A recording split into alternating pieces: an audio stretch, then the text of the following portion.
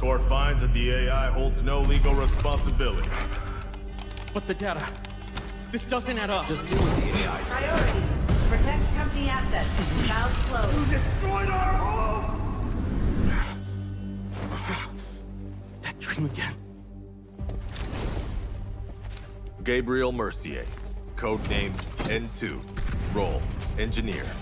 As a former nuclear facility engineer, N2 was removed from his position following a major incident that escalated into legal proceedings. He later returned to military service and was reassigned to Arctic deployment under CBR and related units. With the originally designated technical specialist unable to fulfill operational requirements, and following assessment review, N2 has been approved as a replacement operator for the subsequent operation. Stun out.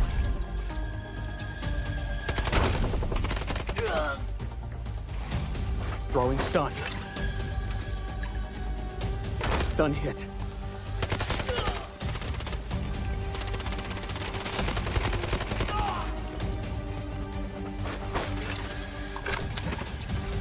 Freeze right there.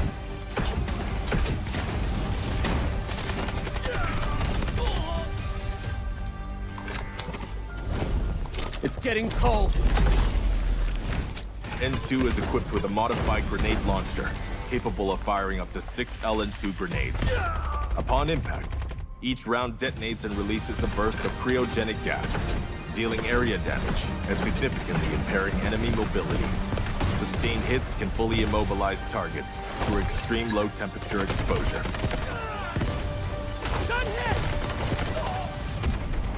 Cold. I can go colder.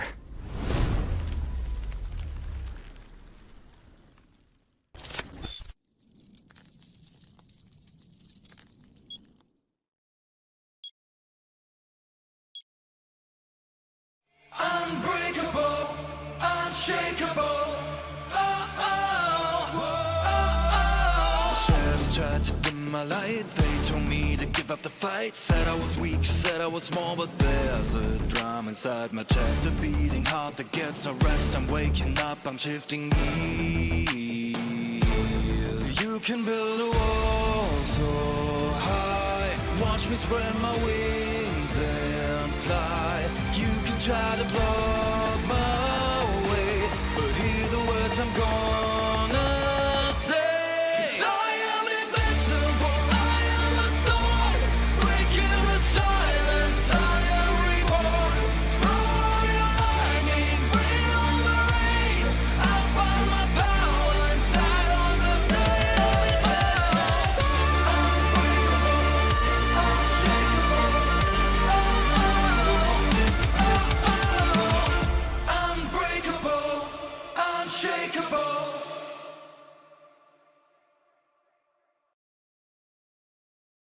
Should we really be sending her to the front lines in her current state? You ought to know her better.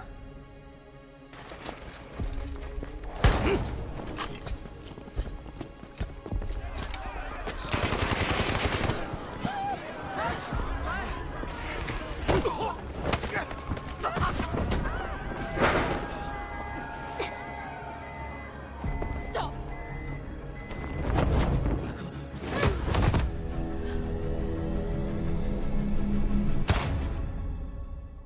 Lena Vandermeer, codename Vinder, role support.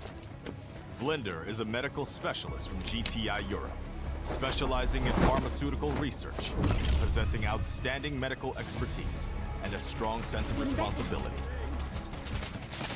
Vinder's med drones can be deployed to a targeted area, dispersing med-infused nanobots that restore teammates' health, providing them with an adrenaline boost. They may also be deployed on herself, following and continuously restoring her own health for a limited time. Her windmill smoke grenades are guided by gesture sensoring tech. Upon impact with a service, the grenades create a cloud of smoke, creating cover for teammates. Smoke grenade out. Vinder's Flutter Rescue UAVs will automatically target downed teammates, administer medical injections when deployed. Once the injection is administered, I've got you.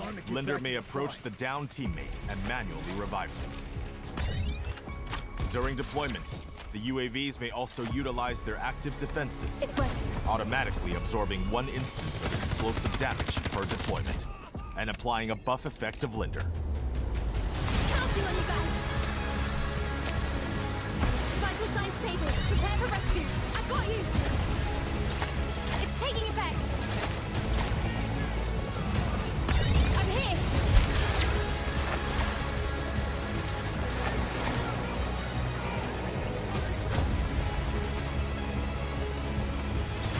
Feeling better.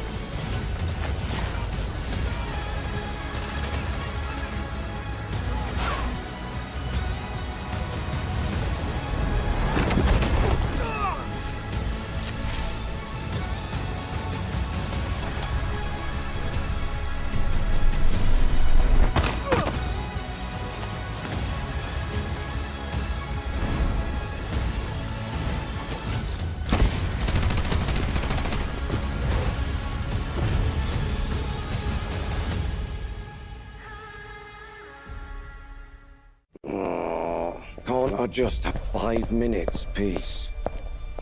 Everly, we've picked up abnormal acoustic signals in the Eastern Sea. Just dolphins mating. It's that time of year, after all. You won't get away. Luke Everly, codename Morse, class Recon.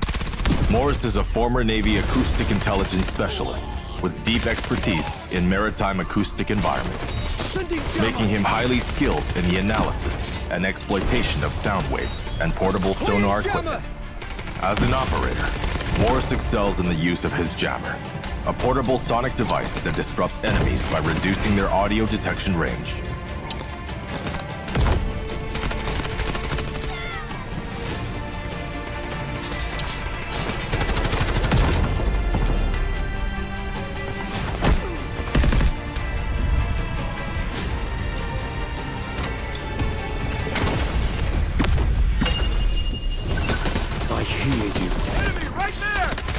Morse's advanced sonar device emits sound pulses to scan for enemies, generating markers on their positions. No more secrets!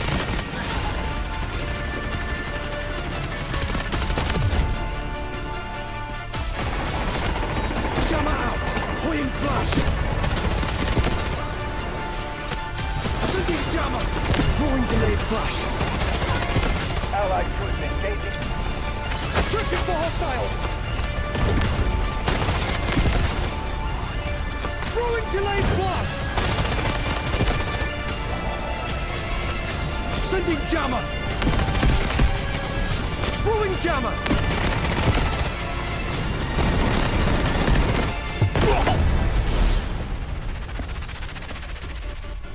Shh. The storm is coming.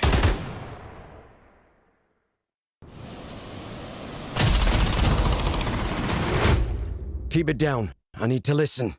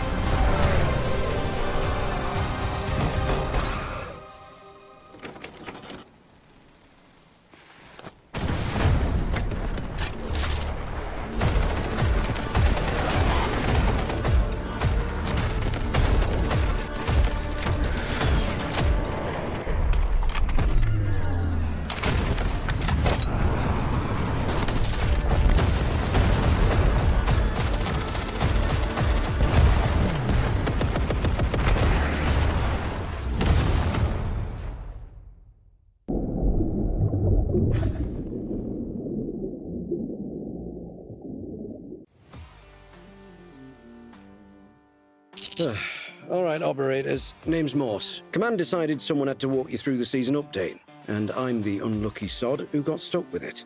Enough small talk. Let's get into it. The faster I finish this, the sooner I can clock out. Operations first. Zero Dam has changed again.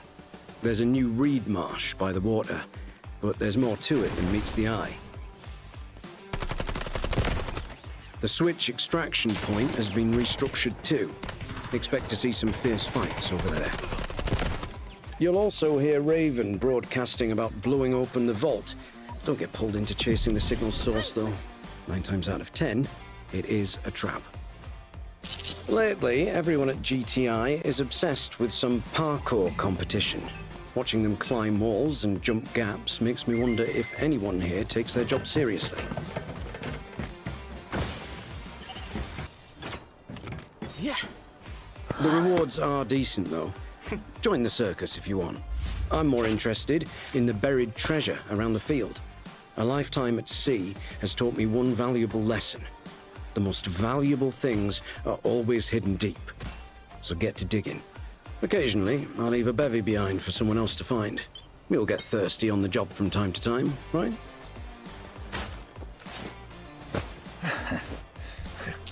Oh, and before I forget, there are a few new collectibles. Have a look if you're interested.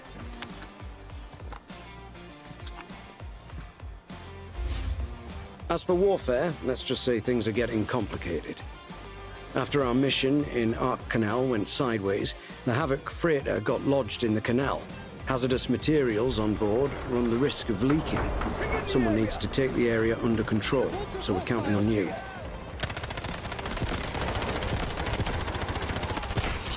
Command has prepped combat supplies. How much you walk away with depends entirely on your performance.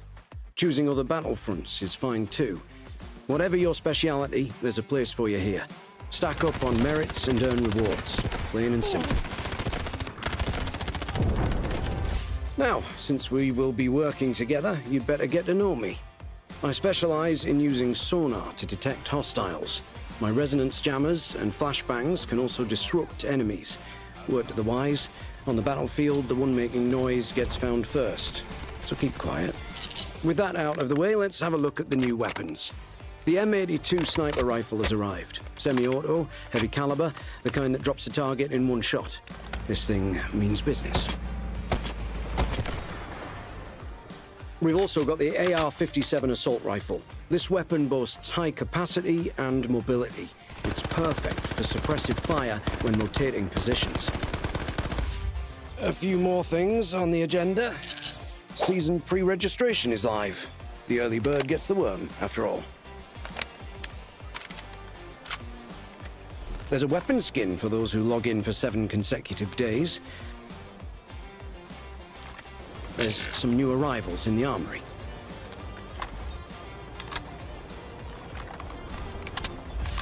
Close quarters combat isn't exactly my cup of tea, but if you prefer a direct approach, there's a free legendary knife skin available. Remember to try out the new game modes, and all these combat items are yours. Clothes make the man, apparently. I don't give a toss, but Raptor clearly does. The Echo Season Pass includes a variety of combat supplies. It features an all-new operator outfit for Raptor, along with weapon and vehicle skins. Everything in one package. This season, the Mandelbrick drops weapon skins from the KC-17 Assault Rifle Relic series.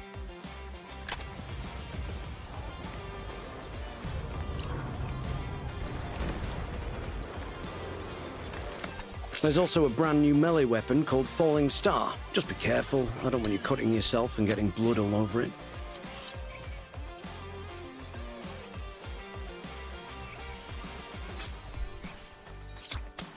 And I think that's everything covered for Season Echo. Great, I've got more important things to take care of.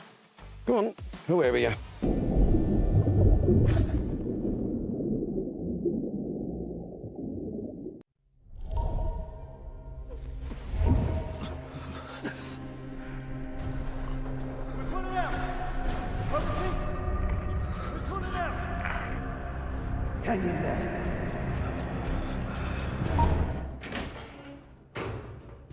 Initiating Operation Ak Canal debrief with Operator Morse. Got it. Full review, right? You want me to put together a presentation? Come back. Command has concerns regarding the outcome. Detail the sequence of events. Concerns? Patrol at 2 o'clock. Target down. Boarding. Mission objective. Verify the contents of Hudson's cargo. Avoid direct engagement. Enemy support is positioned close by. You have 10 minutes. Stand by to breach. First floor, 3 units. 2 upstairs. We're compromised. Breach!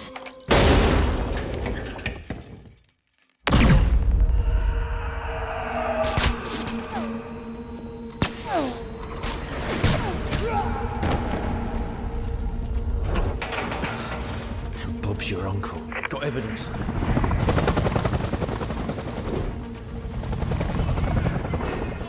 All units, rally at the cargo bay entrance for evac. Now! After confirmation of the Dark Star fuel, your signal died. Explain that. Comms failed. It's documented in the report. You weren't with the team. So where were you? Bob's your uncle. Something's off. Checking it out.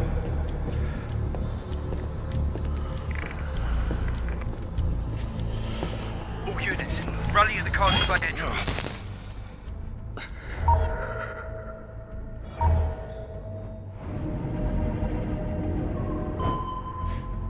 Unknown acoustic signature at 2 o'clock. Radar empty. Requesting permission to investigate. Just heading at increased speed.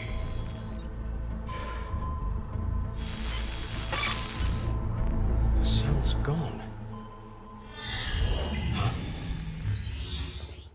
Torpedo inbound, bearing on 48! Defensives are down! Torpedo range, 600 meters! 400 meters! 200!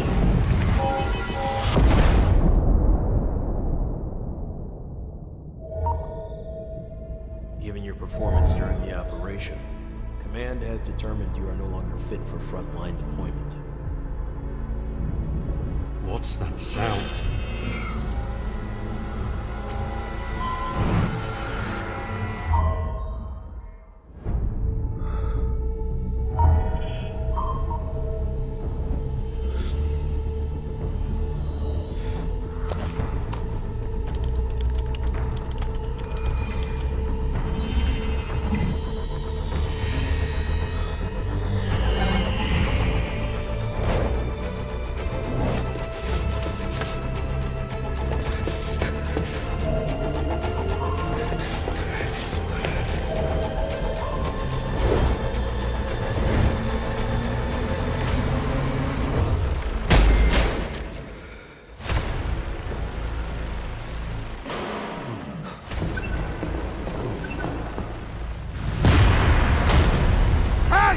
Don't lie to me!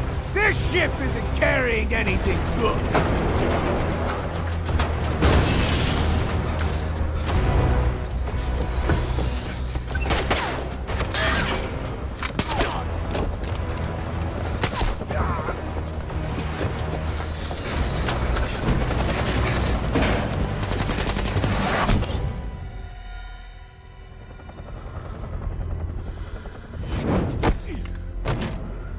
Got you, mate! We're pulling out! I repeat, we're pulling out! Hang in there. Cargo was confirmed, exposing Hudson's operation. So what is it you're actually searching for?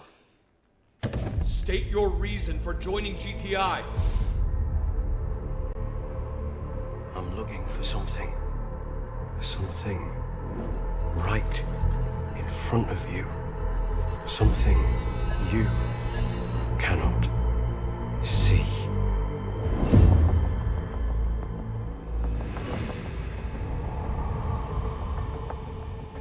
That will be all.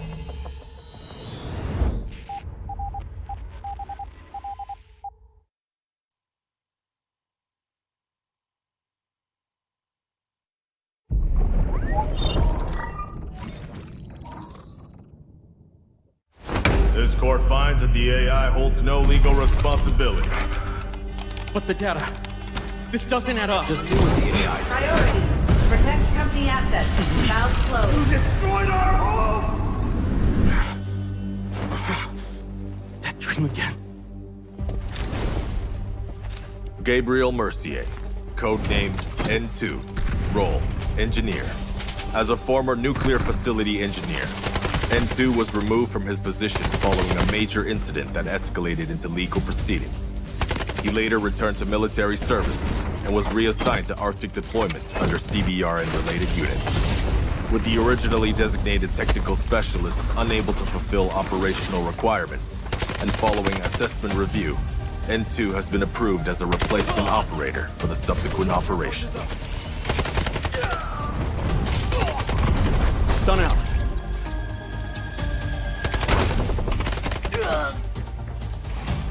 Throwing stun. Stun hit.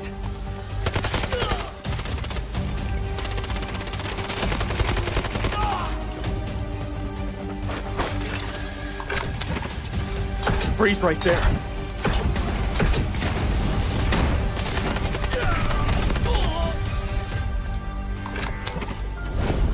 It's getting cold.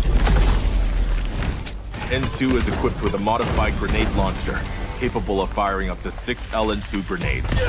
Upon impact, each round detonates and releases a burst of cryogenic gas, dealing area damage and significantly impairing enemy mobility. Sustained hits can fully immobilize targets through extreme low temperature exposure.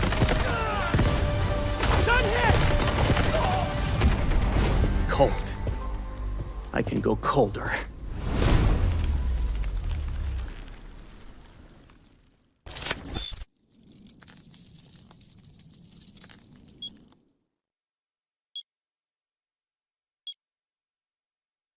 Unbreakable, unshakeable. Shadows tried to dim my light. They told me to give up the fight. Said I was weak, said I was small, but there's a drum inside my chest, a beating heart that gets no rest. I'm waking up, I'm shifting gears. You can build a wall so high. Watch me spread my wings and fly. You can try to block my way, but hear the words I'm gonna say. 'Cause I am invincible, I am the storm, breaking the silence, I am reborn. Throw your lightning, bring on the rain.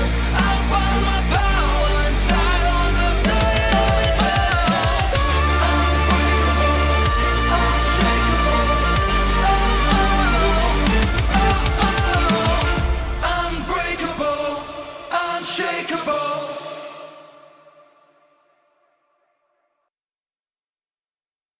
Should we really be sending her to the front lines in her current state? You ought to know her better.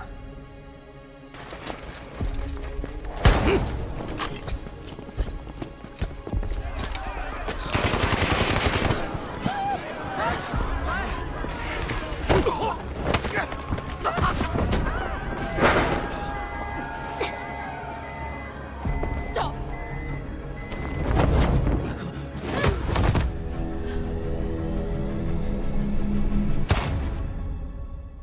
Lena Vandermeer, codenamed Vinder, role, support. Vinder is a medical specialist from GTI Europe, specializing in pharmaceutical research, possessing outstanding medical expertise, and a strong sense of responsibility. Vinder's med drones can be deployed to a targeted area, dispersing med-infused nanobots that restore teammates' health, providing them with an adrenaline boost. They may also be deployed on herself, following and continuously restoring her own health for a limited time. Her windmill smoke grenades are guided by gesture censoring tech. Upon impact with a service, the grenades create a cloud of smoke, creating cover for teammates. Smoke grenade out. Vinder's Flutter Rescue UAVs will automatically target downed teammates, administer medical injections when deployed. Once the injection is administered, Vinder may approach the downed teammate and manually revive them. During deployment, The UAVs may also utilize their active defense system, It's working. automatically absorbing 1 instance of explosive damage per deployment, and applying a buff effect of Vinder. Counting on you guys. Vital signs stable. Prepare for rescue. I've got you. It's taking effect. I'm here.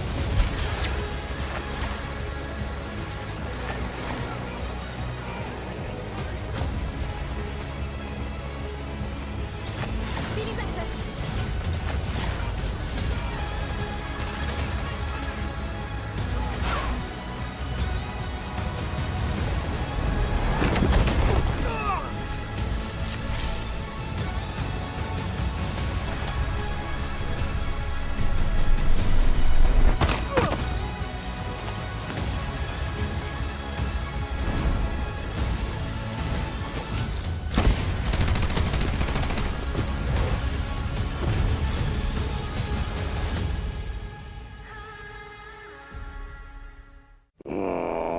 Can't I just have 5 minutes, peace?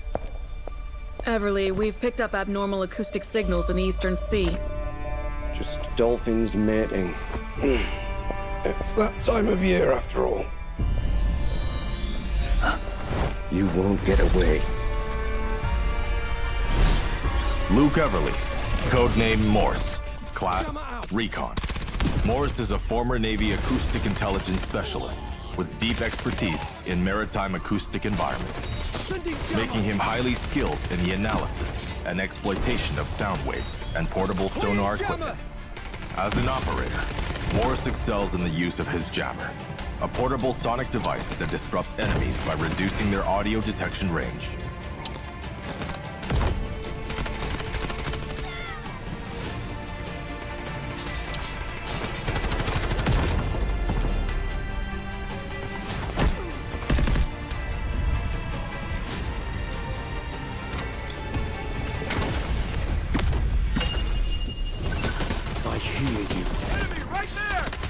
Morse's advanced sonar device emits sound pulses to scan for enemies, generating markers on their positions. No more secrets!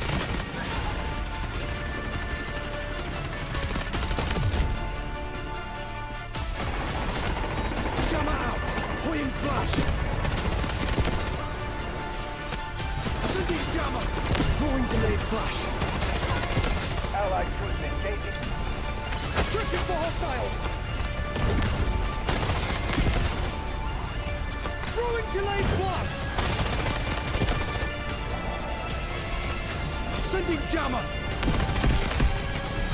Throwing jammer!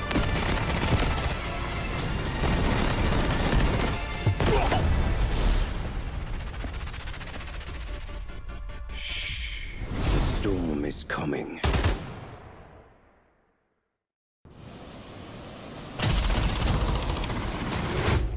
Keep it down. I need to listen.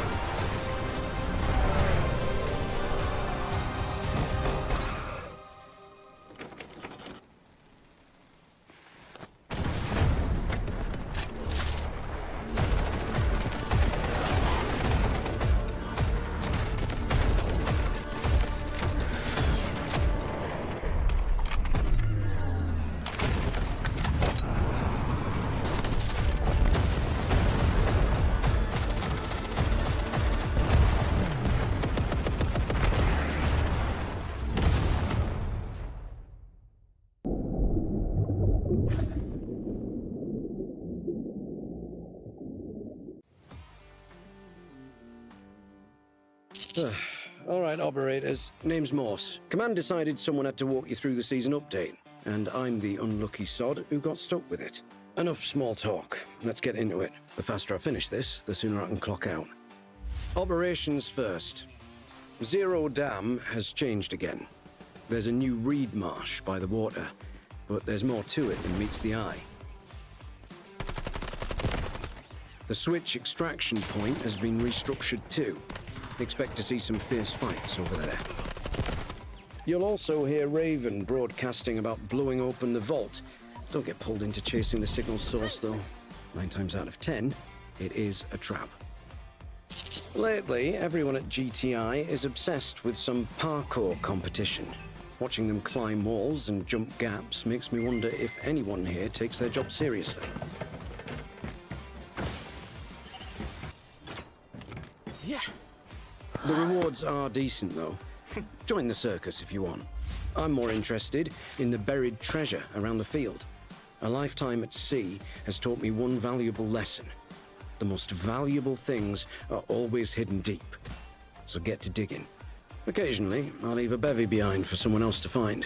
We'll get thirsty on the job from time to time, right?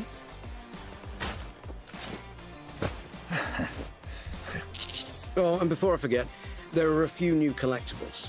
Have a look if you're interested.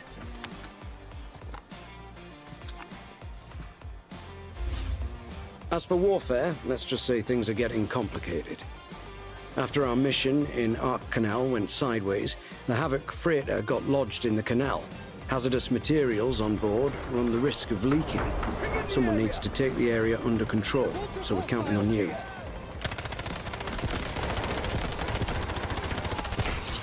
Command has prepped combat supplies. How much you walk away with depends entirely on your performance.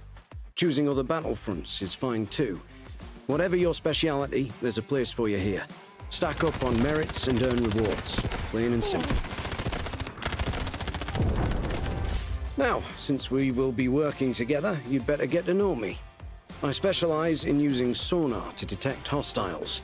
My resonance jammers and flashbangs can also disrupt enemies. Word to the wise, on the battlefield, the one making noise gets found first. So keep quiet. With that out of the way, let's have a look at the new weapons.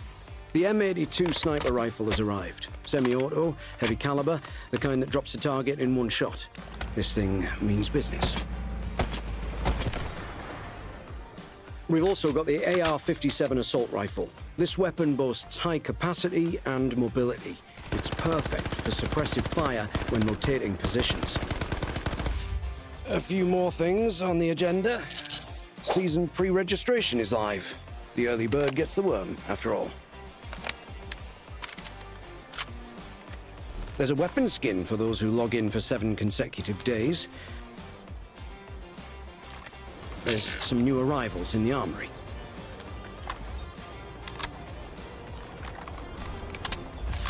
Close quarters combat isn't exactly my cup of tea, but if you prefer a direct approach, there's a free legendary knife skin available. Remember to try out the new game modes, and all these combat items are yours. Clothes make the man, apparently. I don't give a toss, but Raptor clearly does. The Echo Season Pass includes a variety of combat supplies. It features an all-new operator outfit for Raptor, along with weapon and vehicle skins. Everything in one package. This season, the Mandelbrick drops weapon skins from the KC-17 Assault Rifle Relic series.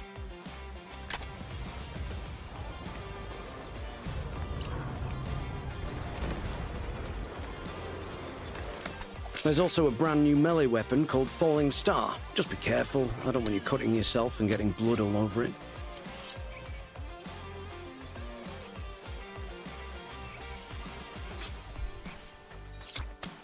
And I think that's everything covered for Season Echo. Great, I've got more important things to take care of. Go on, away with you.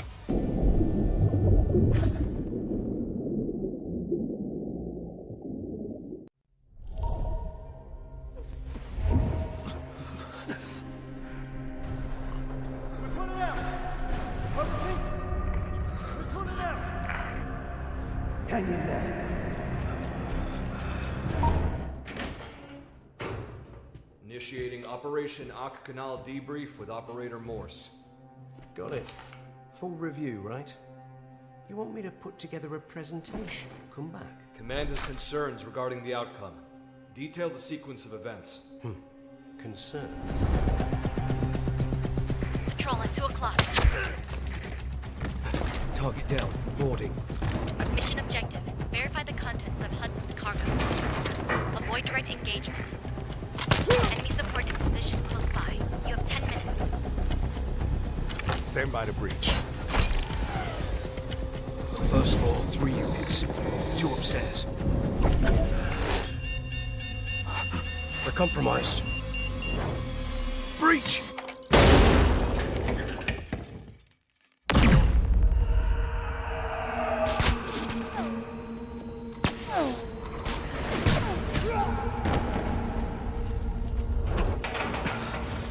Bob's your uncle. Got evidence.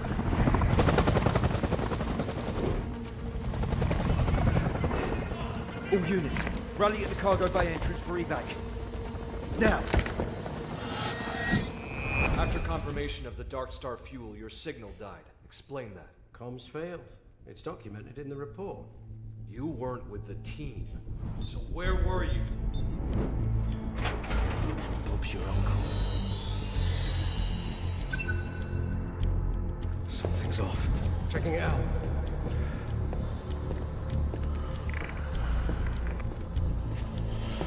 All units, rally at the cargo bay entrance.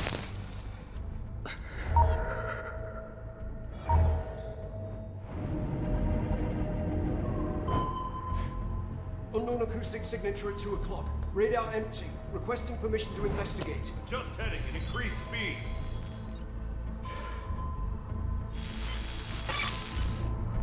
The sound's gone.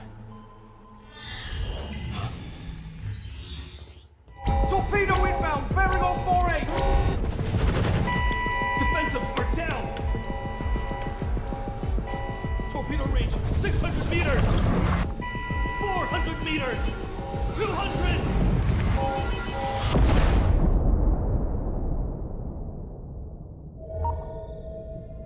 Given your performance during the operation, Command has determined you are no longer fit for frontline deployment. What's that sound?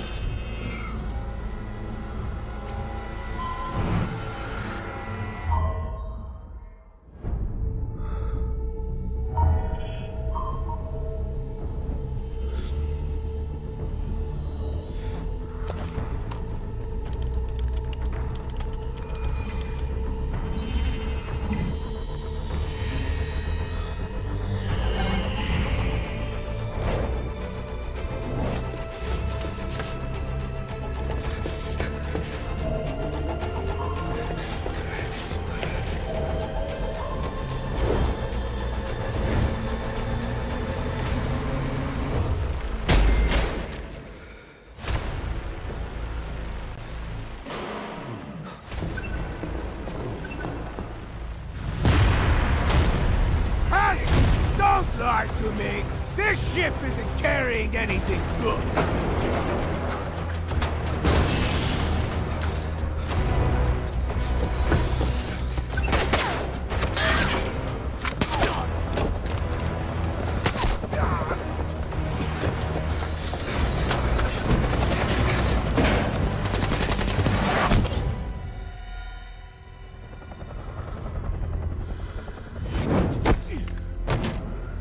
Got you, mate! We're pulling out! I repeat, we're pulling out! Hang in there. Cargo was confirmed, exposing Hudson's operation. So what is it you're actually searching for? State your reason for joining GTI. I'm looking for something. Something right in front of you.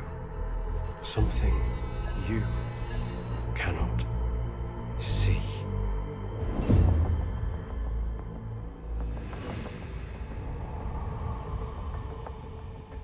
That will be all.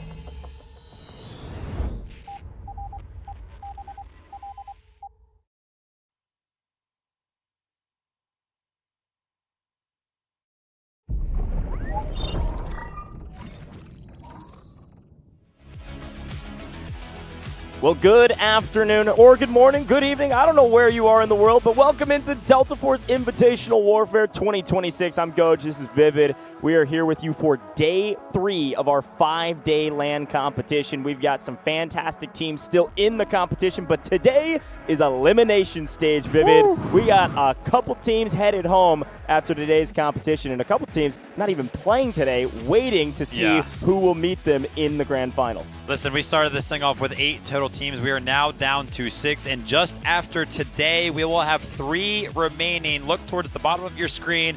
We're going to be all up out the lower bracket today. Our first matchup of the day, as you can see right there, HAN versus HYD. Whoever wins that matchup will, of course, go on to match number 11. The loser will go home, like we mentioned. The other match we will be playing today, TXD versus FX, another do-or-die situation. Whoever wins that one will move on to match number 11, and whoever loses will go home. And then later on today, we will also play match number 11, send somebody else home, and also further somebody else along into the loser bracket finals. Yeah, great shout, folks. If you have been tuning in the last couple days, you know that we've been doing 4 matches a day. Today it is 3, and they are all elimination rounds. Like Vivid said, it's going to be the winners of these 2 matchups in our lower bracket that we'll be seeing for our 3rd match of the day. But LT, RRQ, undefeated at this point. They are up there in the winners finals, the upper bracket finals, and they will not be playing today at all. We will see them tomorrow for what would be the 2 matches that we cast over tomorrow, which will be upper bracket finals and then lower bracket finals. And then finally on Sunday here in China, we're going to have our grand finals on the 21st. 1 match that day. That is all we're watching is the grand finals, but it is going to be a best of 5. Let's take a look at what happened yesterday and who kind of stood out amongst the rest. Got some highlights from several teams, many of which won. Even RBN, though, lost their matches. They're out of this competition, and the player known as One, don't get that too confused, player known as One on RBN picked up 113 revives or rescues in their match, which put them above the rest. Really was putting the team on their back and keeping them in their fight, even though they did, unfortunately, get swept. Because we have honestly watched so much Warfare over the past couple of days that I even forgot what happened yesterday. So I'm very, very happy to kind of be reminded by some of our highlight performances. Obviously, the biggest one that stands out to anybody that had the time to watch yesterday, Saraj in there with 78 kills, absolute domination out of the helicopter on Ascension. That being said, we're going to be seeing Sarajin back into the server here today. It's actually going to be our first matchup of the day, HAN, who Sarajin is, of course, a part of, taking on HYD on Cyclone. Yeah, back to Cyclone, folks. Here are the matches for the day. Yeah, saw a ton of HAN on that overall day 2 kind of top player list. For good reason. They dominated the competition. They're here to make a statement. They lost to LT in our bracket, and they are here to battle their way through all of the lower bracket to get to grand finals. To do that, though, they have to take down HYD, which, of course, also lost their matchup yesterday. Everything yesterday was a sweep. It was all 2-0s all day, very quick day. These matches may be a little bit more difficult. So we'll be going back to Cyclone again, and then we have TXD versus FX playing on Craft, which was an interesting poll. We did all these picks and bans yesterday. You can see the bans from each of the teams on either side, and so it'll be Cyclone, then Craft. We're not seeing any new maps yet, but we could if some of these go to Game 3. Quick reminder, by the way, the winner of both of these matchups will be our final match of the day. So that's match 9 winner, match 10 winner. Those are the 2 matches right above it. Pretty easy to follow. I will also just remind people, because I saw some folks in chat asking about it, the losers of both of those 2 teams, they will end up tying for 5th, essentially. Yeah. So there's no 5th place game. But let's talk about HAN. Why are they so good? What makes them so different? That yes, they've been playing through the lower bracket. Yes, they lost their first round matchup, but the first round matchup a couple days ago was against LT, who's arguably the strongest team. Couple highlights. Obviously, we've got Artyom. We've been hyping him up a ton. Wansa, the commander, fantastic job across the board. But talk to me about some other heavy hitters for this team. I mean, it's definitely just going to be the full squad there of Stacks, Ghost, Sarajin, and Hewon. It's just an incredible squad that's always going to be finding value. Obviously, we have the highlight player of Sarajin, who is constantly going to be able to find value in some of the vehicles, whether it be up in the helicopter, whether it be down on the ground, typically in one of the tank destroyers. But on the other side of things, talk me through it goes HYD. What kind of stands out for this squadron today? And can anybody here on the list make the difference going up against Titans like HAN. It's weird to say this because we're in their third best of 3 that we've seen from them thus far. Yeah. I still feel like we don't have a great handle on this entire roster front to back. The main reason for that is in their first matchup, they obliterated AHR on Aftershock. It was not even close. We really didn't get to even watch half the game, it felt like, because nobody moved a muscle and they just won. Then when they played, yesterday, they then got obliterated. So it's been a weird back and forth with this roster. They do have a couple heavy hitters. I think in particular, when they were able to push back against their competition yesterday in the bracket, Lance was a difference maker for this team. Lance plays in the commander squad under RCCK, maybe the commander, and Lance is their main tank operator. We saw that yesterday on Cracked. And because of that, I'll be looking out to Lance to try to make a difference for this team moving forward. Of course, Widow and some others, also Turtle. 2KA. 2KA is their top slayer for sure, oftentimes at the very least. And so definitely going to be looking for some of their heroes to make big plays to hopefully stand up to the task to play HAN. But we both had predictions. And listen, as much as I love being against Vivid, I say that every single time. I can't deny the inevitable. HAN looked like they were in final form. I said this yesterday. The Sarajin Stax combo in the helicopter on Ascension was one of the most dominant performances I've ever seen in Warfare history, which is kind of insane to say out loud. But it's true. Sarajin was going absolutely bonkers, was like double the kills of anybody else in their team, had more kills, I think, than the entire other team of 20 combined. It was something insane. You all watch it. If you didn't, you should check it out. So I'm going with HAN. Even though we're not going to be in a helicopter on Cyclone, there will be a jet, and Sarajin, even without vehicles, can be on the boots on the ground, bow in hand, obliterating the enemies. I'm going HAN with 2-0. You too. Yeah, absolutely agree there. Honestly, you kind of asked me yesterday what team that I think is going to go ahead and win the whole thing. I said RRQ. I think probably our championship matchup, in my opinion, might end up being RRQ and HAN. I just think HAN just look way too good right now. And, hopefully we get that rematch because that was kind of like that initial head-to-head that we saw on day number 1. Yeah, I think it's a good shout. But hey, folks, we got to see what's going on with these players. They're going to be walking into the stage. Let's get excited.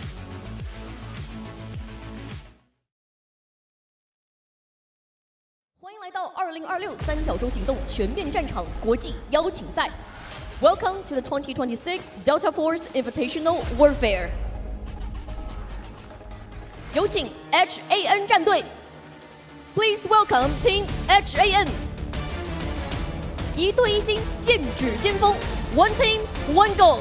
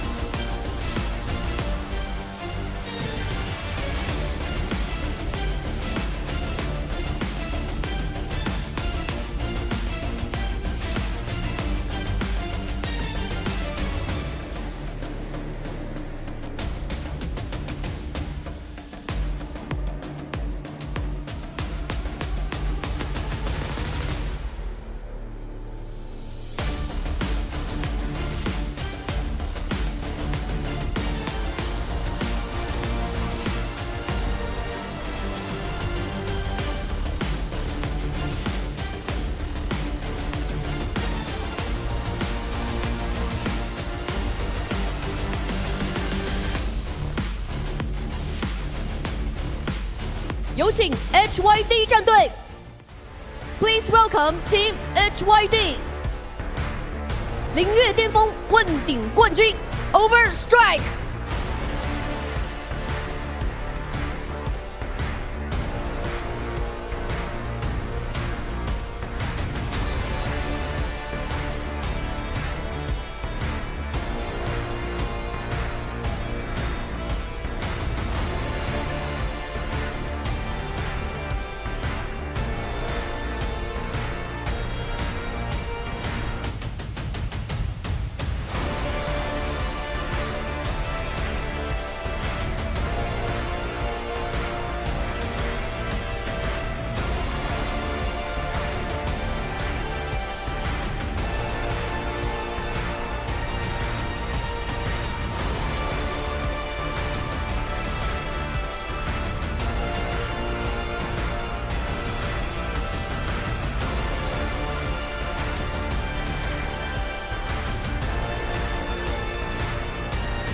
场全开，信念不改，争锋此刻。Spirits high, resolve unwavering. The showdown starts now.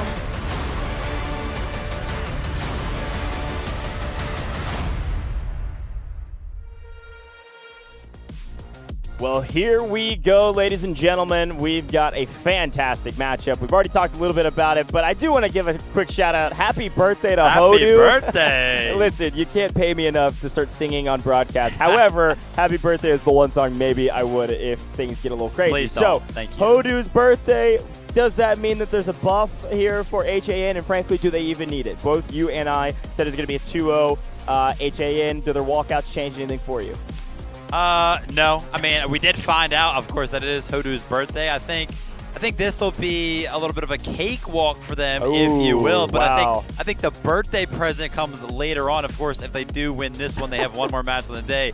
That would be the real surprise for this team. Yeah. If they go ahead and take down a stronger team, which, you know, we're kind of predicting to be TXT. But we won't get into that right now. Yeah. We'll talk about the predictions later. But HAN versus HYD, I want to see it in chat who you're supporting. I'm seeing a lot of love for HYD. Well earned. This is a solid team. I'm just excited to see more from them.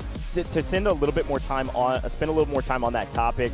HYD, again, they stomped their competition, then got stomped. RRQ, right? So, you know, when you talk about a roster like this, I don't know where their heads are. I don't know where their momentum's at. HAN is an intimidating team. This is a team that a lot of folks know. We've seen a lot of returners from the former DNI roster that played last year at Vietnam in 2025 Dfiw. So a lot of folks know that HAN is a heavy-hitting team, and to see HAN down in the lower bracket means, unfortunately, this is going to be a really tough matchup for HYD.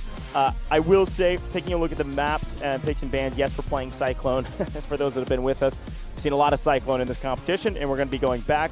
Aftershock was banned by HAN, and Fault was banned by HYD. Kind of a running joke right now that we probably, in however many matches we're playing this entire weekend, 15 I think it is, we may never see Fault because it's been banned every single match that we've played. But back to Cyclone, any team you think has a small advantage going into a map like Cyclone? Obviously, it's different than a lot of the other maps that we can play. I mean, we did get a chance to obviously highlight the HAN dominance in the airspace just yesterday. So, I mean, obviously it's not going to translate directly because we saw that domination with a helicopter. Are they going to be able to have like a skill for a jet as well? Now, take a look at the roster for HAN. I don't know enough. Like, I haven't seen them play on a map with a jet, so I don't know directly who's going to be the pilot of that jet.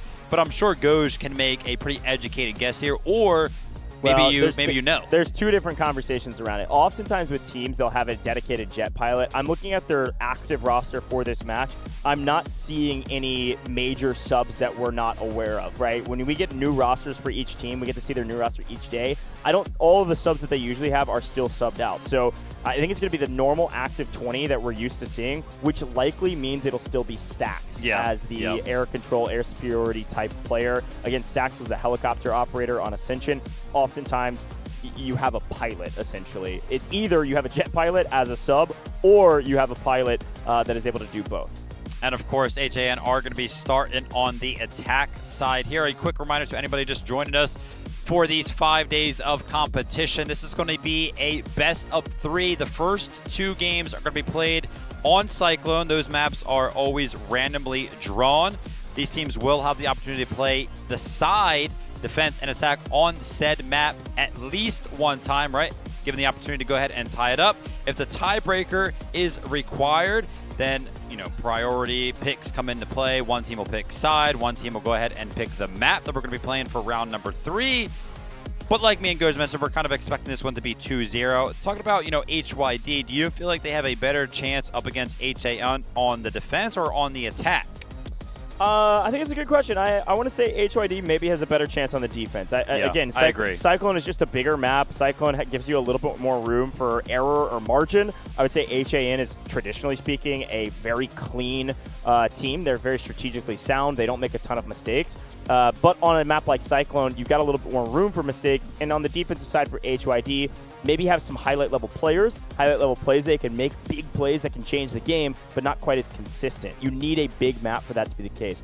The opposite is true of a map like Cracked, for instance, which we've seen a couple times, and we will see in our next best of 3. You have basically zero room for error. It's a 3-sector map. with only, what, two zone capture sectors. I mean, it goes so dang quick, and if you make one mistake, even in the first sector, it's kind of GG's. It's really hard to call back from. But yeah. Cyclone is not that way, so watch out for some back and forth momentum shifting plays. And it's going to rely on some of these individuals. I've been saying it with HYD. They need some heroes, and I think that hero, a couple of different heroes come to mind. I would say probably Lance is going to have to be a hero. Kahlua needs to be a hero on this commander squad. We saw Tank BRK pick up their secondary vehicle operator slot. There's a lot of vehicles on Cyclone, likely a player that needs to step up, and then, of course, 2KA. Obviously, we do want to go ahead and mention 2KA, but the only thing that kind of worries me about relying on somebody like 2KA is that the bigger the map, the more the vehicle gameplay seems to matter. Because obviously 2K is not going to be able to get up close and personal a lot of the times because it is such a big map. I think we'll see 2K probably get active maybe when we get over to like Sector D, right? Like D1. Yeah. Obviously, sometimes that's one of the biggest pushes that these teams have to make.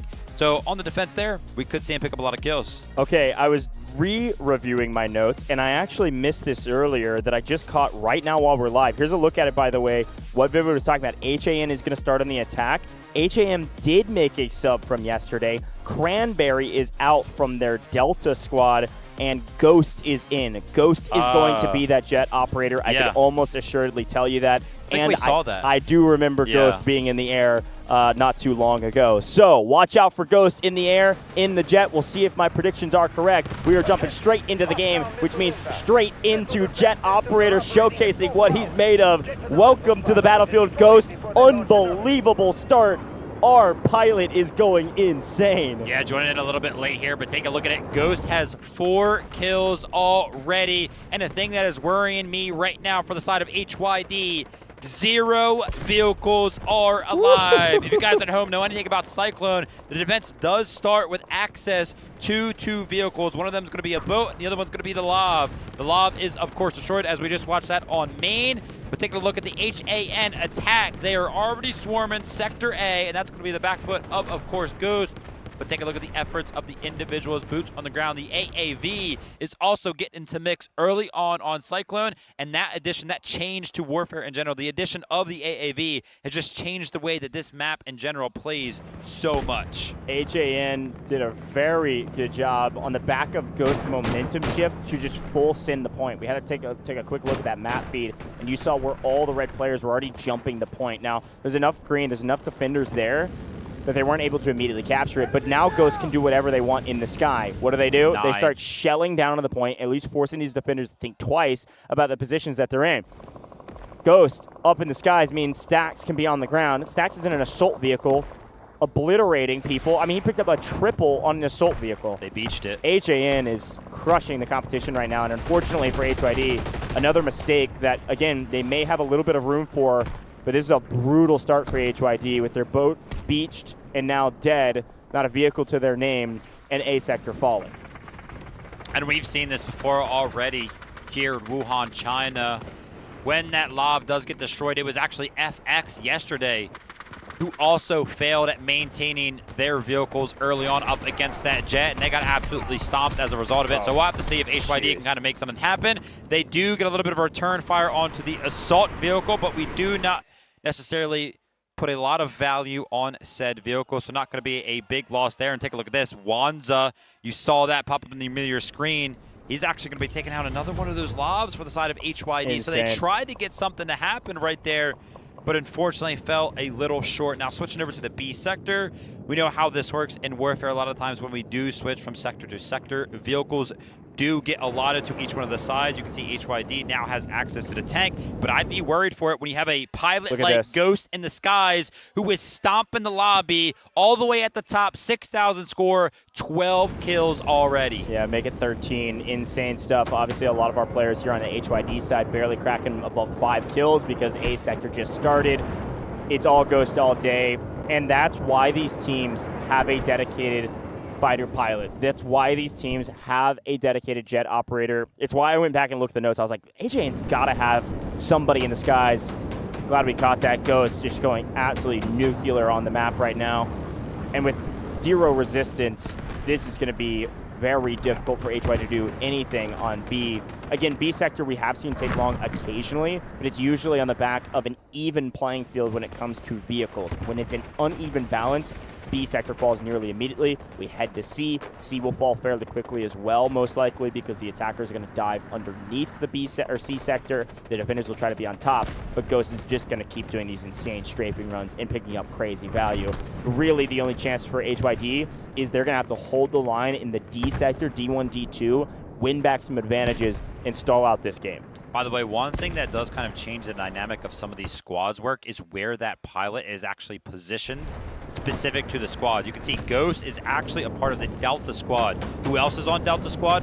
We have Stax, Sarajin, and Hewan. Now, these guys usually like to get into the mix. Some of them also like to operate some of the other vehicles, but we saw Stax was actually pulling off a little bit of a flank, but because he has people on his squad that are piloting a jet or sometimes operating vehicles, he's actually not going to be able to find a lot of value out of a respawn beacon that's placed down for him, right? So he's kind of on a solo mission right now, and he's actually still alive. He's playing a little bit of a distraction role off to the side, so that's kind of great to see. But now one of the other squads from the side of HAN that we know is going to get into the mix throughout the entirety of this competition, it's going to be the Bravo squad. That's going to be Artyom, Yuhan, Ru1B, and Chang Ji, and they're always going to be make something happen. Yeah, a lot of bodies on point right now, and again, not a lot of room for the defenders to jump onto it. With Wanza up close and personal, Wanza, the commander, has been an insane tank operator through the course of today and yesterday already. Huge competitive difference maker for this team while also being the commander. Not always the case for a lot of these teams, but Wanza, very, very strong. Was a part of the commander squad last year with DNI under a different commander, Dead Dog, who's not here in today's competition or in this weekend's competition. Wanza is taking charge and continuing to put up fantastic score lines, doing a really good job for this team. Taking a look at Johan and a forward advanced position. I think it's a really smart move from Johan to make this move across the water early, be able to make sure this AA gun is not utilized by the defense. It's one of the only things that could maybe shoot the jet out of the sky fast enough before they can respond. HYD have their tank and their boat. This boat that Tank BRK is currently operating is a very important one. We always talk about this on Cyclone.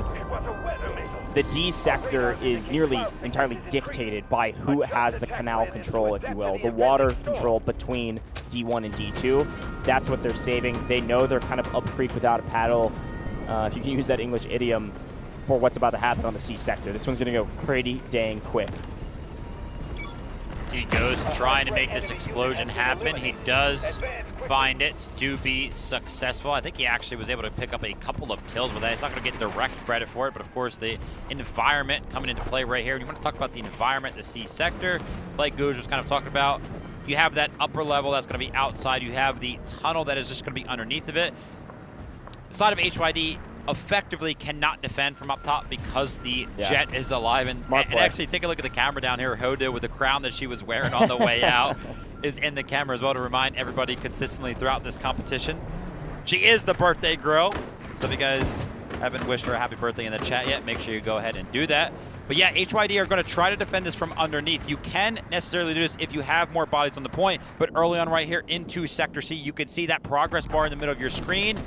It's leaning slightly in the favor of HAN.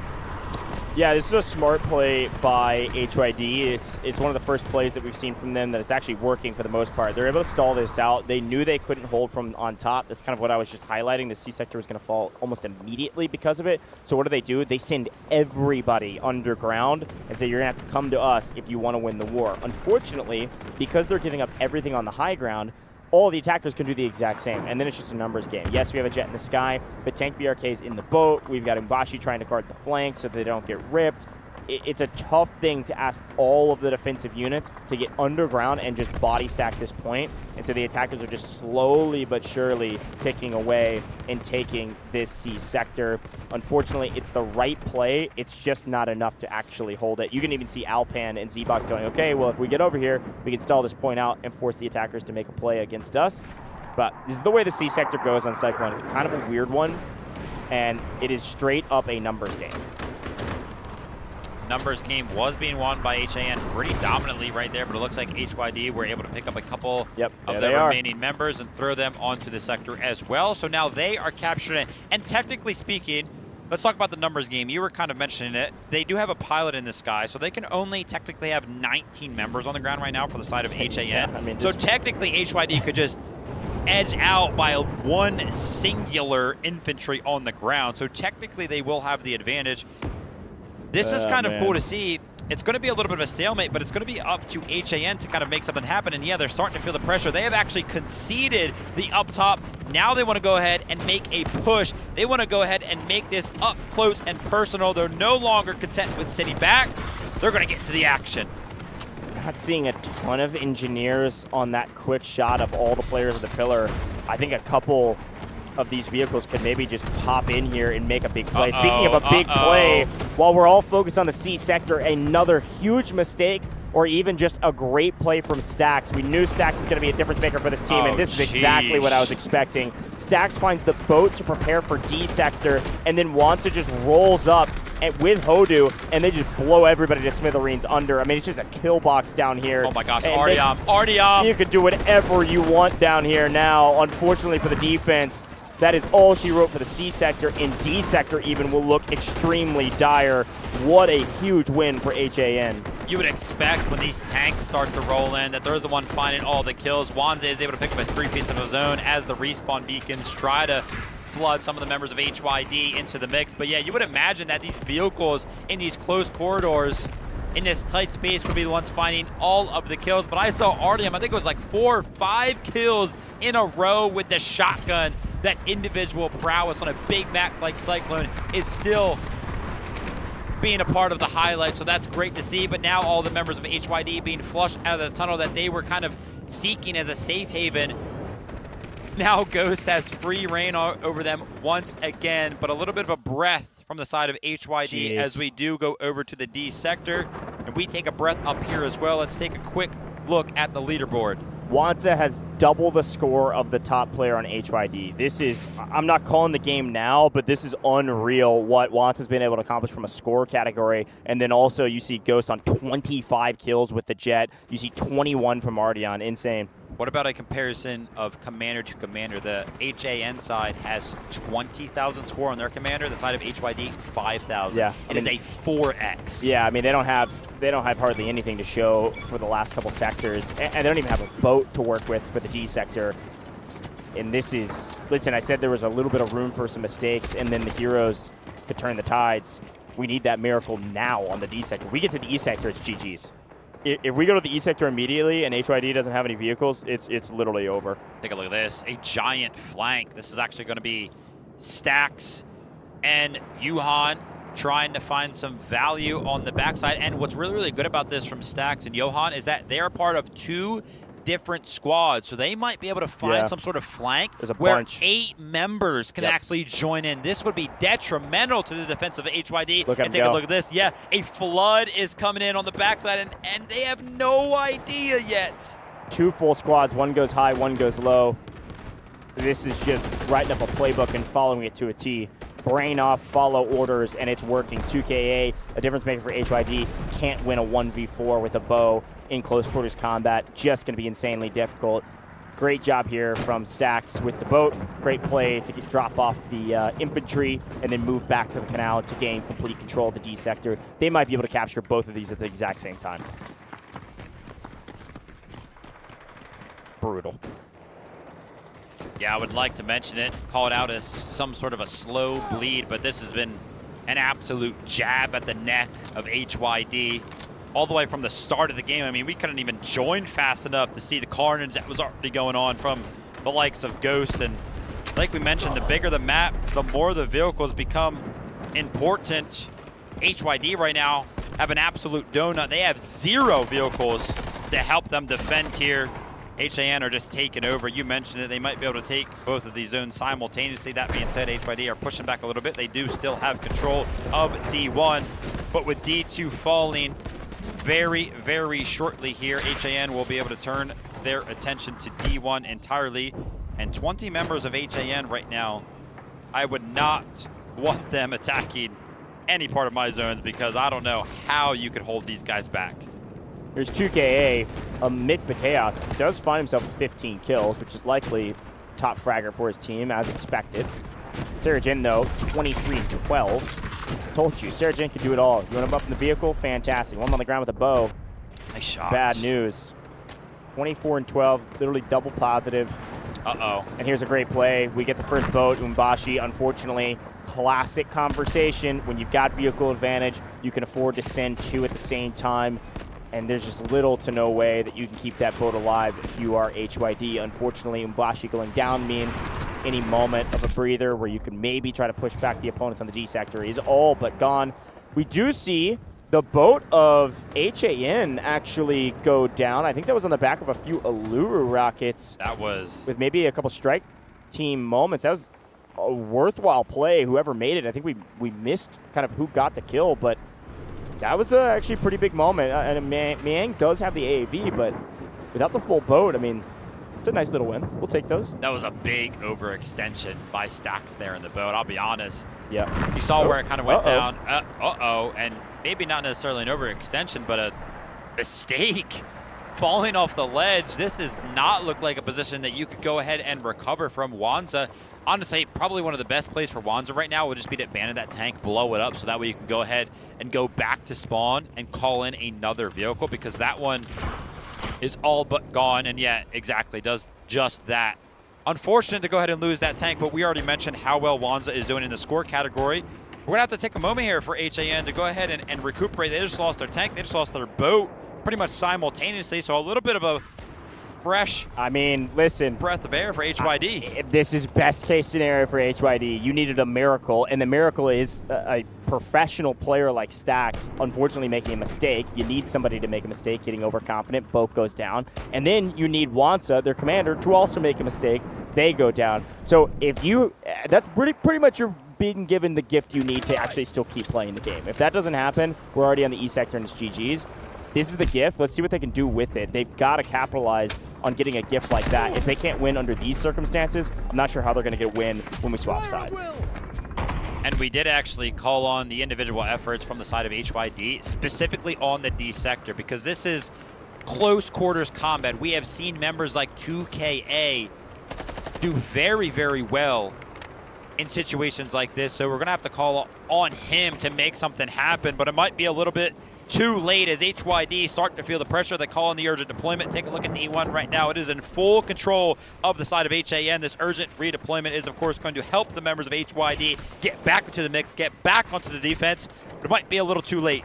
Urgent redeployment is nice. You're right. Maybe a little bit too late. Let's see. Going to be a big bang out here onto D1 if they decide to full send it, which I assume they have to right now. They know E is going to be chalked without any vehicles to their name. I am seeing a decent amount of kills on the right-hand side of our kill feed in green. They're finding some kills along the way. The question is, are they able to secure them? Where? Are they able to get these medics down? If you let the attackers get revived, you're just going to get outnumbered on the point. Alpan going to try to make a sneaky play to get over here to D2 and at least put it into some semblance of a neutral zone in case they lose D1, and this isn't an immediate cap. So far, a pretty good job, given the resources that HYD has, to be able to hold the line a bit on the D sector. Nice play from Alpan. Yeah, now the full squad is actually going to spawn on him, and on the back foot of the full squad too. What about the full team from HYD? When you do go ahead and put those strategic beacons down, you have to use some of your score, but the whole entire team of 20 can go ahead and pretty much spawn behind enemy lines now. Jeez, brutal. But even though they had access and the ability to spawn on the point, they lost it. Yeah, what just happened? I saw Wanza pick up like a triple with the boat running through the canal. I wonder if just a well-placed shot took them off the point, and then the attackers just swarmed it. We kind of missed it on main, but regardless, we're moving to the east sector. What does that mean? It means that the Jet back into the game. Good luck, everybody out there. Julius does have 55 revives, by the way, at the top of the leaderboard for the defense, but otherwise stat lines not too impressive for the HYD side. They've been getting rolled. Let's see what they can do on the last sector. We actually have a kill leader tie amongst two players in the server right now. Sarah Jin and 2KA are actually tied at 31 Both of them kind of playing boots on the ground. I would imagine that Ghost probably ends this game with the most, though, as we do enter the E sector. Now, the tanks and the vehicles are going to be a big part of this E sector. That being said, usually when you have such a big advantage from the side of the attack, when you're going into the E sector, when you call the vehicles in, they always get blown up by the jet. But take a look at this. 2 vehicles have actually landed for the side of HYD. One of them's going to be the tank destroyer. The other one's going to be the boat. Careful, Miang. I don't want to see you get stuck like Wanza did. That would be a big blow to the attack. Look at this strike team down at the bottom of your screen, though. Artyom, Johan, RU1B looking to take down the commander, RCCK maybe, looking to take down the tank destroyer, but Kahlua, pocket engineer, keeping this thing alive. Well spotted, well played from the HYD team to keep that tank destroyer alive. HYD have a glimmer of hope. Now the big question is, what do you do against this jet? Is this going to be GG's because you don't have air superiority, or can you make another hero play to try to even the tides and hold the line? Max lives, last sector. See what HYD can pull out.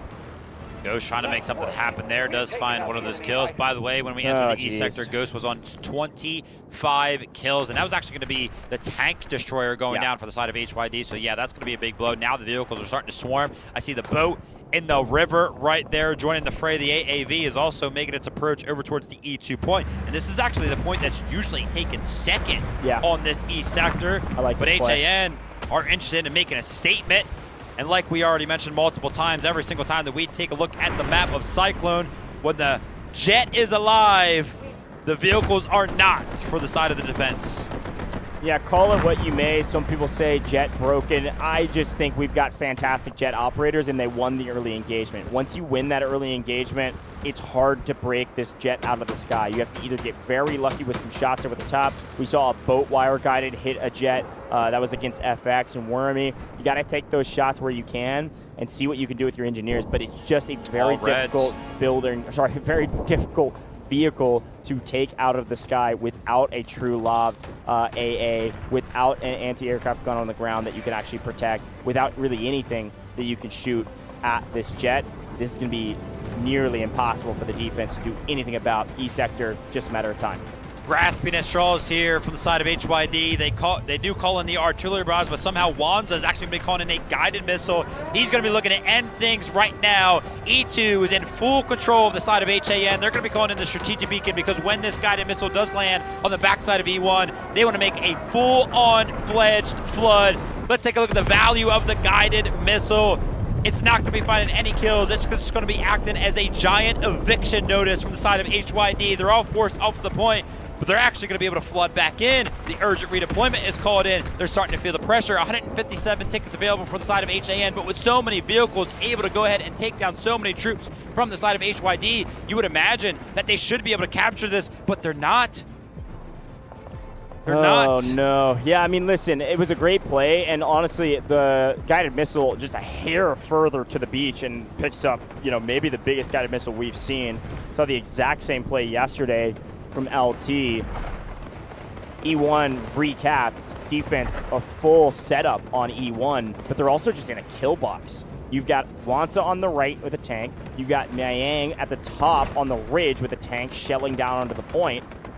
And then you've got infantry that'll just slowly work their way in to clean up the remaining pieces. As long as you don't scam on the backside of E2, this is just going to be a matter of time because Ghost is going to pick people off from the skies as well.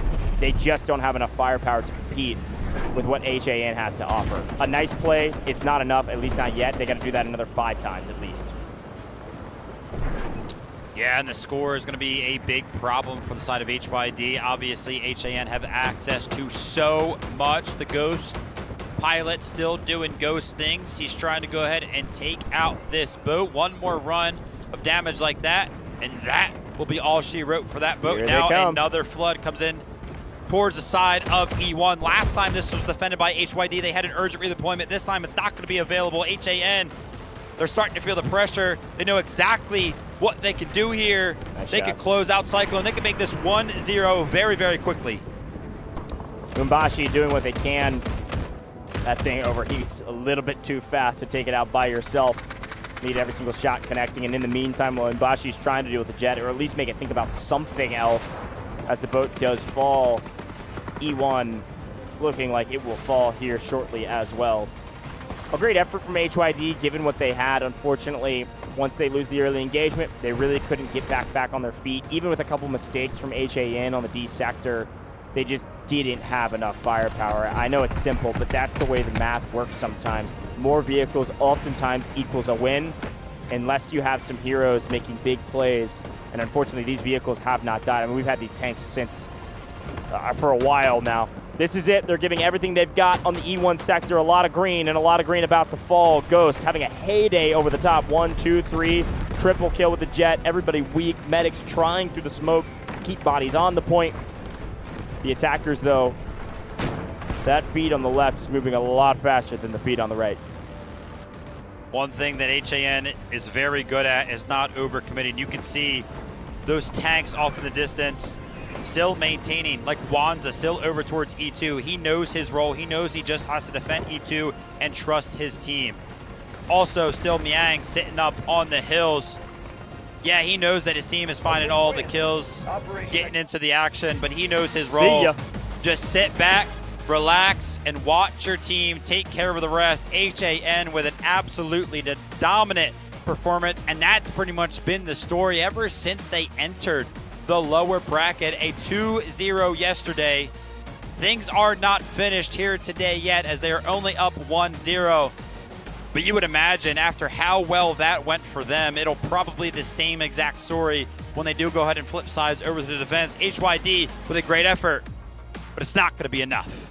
Listen, the one silver lining is this. I thought HYD had a couple nice plays. They showed little moments of being able to battle through. They had the resilience to be able to battle through and try to turn the tides. They had a nice retake in E. They had a couple nice retakes in D. Unfortunately, the jet was too much to handle, and especially when they couldn't get their feet underneath them from the vehicle category, that jet was going bonkers. Now, as we swap sides, we know that HAN won't have that jet. Ghost probably goes back to the bench. We probably see Cranberry rejoin the battlefield, and that's where the big test will be for HYD. Who's their jet operator, and what can they do? Here's a quick look at our stats, though, and in general, big shout out to Julius picking up 63 revives, only second, actually, on the entire server to, it looks like, Carr on the side of HAN, so a solid job for the defense to have that many revives when they don't necessarily need it. Yeah, what we expected from 2KA as well. 43 kills. Yeah, that's wild. Very well done from him. Taking a look at some of our vehicle operator leaders over there. Wanza, of course, all the way up at the top. 36,000, scored 26 kills. Ghost also ended with 35. But boots on the ground was the name of the story for HAN. Sarajin and Artyom both picking up at least 40 kills down the list there. Sarajin just coming out on top of everybody in the server with 45 of his own, and that's pretty much what we expect. Yeah, listen, again, I say silver lining because that's really what it feels like, right? That's a dominant HAN victory. It really wasn't all that close. But you still have somebody top, nearly top revives, second in revives overall on the defensive side for HYD, and you also have the top fragger in the server with 2KA on your team. Yeah. You do have the heroes to try to make the play.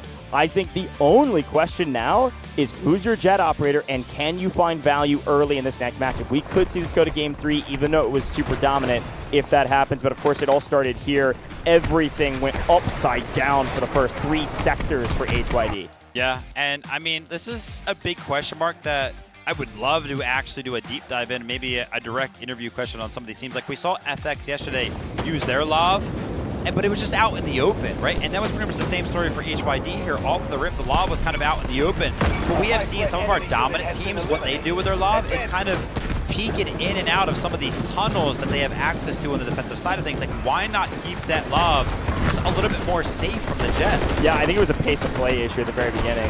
We jumped in right as everything died, so it'd be interesting to see it from off rip right at origination of game start when people spawn in.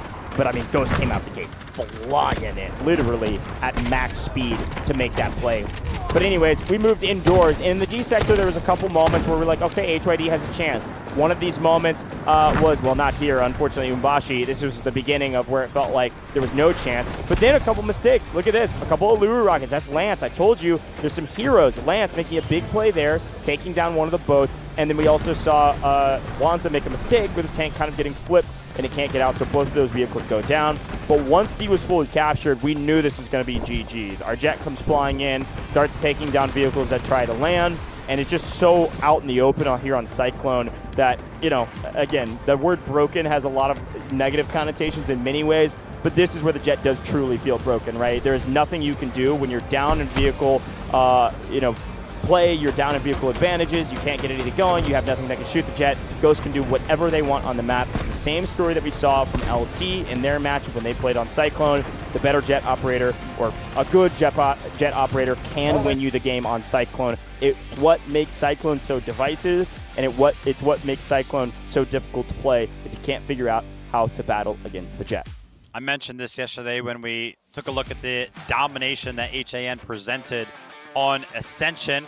Before I talk about that, let's take a look at the domination that they had in that game. Sarajin, Ghost, Stax, and Hewon. We kind of called this squad out. We expected them to be at the top in terms of the score, and that's exactly where they will be.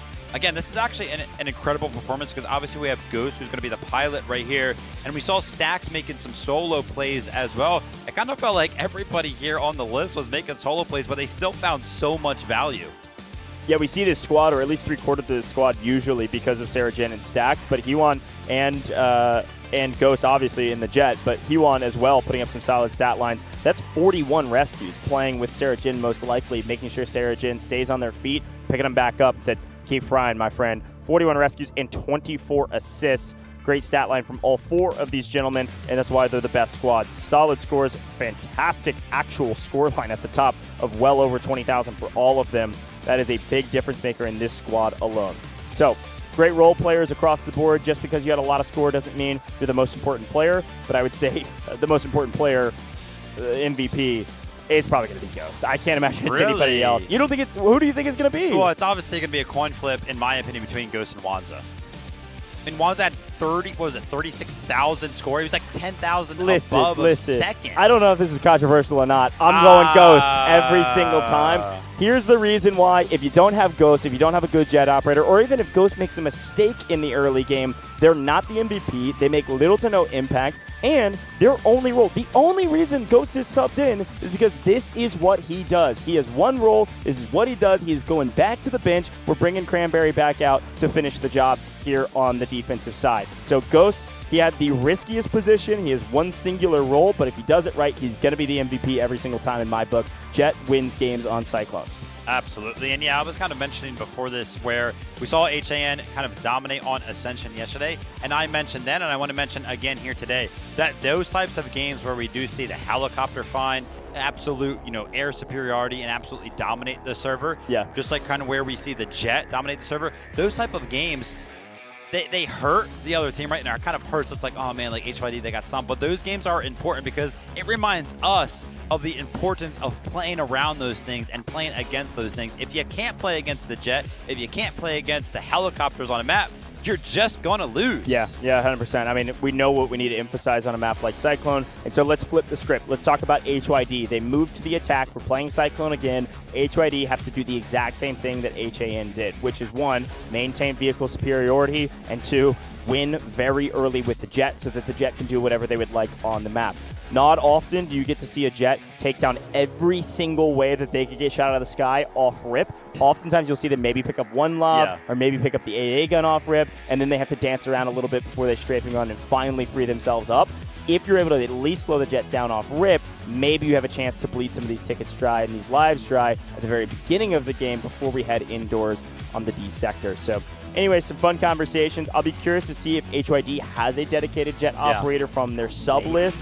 They only have 2 subs listed, at least on my roster, which would be Love or Tao. Those are the 2 players you may see get subbed in if they have a dedicated jet operator. If they don't have a dedicated jet operator, it's likely going to be somebody like Umbashi or maybe Tank BRK, who have been primarily playing around vehicles, which is from their Echo squad. So those are the kind of the guesses right now, since we haven't seen them on an aerial map until today. Yeah, absolutely, man. HYD, again, as a quick reminder, this is an elimination match. Yep. Down 0-1. It is now an elimination game, an elimination round on the map of Cyclone. Like you mentioned, we have not seen them on a map like this. They got to prove to the world, to us, the competition, that they can do it on a map like Cyclone. Attacking on Cyclone is also just not easy, man. I can almost guarantee you, HAN, they know how to defend this map. Yeah, 100%. Again, we already talked about the Jets, so I'm not going to keep harping on it. I think in general, the biggest move for the defensive side before we head indoors, before we head to the D sector, is the B sector. We saw some big stall-outs on the B sector, especially if vehicles are even for the most part. If the defense is able to hold their boat for B sector, that's where you can make a huge impact. That boat has a ton of damage that can be dealt, especially on the low ground of you trying to take the B sector in the ruins. So watch out for that. They're going to prioritize, HAN will, of keeping their boat alive. The only way to keep the boat alive is to take the jet down, but I won't keep going on that. Now, let's talk about individuals. 2KA Hero, crazy stat lines, crazy kill totals on a map where they're getting, frankly, crushed. That's a nice boon for this team. Got to do the same as they swap sides. For HAN, who do you expect to jump off the page to you while they're on defense now that Jet's not going to be in play for them? The names aren't going to change, man. And they really never have changed for the side of HAN. Just Sarah Jin, Artyom. Every single time, man. They're always towards the top no matter what they can do. Obviously, Artyom has that very, very, he's locked into a role. He's always going to be on a gun. That's what I was going to say. Sarah Jin is just so flexible that you really never know where you're going to put him. Sometimes we've seen him absolutely dominate in the vehicles. But he jumps over to the gun, he jumps over to the boots on the ground, and he still performs equally, sometimes even better. Yeah, no, I mean, that's exactly what I was going to say. I think, when we think of the attack, you think Sarah Jin. Sarah Jin oftentimes was on the best squad. The whole squad was one of the best. I think now that we're going to the defense, it'll probably flip a little bit. Artyom's going to get more value being in an infantry role, a fragger role, when we're not having to rely so heavily on air support to get the job done. So watch out for Artyom on the map. A difference maker for this team has been for the last year or so, both 2025, now 2026. Dfiw. So, and that's going to be the Bravo squad, which is Artyom. That's Johan, who's been on that strike team. And then Changji1 had some pop-off moments yesterday as well. So, definitely that squad is the one I'm going to be paying attention to. Their fourth is RU1B. That's right. So, definitely paying attention to the Bravo squad. But again, should see the substitute come in here very shortly for Cranberry to rejoin that Stacks squad, their Delta squad. And listen, other than that, it's kind of a waiting game at this point. Yeah. We know the win conditions. We know what HY needs to do. It's a matter of execution. They're resilient. We saw that in their matchup yesterday against RRQ. We saw what they were able to do with trying to swing back the competition on Cracked, and back was against the wall. They were getting swept there too, and they made some nice plays to retake points. But on the attacking side, I say there's a little bit more room for error, and I agree with that still. But I think the one place where there's no room for error is the very, very beginning of the game with this jet. Maybe they pull a FX and slow roll the jet into the game rather than immediately spamming it. Worried about maybe getting outplayed by HAN's defensive playbook off rip. Never know what the playbooks look like. All of these teams have been practicing for this. Fun little note here while the game's about to get started that we pulled these picks and bans and the map pool. Again, it's random. We pulled these yesterday at the end of the show. This is the longest amount of time they've had to prepare for a map because we ended so early yesterday. After this, though, it'll be the one time, this map and then the next one, who have already been predetermined. The third map, we don't even know who the players are yet. We don't know who the teams are yet because it's the winners in the lower bracket. They'll have no preparation time. They'll have 20 minutes, whatever our break is. It's 15 before they're back on stage. So they're going to be flying a little bit by the seat of their pants moving into match 3. We'll talk more about that later. Just a fun little point. I don't think it'll make a difference, though. You don't think it'll make a difference? Nah, I mean, it'll be 36 hours of prep versus 20 minutes? Even playing field, right? And there it is. Ghost kind of talked about it. Ghost definitely going to be coming off the stage. Only really joins the team whenever there is a jet pilot required. Cranberry is going to be rejoining, so we're going to go ahead and give him a couple of extra minutes here to make sure all of the settings are good, make sure the desk is feeling good, the mouse pad, the mouse, the keyboard, all of it. Nah, man, I don't think it's going to make a difference. I mean, I don't think it's going to make a difference in the outcome. Oh, sure. Say. I mean, both teams have 20 minutes. Yeah. I do think there are some teams, actually, definitely think there are some teams that are much better at long-term VOD prep. I think some of these teams that have been around for a while, that have played together a ton, they know how to prep, they have designated roles. They've got a commander and their squad leaders that are walking people through plays. When you've got 20 minutes, it's a lot more improv. You might have some scheduled plays you've worked on throughout the season, but it's definitely a different game. So maybe some small advantages to some of our teams, but I agree with you. It's not a huge point. It is still something to talk about, though. And we're jumping in finally, folks. Cyclone swinging it back the other way. It is time for HYD to make a big play, and they need to make it right here, right now. Here's a look at Lance up in the sky for HYD. No subs, and I should have called Lance out. That makes a lot of sense for this HYD roster. Lance, a difference maker and also a vehicle operator. He takes to the skies. Let's see what he can do. A big difference in how that jet is positioned between these two teams, right? Taking a little bit more of a passive approach, constantly feeling the pressure. And this is that exact position that I was talking about, right? This Lav can peek in and out of the tunnel. If it starts to take some fire, if it starts to take some damage, it can just kind of dip back in and take a little bit more of a defensive approach. But keeping it alive is what is important, because you can constantly peek out and start to pressure that jet. Take a look at the approach here from the side of HYD and how the infantry is doing at the forefront of Sector A. They're kind of just bunched up right now, which could be a little scary if Wanza does find the appropriate angle, and he does just that. Nice play. I would be not surprised if he starts to light up the kill feed here. I don't think he's actually found one yet, but I'm sure the damage has been landed. I really like this play of the boat playing way out far side on the wrap of a huge flank from our boat operator to find some value. Here's a look at Lance just trying to shell down onto the point. Not really even doing strafing runs, just throwing the brakes on, throwing some missiles down and backing up. But you're right, the attackers are making a quick move right now. So far, Jet still alive, Lob and Boat still alive for the defensive side. Namely because they played extremely defensive off rip, hid inside, make sure the Jet didn't find its value immediately. And this will kind of nullify the Jet's ability to find real, meaningful value on these first couple points until somebody wins that war. 2KA piecing, 2KA, a 4-piece on main with the bow. There's a reason this guy has been a standout performer for this roster, even amongst a couple sweeps. Going huge on the point and starting to get some value on it as well. It's down to about 50%. Trying to call in the reinforcements now, right? We need bodies on point. If they are actually able to go ahead and capture Sector A right now, it'll be completely on the back foot of the individual effort of 2KA. He's trying to make something happen. He knows members of the side of HAN are on the other side of the hill. He's trying to flush them out. Before the side of HAN, because they lost so many members, they have to spawn so far away. They're trying to make the run back, and they do just that, but not before the point is about 50% capture. But look who's waiting for him. It's 2KA. This guy can't miss. No, he misses. Dude, I thought he was about to hit that. Wind prone. Try to hide in the smoke there. Again, let me just re-emphasize it because it's a very important point. Lance is 0-0-0. The Jet operator has done nothing. Yeah, Ghost had 9 at this point. Yeah. Maybe even like more. Again, that is the nature of the game. If you can keep these anti-aircraft guns alive, the Jet can't do much. Now, it does mean that your LOV, your AA LOV, is doing nothing in the backline either besides just keeping the Jet away, but that is a worthwhile trade for the defense. Trying to make something happen here. The direct approach to the sector did not necessarily work, so now they're actually trying to work the flanking angles.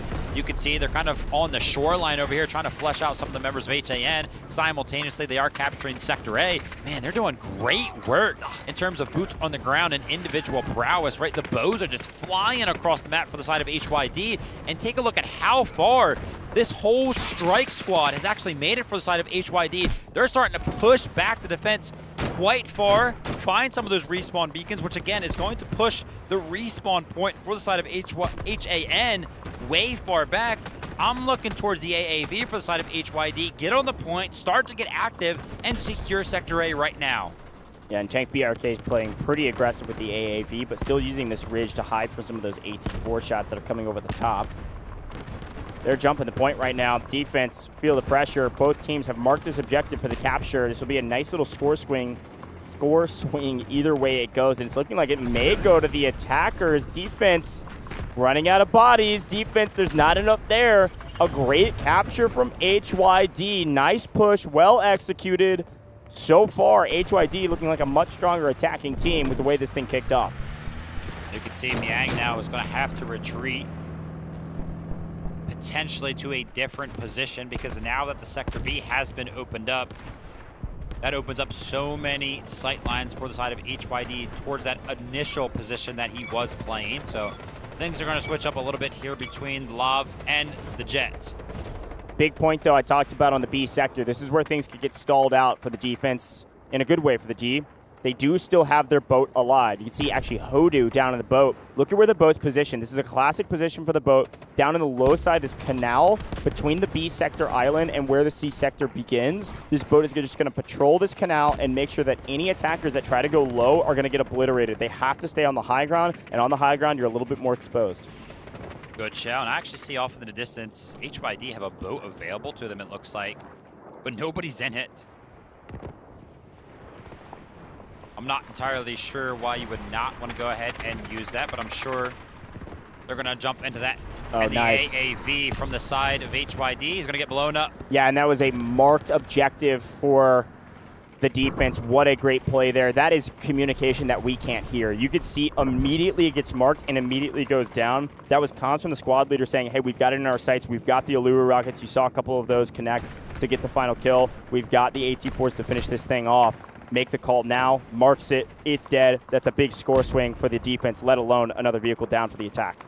With the AAV down, though, Tank BRK is just going to go ahead and jump into that boat like I was talking about. And yeah, they're not going to be able to make anything happen here towards the push towards Sector B unless that boat that you talked about does go down, right? Wanza, Hodu in that little bit of a canal. So keep a close eye on that. But as soon as Sector B does spawn for the side of the defense, they do get access to one of those tanks, which always does find itself up on this hill. And actually, correction, Wanza jumps out of the boat and lets Genman jump into that, and he's going to be taking over the tank role now. Yeah, it's Genman and Hodu in that boat, by the way. Happy birthday to Hodu again, but Tank BRK in a boat of their own, quite weak. And again, this is why the B sector is going to stall out probably for a while. This is where the defense can make a huge play. Nice angle there from Niang, but because you've got these vehicles that can play the ridge on the C sector overlooking B, there's not really safe area on the B sector for the attackers. They have to get some of these vehicles down. To do that, though, you need the jet to be active. And for the jet to be active, it's more risky that you could lose it to the AA. So a back and forth, bit of a game of chicken between Niang and Lance up in the sky for HYD. Sometimes warfare is just about the small efficiencies that you can kind of find. The Lav, we know its sole role. It doesn't have to do anything more than keep the jet at bay, but you can't constantly pressure the jet. Wait a minute. Boat down for the defense. Down goes HAN's boat. Jinman and Hodu out of here. Little window of opportunity for the attackers.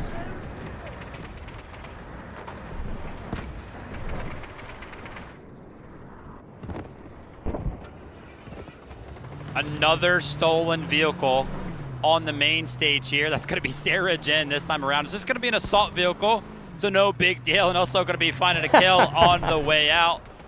Great job there.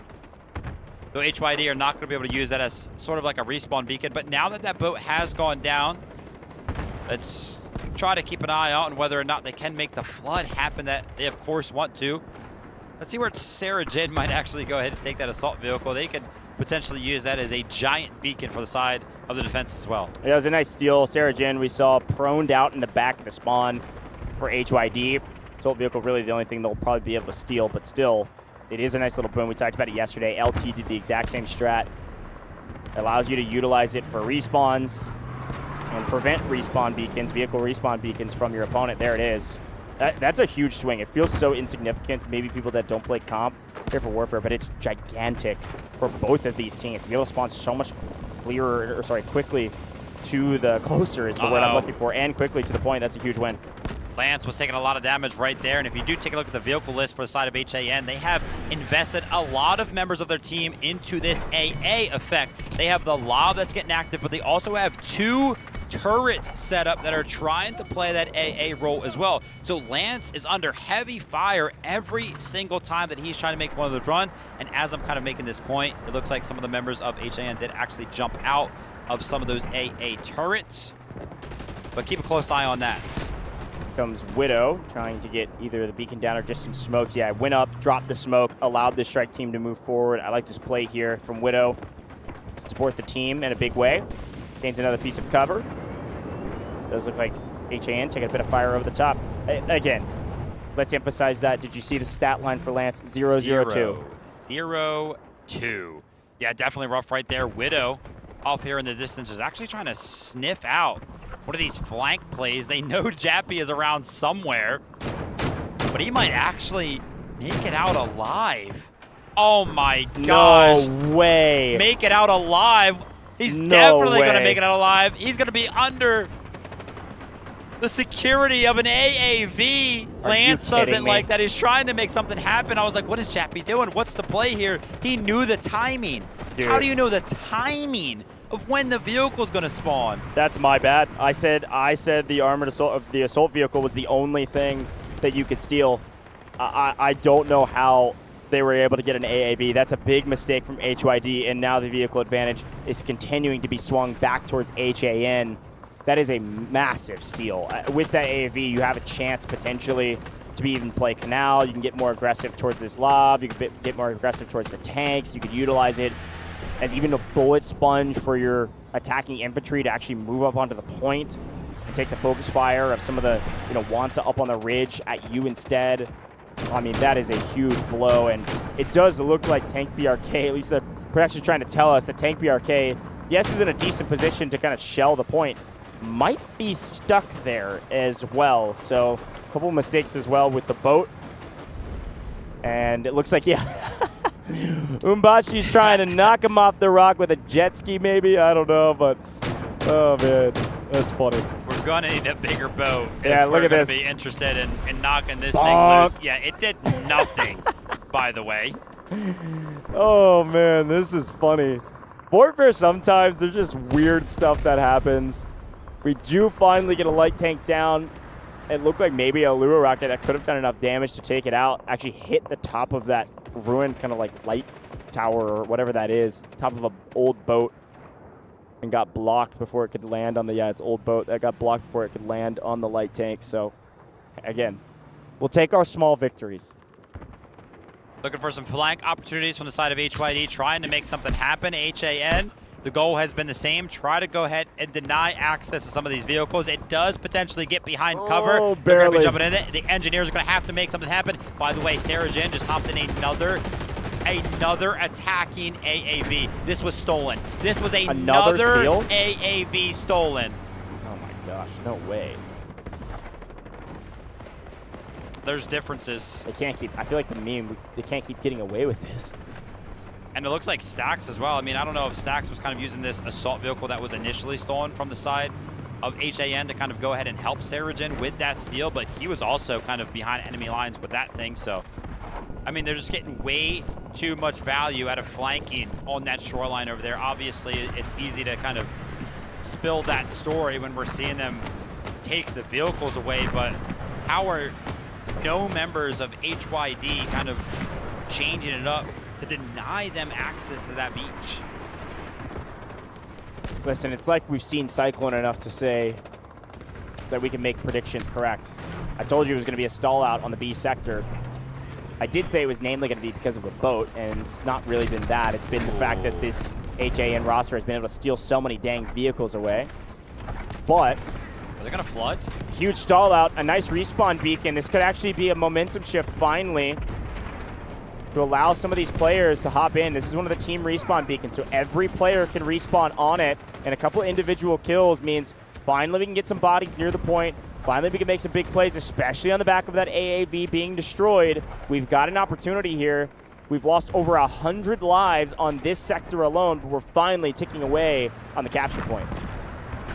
Look towards the tank here to potentially go ahead and flood the point. Yeah, they have a big vehicle advantage right now. Even one of the tanks off in the distance is currently under heavy fire. You can hear the Allure rockets trying to make its way all the way over to the tank. It's under heavy fire right now, 15% HP, but I think the Allure rocket just barely ran out of time before it was able to go ahead and connect. Now take a look at the flood here from the side of HYD. They have been faltered across the entirety of this approach to Sector B, but they're finally trying to make something happen, but so are HAN. They're trying to go ahead and return the favor. They're doing so much damage to both vehicles simultaneously because they were on top of each other. Umbashi under heavy fire in the tank. Cranberry is going to be credited with that kill, and they're making a push back to go ahead and defend Sector B. That's 2 vehicles down for the attackers, and they're looking for the third. What was a solid push, completely thwarted by just barrel stuffing these tanks and throwing every piece of utility that they have at them. Not only a team respawn beacon, but also an artillery barrage, finding a ton of chip damage on these vehicles, allowed our infantry to get these kills. Big shout out to Cranberry, rejoining the ranks of his roster once Ghost was put back onto the bench after the fighter pilot did his job. Cranberry credited with it because he had the artillery barrage that finished off these vehicles and kept them at bay. That hold right there should have, and probably did, just seal the deal on the B sector. Finally, our CCK maybe is going to get access to one of the AAVs that they should have had access to 2 times prior to this. But I'm a little bit worried because that original win condition for the defense that we talked about, the boat that initially got destroyed, is actually back in action. But Gentman is actually under heavy fire from some of the swimmers from the side of HYD. But he's going to be fully aware of them. He's going to be backing up appropriately. And he'll probably reset and look to join the action in just a little bit. Chang G1 trying to make some big plays from the top ropes. Easily winning out in some of these gunfights because they just have numbers advantage. Here's another vehicle coming in for the attackers. He's taking heavy damage from the side of the defense. This one certainly will fall. Not quite as safe of a drop point. Got to get behind that ruined boat. Beached part of the landscape here in order to find at least a little bit of cover. Could buy you a little bit more time. 52 lives remaining. Wansa and Sarah Jen rejoining the battle from the high ground, continue to shelling the point. Without hardly an advantage to their name, HYD, they're trying to just storm the point, and you're getting punished for it. They're going to go to the low ground here. Likely we'll see our boat roll up and take care of them from a distance, and a couple of our infantry get mixy. Speaking of getting mixy, artillery barrage on top of it. Once they see that the zone's getting captured, they're going to make sure everybody heads underground. Then they've got their team respawn beacon to be able to put some pressure on HYD in deep trouble. One of the first times that Wands has actually crossed that canal with the tank. He is no longer thinking about playing passive. He's trying to get aggressive. He is immediately denied access to that initial ridge right there, but you want to talk about getting denied entry somewhere. HYD are continuously getting denied entry onto this sector B. They're trying to make something happen, but with these vehicles up and alive and healthy for the side of HAN, I don't know what they can do. And by the way, the WinCon Lance, he's been trying to make something happen. He has been unsuccessful, and now he has finally been destroyed as well. I'm going to be honest, and I mean this with the utmost respect. Unfortunately, Lance had 0 value on the map besides making the LIV AA at least look his direction every once in a while. Lance on the ground may be better for this team, but it's probably too little too late. They have fully swarmed the point after losing their jet, and with that swarm though, a couple well-placed AT4s, and the boat that was holding the line on the B sector does go down. A nice little swing. Unfortunately, the defense is there with infantry to just win the gunfights. A team respawn beacon is nice for the defense to make sure they can get to the point quickly, and this doesn't just kind of get sneaky capped. While the artillery barrage is landing on the point, there's not infantry there to back it up, so you won't see a ton of value from the attackers' artillery barrage. 2 vehicles destroyed for the side of HYD. They're actually able to go ahead and flood the point right now with a lot of damage onto the tank of Sarah Jin. He was forced to go ahead and play passive and cannot go ahead and help out his team.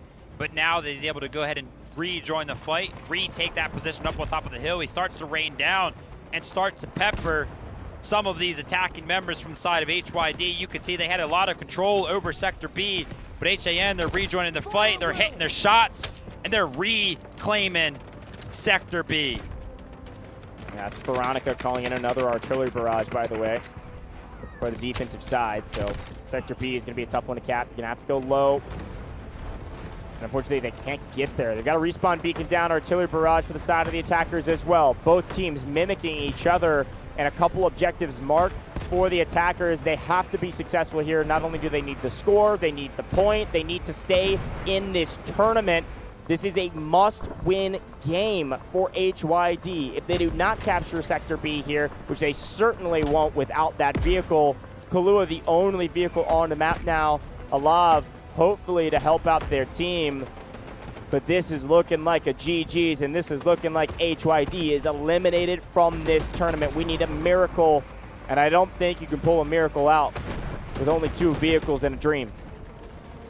Last-ditch effort is just going to be a full send of the 2 vehicles available to the side of HYD, but I don't even know if the vehicle's going to be able to make it to the point before the tickets do go ahead and dwindle down to 0. They are falling rapidly. but it looks like we have actually paused here around 5 tickets. Now HYD, they could potentially formulate some sort of a perfect attack, which I don't know if we have ever seen before, where they lose effectively 0 tickets. They're going up against the Titans of HAN in an elimination game when the pressure is on, when the rest of the tournament is in the hands of yourself on the map of Cyclone. HAN successfully defend, but not before HYD jump onto the point at the last second and force overtime. They've got 1 minute and 20 seconds extra to go ahead and work with. I mean, that's the boon of having a 1 capture sector point. I mean, listen, you can be able to put it and give yourself 70 seconds to make some big push and a big play where lives don't matter. Now's the time. I need all the heroics. I need 2KA to pick up 6 kills with the bow in a matter of a millisecond. I need artillery barrages. We got smoke barrages. We need this tank to land, and we need to get it onto the point right this dang second. And it will land, but it may land destroyed. See ya later. Nice shot over the top from Sarah Jin. Look how aggressive Sarah Jin is positioned all the way up onto the B sector. None of these vehicles will land. There is no chance. Sarah Jin is not going to let anyone move a muscle without a tank shell finding them. Taeseong finds that AT4 shot over the top to pick up even an assault vehicle. The attackers, they might have created a window of opportunity, but that window has been slammed shut, barred, locked, 6 bodies holding it down. Nobody is getting in to this B sector, and nobody is going to continue for HYD in this competition. Wanza feeling confident as well, has really not said much over the past minute or so. I've been watching his cam as the commander. He feels confident where his team is currently positioned. As you can see, Wanza and Sarah Jin, 8 seconds. The 2 that are constantly in the vehicles, they're mowing them down. They are the big defensemen in the tanks holding it down on Sector B for the side of HAN. Elimination on the line. And they go ahead and show the rest of the competition, hey, we are here to stay. We'll see you guys in a little bit back up on the stage. 2-0 up against HYD. It went to script. We knew it would be the case. HAN, the better team today, and unfortunately the better team in this tournament. HYD, a great effort. They picked up a win early in this competition versus AHR. They had a couple moments where they had individuals make big plays, but as a team, they could not piece it together to take down an extremely consistent and frankly, just better team in HAN. There's a lot still to be learned here, and I think we heard it from some of the players as well. This HYD team has gotten so much better. They've been putting in the practice. They made it to this stage. They are a different team than their preparatory stages leading up to last year's competition. Many of them are new to this stage in particular. HAN said, back to the drawing board, keep getting better. But there are moments from greatness from HYD where I could expect to see them next year. I could expect to see them next year doing even better. But I'm excited to see what HAN can do in this competition. They've earned it, battling through the lower bracket, and they stay alive, waiting on their competition here in just an hour or so. HAN playing the winner of our next matchup. And we'll be seeing a lot more of Hodu, the birthday girl, and everybody else on this HAN roster very shortly. Vivid, with the script, it's basically exactly what we thought would happen. I think the big thing when we take a look at the stats is we talked about the win cons. We talked about how valuable the jet is. Unfortunately, I don't even know if Lance got a kill in it, mostly because he was trying to stay alive. Yeah. Which is certainly what you should do, but brutal. Let's take a quick look, and yeah, there it is. Didn't pick up a single kill on the map. Right there can end the entire story. We don't really need to look at anything else for HYD. Your jet operator finds 0, and unfortunately, everybody else for HAN was still slaying out. 50? Listen, it's like we know a little bit of ball. 50? Did we not say, watch out for Artyom on defense? He's about to go nuclear. 50 ball Jamal from Artyom. Nearly double, actually almost literally double the second top fragger on HAN of Blake at 26. No, we got Stacks on 31, Sergeant on 32. You're right, Sergeant on 32. Don't worry, guys. I'll put some respect on your guys' name, man. Also, 2K in the server as well picked up 34, which is exactly what we are used to seeing out of him. But listen, I usually do a pretty good job of taking a look at the kill feed and seeing Artyom, because I love that guy, man. He always pops off on the gunny. I didn't see him a single time in the kill feed. As my apology. Yeah, you can take a look at our leaderboard and maybe catch some things that I don't. But I was seeing already I'm in the kill feed pop off, man. I would love to know what his KDA was. I bet it was like triple positive with 50. I'm not sure that guy died a ton at all. But a couple big moments here as we look back on the highlights. Again, it was only a two-sector map that we've got to. So we ended on B, and that's really where it felt like we started. A went down very quickly. A couple big moments from the defense to make sure any momentum that HYD were picking up was immediately staunched, which was stealing these vehicles on the backside of their spawn. Again, yeah, you find 3 vehicles that HYD desperately needed, and those are stolen. That's way worse than them being destroyed. That's your opposition picking up your vehicles and using them against you. Insane stuff. And then once we got a little desperate, we started getting more aggressive. Once we got aggressive, we started losing a lot more lives. And then things snowballed from there. 53 turned to 43, turned to 10 in a matter of just a couple minutes. And it felt like towards the end, HYD couldn't even hardly keep a vehicle alive longer than 30 seconds. Complete and utter domination. Well-deserved there for HAN. Like you mentioned earlier on, they're not done for the day, though, so they do have to hurry up, get backstage, take a little bit of a rest. I mean, they just played so well. Like, you know, obviously they dominated. They stopped them on Sector B, and we know exactly what it takes for them to go ahead and do that. You have to continuously destroy the vehicles of the opposing side, and they did just that, but it's always just so flawless, you know what I mean? Like, sometimes we kind of talked about yesterday where we took a look at some of the matchups and the vehicles were getting blown up so high up in the sky. It was very rare that we even considered it a thought that some of these vehicles were going to make it to the ground. Like, they were just locked in the whole time and knew exactly what they needed to do. And I also mentioned it, Wanza, throughout a lot of that match, didn't really look like he was talking. You know what I mean? Yeah. He felt completely confident in where all of his teammates were placed. He didn't really feel like he needed to move around the pawns much. It's like, dude, you guys are doing great, man. Just keep doing what you're doing. Take a look at our best squad, though. Told you. Johan, Artyom, RU1B, and Chang G1. I told you when we swung to defense, the infantry was going to go what I call buku bonkers. That's exactly what happened. Artyom with buku, 50 kills on the map, 26 assists. And then RU1B finding 23, 32, 25. Those are crazy stats from this whole squad. Chang G1 even picking up 31 assists for this team. So fantastic score lines from everybody on this roster. And as expected, they went berserk. When you're able to drop 50 kills in a game that ends on Sector B, you know you were frying. So I think there's some individual highlight reels that need to be put on socials from Artyom. That is a fantastic way to kick off Day 3 at Dfiw 2026. This one will not be so obvious, Goosh. Who's going to be the MVP on the side of HAN? You think Artyom, just based on the 50 kills? Sure. Maybe we'll give it to Wanza this time. I mean, listen, back-to-back incredible performances from the commanding role, highest score. No, I'm going Artyom. I'd either go Artyom or I would maybe give like big creds to people that were stealing vehicles on the back because those were like the MVP players. Sarah did it one time. Yeah, Jappy. Yeah, maybe. But I think stat line wise, you can't ignore what Artyom was able to do. And oh, you were right. My bad. You can. My bad. Ignore what Artyom my able bad. to do. Listen, I respect the Wanza play. Top scorer, like you said, a fantastic commander. It really did feel like this is an extremely valuable player, and the commander role is the most important role, I think, no debate. And so it makes sense that he's MVP. I will say, though, like you mentioned, Wanza didn't really say anything for the last, like, 5 to 10 minutes of the game.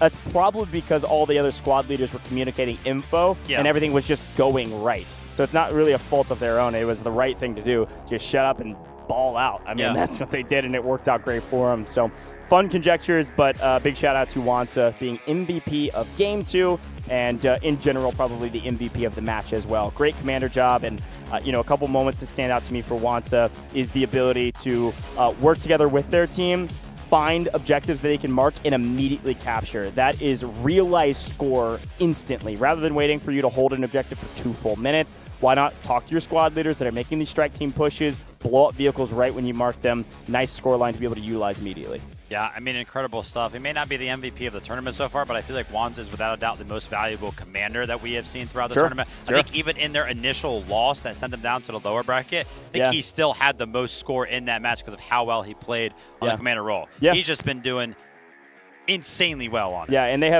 they obviously have a lot going on. We'll hear from maybe Wanza down on the stage. Let's hear from HAN with an interview. 欢迎来到赛后采访环节，我是贝佳。首先恭喜 HN 拿下了本场比赛的胜利。我们邀请到了指挥官 Wonsa 来到赛后采访席。축하합니다. 먼저 자기소개 부탁드리겠습니다. Hello, this is Wonsa from Team High. 欢迎啊！首先第一个问题想问一下，在风暴眼他们的进攻方，他们是比较喜欢用一个绕后切割的战术啊，这是对对面的一些行为做了一些判断吗？ So once we noticed that in the map of Storm Eye, you would like to do a flank and cut strategy to your enemies. Did you research your opponents in advance to do that? In Cyclone, there's a huge ocean, so we practice swimming in our hotel lobby. 翁萨选手很风趣，他刚刚表示啊，是因为风暴眼这张地图里面有一个很大的海，也就是他的游泳池，他们只是在那里练习游泳罢了。那同样的也追问一下吧，在这样的战术底下，其实是挺依靠步兵在点内的一个防守的嘛。那这样的话，他们是怎么进行战术上面的调整的呢？ So Wonsa, in such a map, you rely heavily on infantry to hold your points. So how do you manage to handle this? Ask question one more time, please. Of course. We try to keep our infantry strong, vehicle strong, and we keep the line. We try to block enemies from capturing the sector. 是的，翁萨选手表示，这张图里面确实非常依靠步兵的把守点位以及防守，所以步兵是他们的一个非常巨大的重点。没错啊，步兵确实非常非常的厉害。那下个问题，其实今天队内的话也是有一些有趣的画面出现吧，不管是拉拉镜还是 Jappy 的偷车的一个行为啊，包括在 A 点的这个推进的节奏，其实都和龙腾还蛮像的。想问一下，他们是之前有研究过他们的 demo 吗？ So Wonsa, we noticed that your players, such as Japper and Salajin, they steal the vehicles of enemies a lot, and also they pushed the A point very similarly as LT did yesterday. Did you study their strategy? I mean, for Cyclone, it's a well-known strategy to steal the spawn vehicles. So I think at the very first day we lost like our consistency, but then today. We concentrated at the full condition, so I think that's why we succeed on this match. 翁萨表示，其实偷车的战略和策略，他们队伍里面本来也已经有，而且他们从首日的一些失败当中学习到了一些经验。那么今天他们也更好的发挥出了更好的表现。没错啊，今天的表现真的是越来越好了。那当然，今天还有一场背靠背的比赛，这也是对精力包括体力的一个比较大的考验嘛。想问一下之后的比赛，也就是第3场的比赛，他们怎么样会进行一个备战呢？ Wonsa, you will participate in the 3rd match today, and it's a quite back-to-back competition, right? It's a test of both your energy and stamina. So how do you manage to face it? I think just me and our team are so excited to play the 3rd match. We're so excited. Can't wait. 翁萨表示，他本人和他所有的队友都非常迫不及待要参加这场比赛，他们也很激动。 好的，非常期待他们在第3场比赛当中的精彩表现了。再次恭喜 HN 拿下了本场比赛的胜利。以上就是赛后采访的全部内容了。接下来让我们把时间交还给评论席。 Great interview there from Wonsa HAN. They won in a dominant fashion, and they were practicing their swimming in the hotel lobby. I like it, Vivid. You got to do it, man. You got to practice the swimming on Cyclone. When they knew they had the map, made a ton of sense to me. Viewers were looking for some insight. Some of these teams are so good at VOD viewing, some are better at swimming. Folks, we're going to head to a very short break. When we come back, we've got our 2nd match of the day, another elimination match. FX back on the table. Let's see what they can do against TXD. This court finds that the AI holds no legal responsibility. But the data, this doesn't add up. Just do with the AI. Priority. Protect company assets. Valve closed. You destroyed our home! That dream again. Gabriel Mercier, codenamed N2, role, engineer. As a former nuclear facility engineer, N2 was removed from his position following a major incident that escalated into legal proceedings. He later returned to military service and was reassigned to Arctic deployment under CBR and related units. With the originally designated technical specialist unable to fulfill operational requirements, and following assessment review, N2 has been approved as a replacement operator for the subsequent operation. Stun out.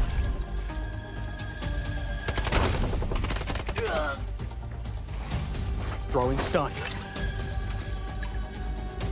Stun hit.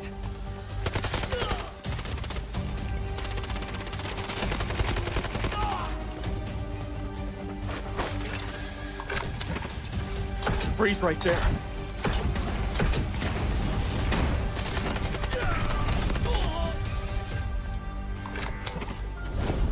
It's getting cold.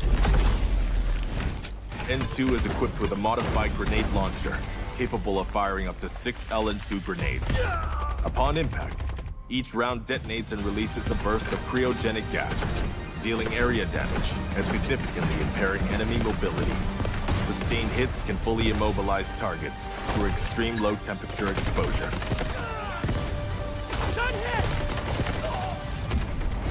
Cold. I can go colder.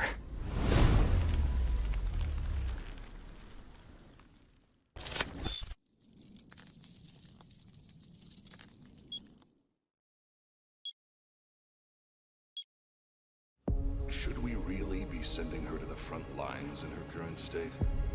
You ought to know her better.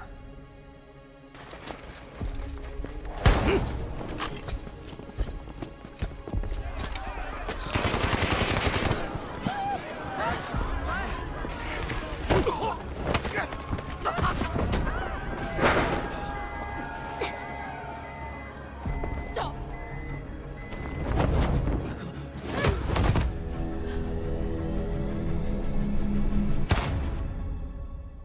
Lena Vandermeer, codenamed Vinder. Role, support. Vinder is a medical specialist from GTI Europe, specializing in pharmaceutical research, possessing outstanding medical expertise, and a strong sense of responsibility. Vinder's med drones can be deployed to a targeted area, dispersing med-infused nanobots that restore teammates' health, providing them with an adrenaline boost. They may also be deployed on herself, following and continuously restoring her own health for a limited time. Her windmill smoke grenades are guided by gesture censoring tech. Upon impact with a service, grenades create a cloud of smoke, creating cover for teammates. Smoke grenade out. Vinder's Flutter Rescue UAVs will automatically target downed teammates, administer medical injections when deployed. Once the injection is administered, Vinder may approach the downed teammate and manually revive them. During deployment, the UAVs may also utilize their active defense system, automatically absorbing 1 instance of explosive damage per deployment, and applying a buff effect to Vinder. Counting on you guys. Vital signs stable. Prepare for rescue. I've got you. It's taking effect. I'm here.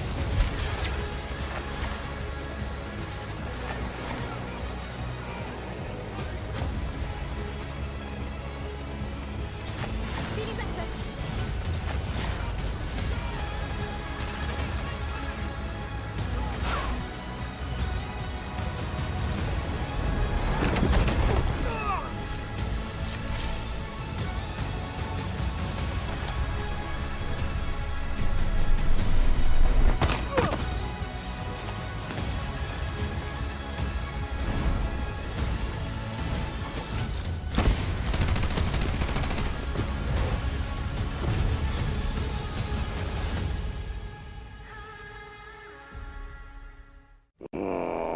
Can't I just have 5 minutes, peace?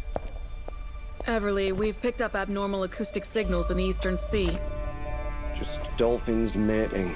It's that time of year, after all. You won't get away. Luke Everly, codename Morse, class Recon.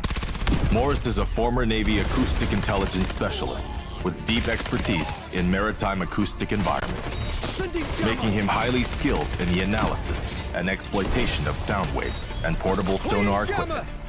As an operator, Morse excels in the use of his jammer, a portable sonic device that disrupts enemies by reducing their audio detection range.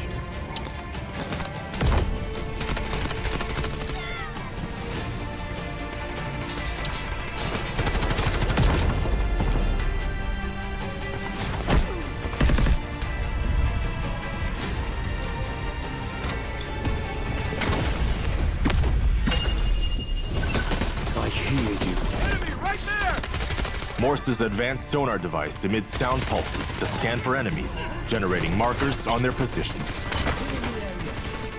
No more secrets!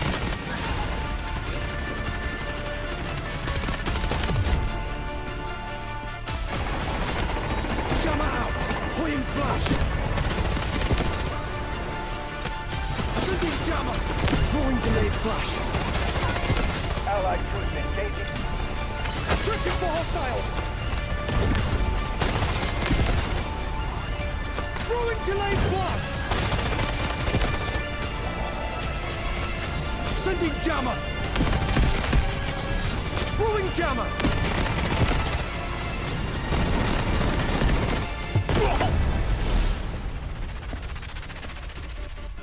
Shh. The storm is coming.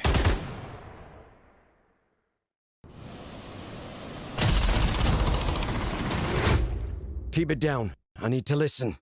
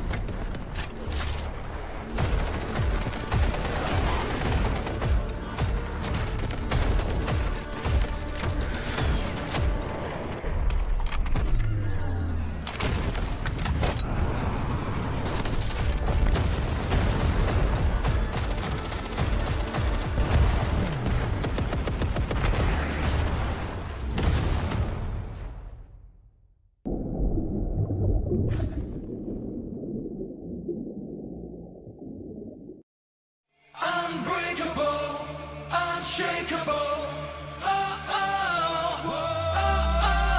Shadows tried to dim my light. They told me to give up the fight. Said I was weak, said I was small, but there's a drum inside my chest, a beating heart that gets no rest. I'm waking up, I'm shifting gears. You can build a wall so high. Watch me spread my wings and fly. You can try to block my way, but hear the words I'm gonna say. 'Cause I am invincible, I am a storm, breaking the silence, I am reborn. Throw your lightning, bring on the rain. I found my power inside on the blade.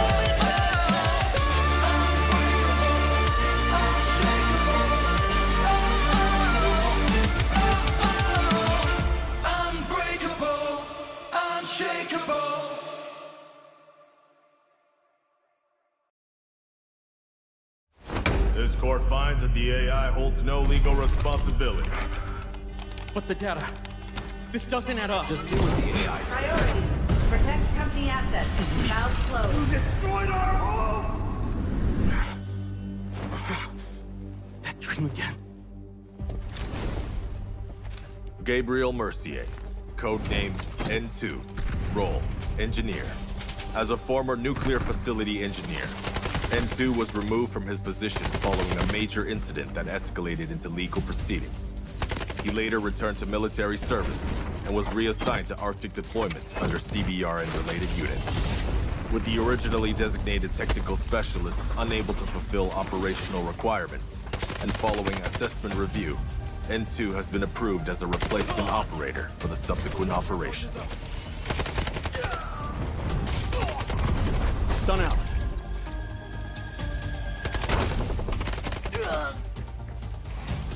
Throwing stun. Stun hit.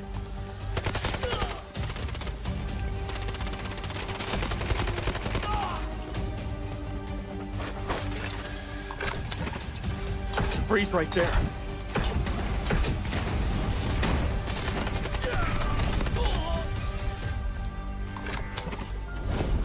It's getting cold. N2 is equipped with a modified grenade launcher, capable of firing up to 6 LN2 grenades. Upon impact, each round detonates and releases a burst of cryogenic gas, dealing area damage and significantly impairing enemy mobility. Sustained hits can fully immobilize targets through extreme low temperature exposure.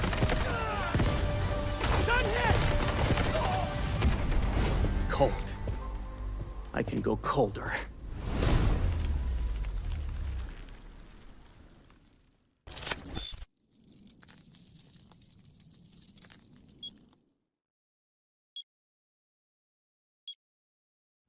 Should we really be sending her to the front lines in her current state? You ought to know her better.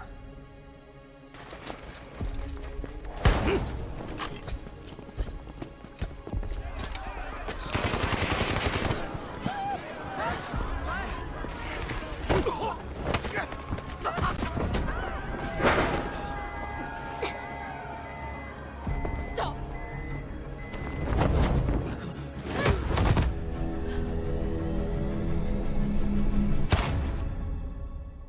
Lena Vandermeer, codenamed Vinder, role, support. Vinder is a medical specialist from GTI Europe, specializing in pharmaceutical research, possessing outstanding medical expertise, and a strong sense of responsibility. Vinder's med drones can be deployed to a targeted area, dispersing med-infused nanobots that restore teammates' health, providing them with an adrenaline boost. They may also be deployed on herself, following and continuously restoring her own health for a limited time. Her windmill smoke grenades are guided by gesture censoring tech. Upon impact with a service, grenades create a cloud of smoke, creating cover for teammates. Smoke grenade out. Welcome back to Dfiw 2026. It is day 3 here in the booth, Coach Vivid, and excited to hop into another best of 3, another elimination round, folks. We're moving on from the last one. Unfortunately, we lost HYD in the process. HAN will move on to the next round. We will see them actually after this match. But the other elimination match that we have is TXD, the former champions of DFIW, versus FX. Vivid, talk to me about where they came from, how they got here. Absolutely. TXD were the team that lost to RRQ initially. That one went 2-1. It was a crazy matchup after that. They faced AHR in the lower bracket, 2-0 them, and now they find themselves here up against FX. Speaking about FX, their first matchup of the tournament was up against RBN. They won that one out 2-1, and then they went up against the Titans of LT. They got stomped, quite frankly, 2-0 over there, so they dropped down to the lower bracket. TXD versus FX. We already kind of talked about this during our last matchup, but just so you guys at home are aware, HAN awaits the winner of this specific matchup, and that will be played right after this one. So not as big of a break for whoever wins between the teams of TXD and FX. How do you think this one's going to go? Well, it's a good point, by the way. It's the first time we're seeing a team go back-to-back because you drew the second draw here. You play, and then you stay on stage and play again, which is kind of insane. How do I think this is going to go? Well, we'll talk about our predictions here in a second. As a reminder, everything we just talked about with today's matches, here's a more clean breakdown for you. TXD versus FX is now. Then we'll see HAN versus the winner of this matchup. But Vivid, look, I am excited to see FX back on stage with us today. This is a fun team to talk about because you and I casted over their regional finals. What they were able to do in the Americas region was extremely impressive. But they're fighting against TXD, which, again, on paper, probably the 3 strongest teams. On paper, doesn't mean necessarily that they are, but on paper, stat-wise, TXD, HAN, and LT. Those are on paper the top 3 teams, and therefore we'll see if it goes to script. We'll see if it goes to paper. TXD is our winner of Dfiw 2025. Talk to me about this roster, which is mostly the same from that 6 months ago tournament, all back on LAN, able and ready to prove themselves. Yeah, what makes these reigning champions so good? Ramina, of course, being the commander right there. Nail2G is always involved in the vehicle side of things. KKN and NTPP, XA and Poco. That's going to be kind of your infantry squad that runs around and finds all of the kills for them. But on the other side of things, FX, Commander Wormy, a fun team to talk about for many reasons. We'll break a lot down from them. This is a bilingual team. Each of the squad leaders are bilingual. They lead the squad. They communicate to each other, transfer comms back and forth. Big shout out to Wag Rasta Meg. That squad is going to be your strike team. Take a look at the bottom of that squad, though. We have a sub. Snarf has taken a seat on the bench, and Zin Seer, the man, the myth, the legend, is going to be playing on LAN. I know chat's going to be happy about that one. Let's see if Zin can pop off as a sub and prove that he is here to compete, and here to compete in a big, big way. Let's talk predictions, though. We're going against each other because I've got Hopium. I believe in FX. I think it'll be a 3-game series. I think FX can win it, mainly because we're playing cracked and we're starting on the attack for FX. This is best case scenario. I think they're going to get some momentum and they're going to swing for the fences and take down the former champions of Dfiw. You say no, sirree, Bob. No, I don't think so. I'm not going to have any of that Hopium. I think 2-0 for the side of TXD. I'm going chalk on this one. Listen, we are on cracked, and I think this is literally the best case scenario for the side of FX. Again, they are super, super good on cracked. They have proved it during this tournament. They are super, super good on attack as well. So yeah, everything's kind of falling into place for them to go ahead and beat a team like TXD. Yep. I just don't think it's going to be enough. Wow, you broke down all of my points, but just said it's still not enough. Fair enough, man. Hey, listen. Vivid really likes to be right in predictions, and so far he is nearly perfect. By the way, no, not nearly perfect. I am perfect in terms of who the winner's going to be. Sure. He hasn't missed one yet. He's about to, though, because I believe in FX. I agree. Again, to further emphasize that point, when we were doing map draws yesterday, we talked about what we needed if we're an FX fan in order to get a win against a really good team like TXD. This is exactly what they needed. We said it before it was drawn. We said it after it was drawn. They need a cracked game. We saw how dominant they were in Game 3 against RBN on cracked. They cakewalked through a pretty solid team in RBN, and we're able to say, hey, this is really the way we play the game. Extremely aggressive, full tilt, full send, and it's going to work really well on cracked, a map that is extremely momentum heavy. Yeah. If you get the early lead, it is hard to stop a team like FX. So I think this will be a good start for them in that momentum. They will probably trade wins on crack, the attackers winning both, and then we go to Game 3, and I'm just thinking that FX can pull it out in Game 3. We'll talk more about Game 3, how it's selected, who gets to choose the map, and what map if we get there. We're going to get through cracked first, ladies and gentlemen. If you're an FX fan, let us know in the chat. And if you're a TXD fan, I'm sure there's plenty of you out there as well. This is a great team. Let us know in the chat, and we'll see who gets the better of each other in what I do believe will be our first pretty competitive matchup that we've seen in a very long time. The last, 5 have been 2-0 just dominant sweeps and stomps. Kind of crazy. We kind of kicked things off here day number 1, and we went through a marathon, right? We were like, oh my gosh, this tournament is going to be full of close matchups. Then we jumped over to day 2. Like you mentioned, straight sweeps. Started today off, straight sweep. So we are flying through the rest of the competition. A quick reminder, elimination game here today. That's right. Let's see the players walk onto the stage, though. Let's get hyped for your favorite team. 26三角洲行动全面战场国际邀请赛。Welcome to the 2026 Delta Force Invitational Warfare. 有请 TXD 战队 ，Please welcome Team TXD. 我们就是 Tuxedo. We are Tuxedo.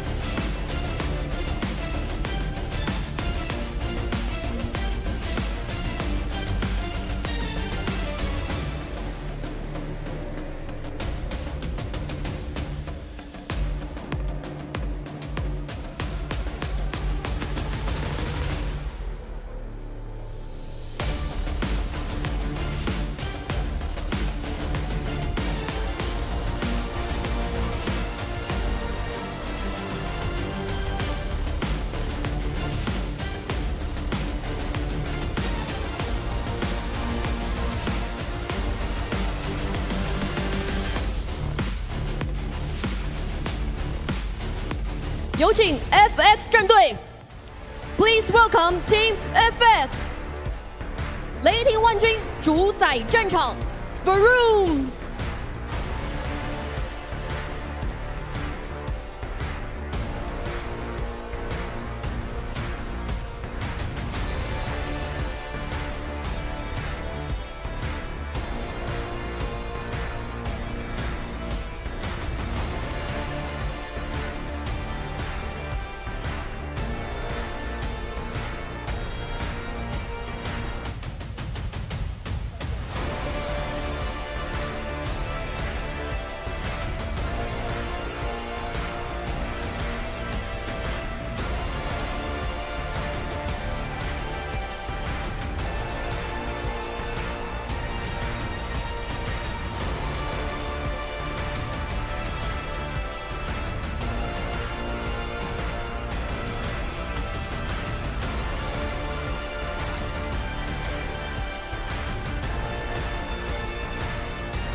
战术布局已定，思路清晰，博弈开始。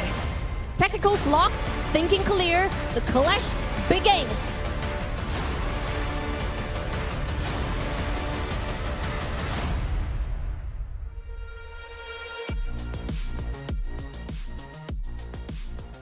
All right, the clash begins. We got a chance to see both teams walk in. They both look ready. Anybody look nervous to you?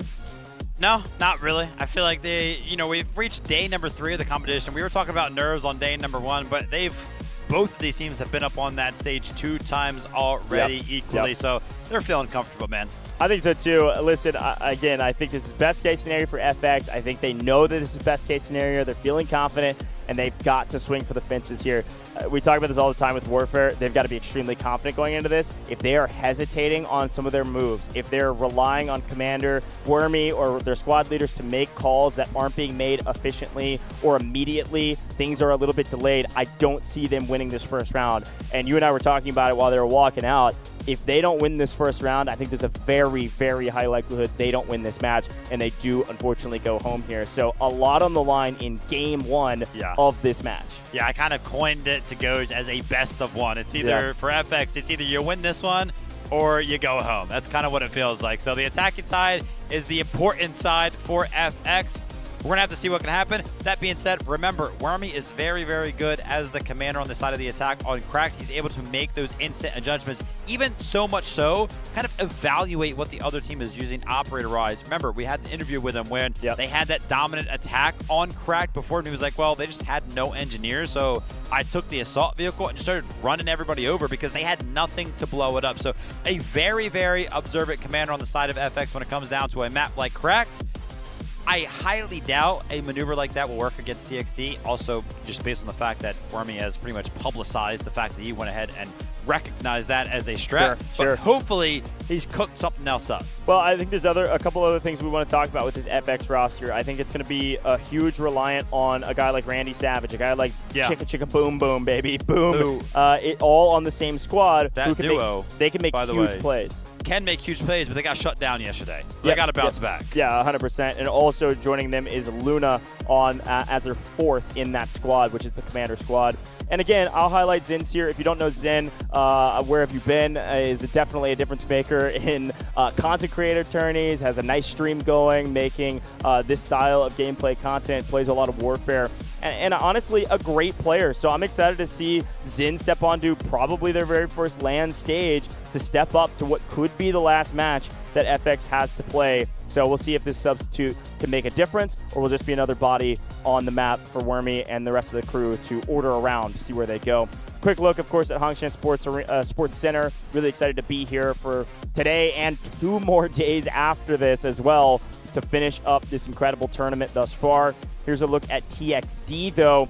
As much as we want to hype up FX, or at least I do, talk to me about TXD. Why are they so good? Yes, they're in the lower bracket, but these are former champions, and they've been acting like it ever since they've been down here. Absolutely. I mean, they're just so dominant. Obviously, we talk a lot about the guns, right? NTPP. We're going to be seeing him probably pick up the most amount of kills for the side of TXD. One of those little weird strategies, probably the first time that we've kind of seen, one of the guns used yesterday, SNN SP was kind of using that sniper rifle on the side of the recon to actually help take out some of the vehicles for the side of TXT. So kind of great to see some new strategies over here, which makes me feel like a team like TXT maybe hasn't shown everything that they are fully capable of, which kind of gets me excited for how well they can kind of do up against a team like FX. Also, some more names that are going to be worth mentioning. Whistly did very, very well yesterday, and that was kind of a big surprise because remember, we kind of mentioned the star-studded power of, you know, TXT in general, and Whistly was not one of those names that we kind of mentioned coming into the tournament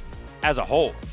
Something worth mentioning with this TXT roster, by the way, Legacy is on the bench. What? Yeah, and this is a question that we had. Remember, they were stopping their opponents in the last round yesterday, and they put Legacy onto the bench in round 2, and we were like, that doesn't make a lot of sense. There wasn't like a role shift. Still on the bench, so maybe there's something going on with Legacy. Yeah. By the way, for those that haven't been watching, Legacy is a star player for this team. One of their tank operators, a really strong player, always in the right place at the right time. So I'm wondering if maybe, you know, sick, injured, I mean, like a real substitution, not a role play sub. Legacy's still on the bench. I mean, that's good news if you're an FX fan. You know, that's a top player on the bench for this team. Now, the subs that did step in for Legacy did a great job. There was no like lack of effort anywhere. So I don't know. It's an interesting conversation. But another player from TXT that we talked a lot about was this Echo roster, that OSSN Oak. I mean, Oak's crazy, insane for this roster in terms of taking down vehicles. Oak constantly was destroying vehicles. And the sub, by the way, for Legacy was Zambra coming in for this team. So, yeah, interesting stuff here from the TXT roster. Some things that we don't have all the info on, but a great team nonetheless. And Zambra, of course, is a great player. Actually competed in 2025 as well, part of this roster. So, no, like, necessarily loss in quality, but Legacy does have some star power. Yeah, absolutely. We're going to keep a close eye on who is actually playing for both of these rosters. Some substitutions being made across the board for both of these teams. So it'll be interesting to see if those decisions were the right ones. An elimination game. We are now down to, 5 teams total after this matchup. We're going to only have 4 left in the competition. And at the end of the day, we're only going to have 3 left in the competition in general. Dfiw 2026 has delivered so far, and I'm sure TXT versus FX will continue that storyline. Couldn't agree more, man. I really think this is going to be a good matchup. I know FX looked strong in their match against RBN, and they looked weak, frankly, against LT, but I think they've got everything together to ready and potentially win this first game. We're dropping in. We're loading in. It's crack time, baby, and FX are going to be on the attack to start things off. Get hyped, chat. I think this is going to be a fun one. Let's see what our attackers can do. Let's see what America's region can do for the very first time on global stage this whole weekend, and a chance to turn back the tides and get some momentum right here, right now on Crack, as they send a full fleet of attackers on the left side of Sector A. This is a new approach that we have seen. Not often do we see a big swarm towards the left side off of the rip here from the attacking side. Let's see if they can kind of catch TXT off guard with this. And taking a look at the feeds on the left and the right side, it looks like TXT were fully prepared for this one, as they do have some of the barricades kind of set up, but Winter's kind of getting in the mix. Leo's getting into the mix. Keep a close eye on Leo, by the way, for the side of FX, because even though they lost yesterday, he was doing great individually. Yeah, top fragging for the team, even in a bad state, like well into the 20-kill margin, so definitely Leo, a difference maker. Now, Randy just had a nice play there to maintain control with this respawn beacon, set up an area for the team to respawn on, or a squad to respawn on at the very least, on top of this hill. We'll see what they decide to do with this egress. Now, TXT also recognized this, so they're going to be playing for it. NTPP gets cut down, though, with the help of Randy and Boom from a distance. They actually win these trades, and Wormy's going to be leading the charge with the bow on a 3 spree right now. Pushing with a full roster of, looks like 2 full squads, 8 players, or maybe even more, continuing to join them. Commander versus Commander. Romania on the other side, also on a 3 spree. But a big fight on high ground needs to go the way of the attackers so they can make a push with some smokes over to the point and begin a cap here shortly. Oh, big flank play from the side of NTPP. He's going to be picking up a 3-piece over there, but the medics are going to be surrounding for the side of FX. They're going to be able to get all of these reses. The Nile is going to be trying to come in for the side of TXT, but there's only one remaining member that they have yet to find, and they're going to have full control over all of the rocks. Now, one little thing for everybody at home, remember, Cracked starts off with 0 vehicles, which is very, very rare in a game mode like Warfare, which is why a lot of our teams do love it. But it does not stay this way for the entirety of Sector A. So as this goes further and further, the dynamic, the environment will change immensely. Agreed. FX not doing their signature full send. Or maybe they tried right as we spawned in and it didn't work. So they're having to readdress the situation maybe from a different angle. Ooh. Some really aggressive plays here from the TXD side, even though we're checking out Wormy, Randy, Boom, and Luna. They are able to continue to get those revives. Again, these are 10, 15 kills that are all being negated by the fact that the medics are playing with them, sport operators getting their revives. We're only down 20 lives. Nothing too scary yet. And I'm taking a look at kind of the operator spread here in terms of classes, right? You don't really see many engineers. The fact that you're able to pretty much just invest totally into assault and medic characters, support characters to go ahead and continue through those revives makes it so hard to kind of cut down the attack for the side of TXT. But take a look at this. They actually find the position that they need. They find the push that they need. They have pretty much thumped a big portion of the push from FX over here on this rock side, and you're kind of seeing it make a big impact into the ticket economy for the side of FX. They were just at 162 on the back foot of all those revives that you were talking about, and they're taking an absolute dump. 20 tickets over the last minute. Well, we took a quick look at that map feed, and I didn't see a lot of red on it. They all elected or was forced to hit the give up and immediate spawn back in whenever the respawn timers were down. So that's the nature of the game. Fortunately, if you lose your medics, you're going to have to just get back into the game via the old-fashioned way. Unfortunately, even more unfortunately, is that any advantage they had on high ground has been completely cut away. So what did FX do? They abandoned it completely. Look at where Wormy's at. Going to try to go low side. Immediately read by a couple of members of TXT.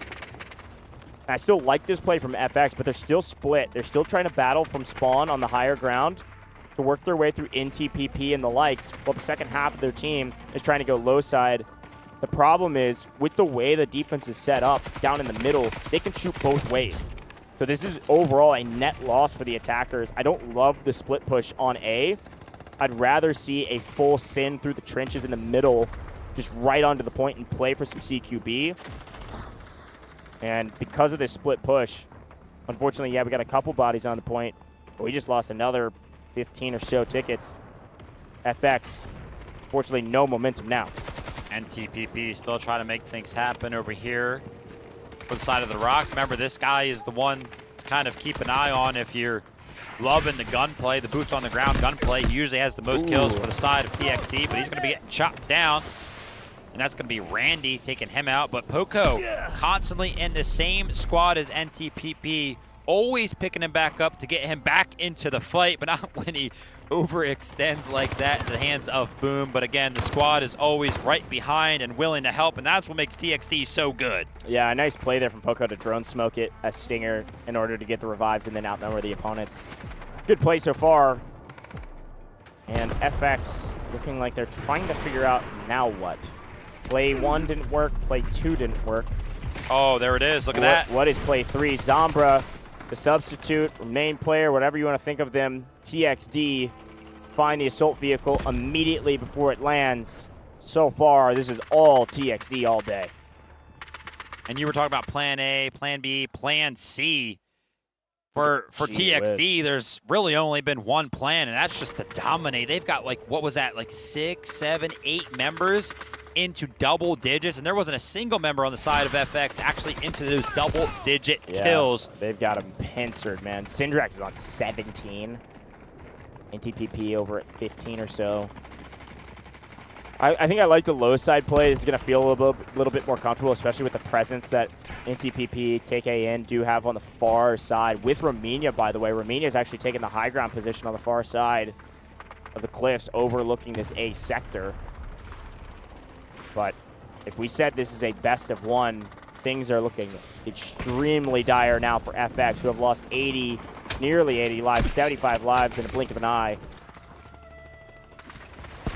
The numbers are here for the side of FX. They could potentially go ahead and find that swarm that they were looking for the sector, but again, keep a close eye on the kill feed. I'm still seeing more green than I am red picking up those kills, and TXD have just done such a great job of cutting down the approach, the attack. As soon as those smokes come out, man, the util has been great, but the straight up gunpowder from the side of TXD is really what's just winning them so confidently. And finally, FX catch a little bit of a break, because like I mentioned, the landscape is not going to stay the same. Eventually, the vehicles do come into play for the side of the attack. And now FX have 2 vehicles available for them. One of them is going to be that assault vehicle. The other one's going to be the AAV. Got to utilize these effectively. You have a small advantage. You've got to win right here, right now with them before this defense is able to call in vehicles of their own. Let's capture A and make a big move here.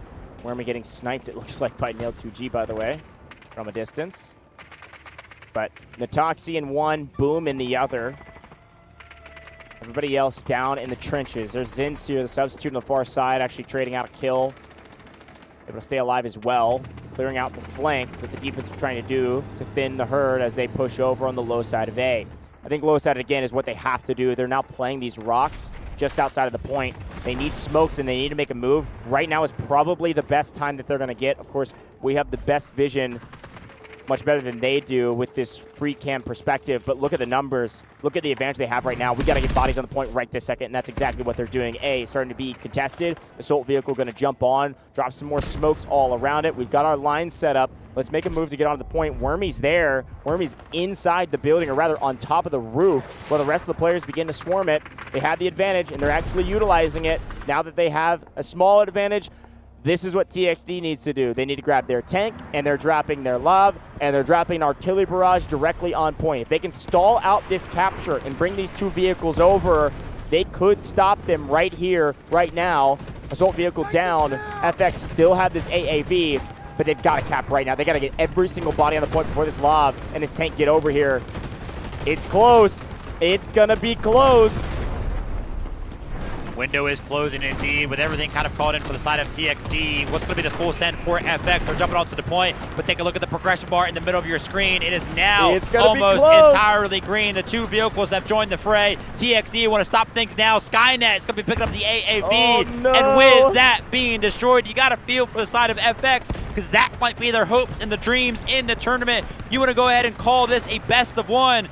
What if TXD are able to hold them on Sector A? Wormy's trying to make something happen. He's trying to go ahead and coordinate the troops. He marks one of the vehicles. He's like, hey, listen, guys, we got to go ahead and take these things out.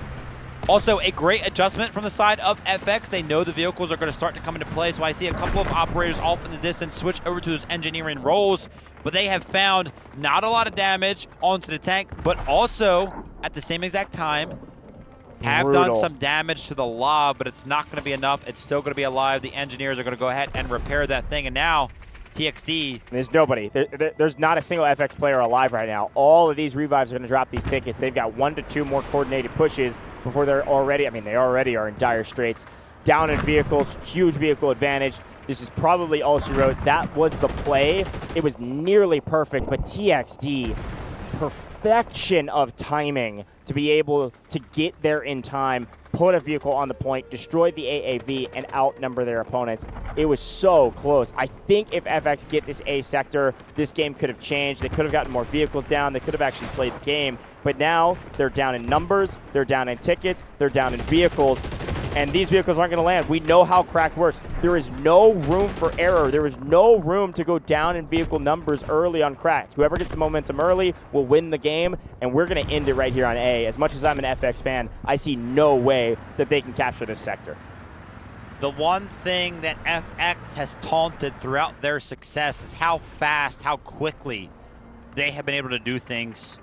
An average attack time, regionally speaking, of less than 10 minutes. The one thing that I would have loved to have seen from them when they had both vehicles a big advantage was to just send it, but the AAV, it took so long before it jumped on the sector itself that they allowed TXD to kind of get back, right? Kind of close that window, and the window is pretty much shut, especially when you take a look at the landscape here for the side of TXT. 3 vehicles available. FX are still trying to make something happen. The engineers are now active, and so is the AAV for the side of FX. Can they make a push over here on the right side? Can they take out some of the vehicles? That's going to be the only way they can bounce back here on Cracked. FX have a lot of passion, but I don't think passion's going to save them in a moment like this. TXD is too polished, too timely, too coordinated, and who knows, man. I mean, you consider what FX has been able to do in this competition. They were able to take down RBN. But against LT, a polished team, they were just a hair too slow on some of their plays, and yet again get punished for being just a hair too slow. I mean, it's not often in Warfare you can quantify something in a matter of seconds just because it's such a macro game and such a macro game mode. But that really was a matter of, what, 2 seconds difference? If they make that move 2 seconds earlier, I think they capture Sector A and it's a totally different game. Wormy, yes, has an AAV. It will not last for long. TXD are too good for that.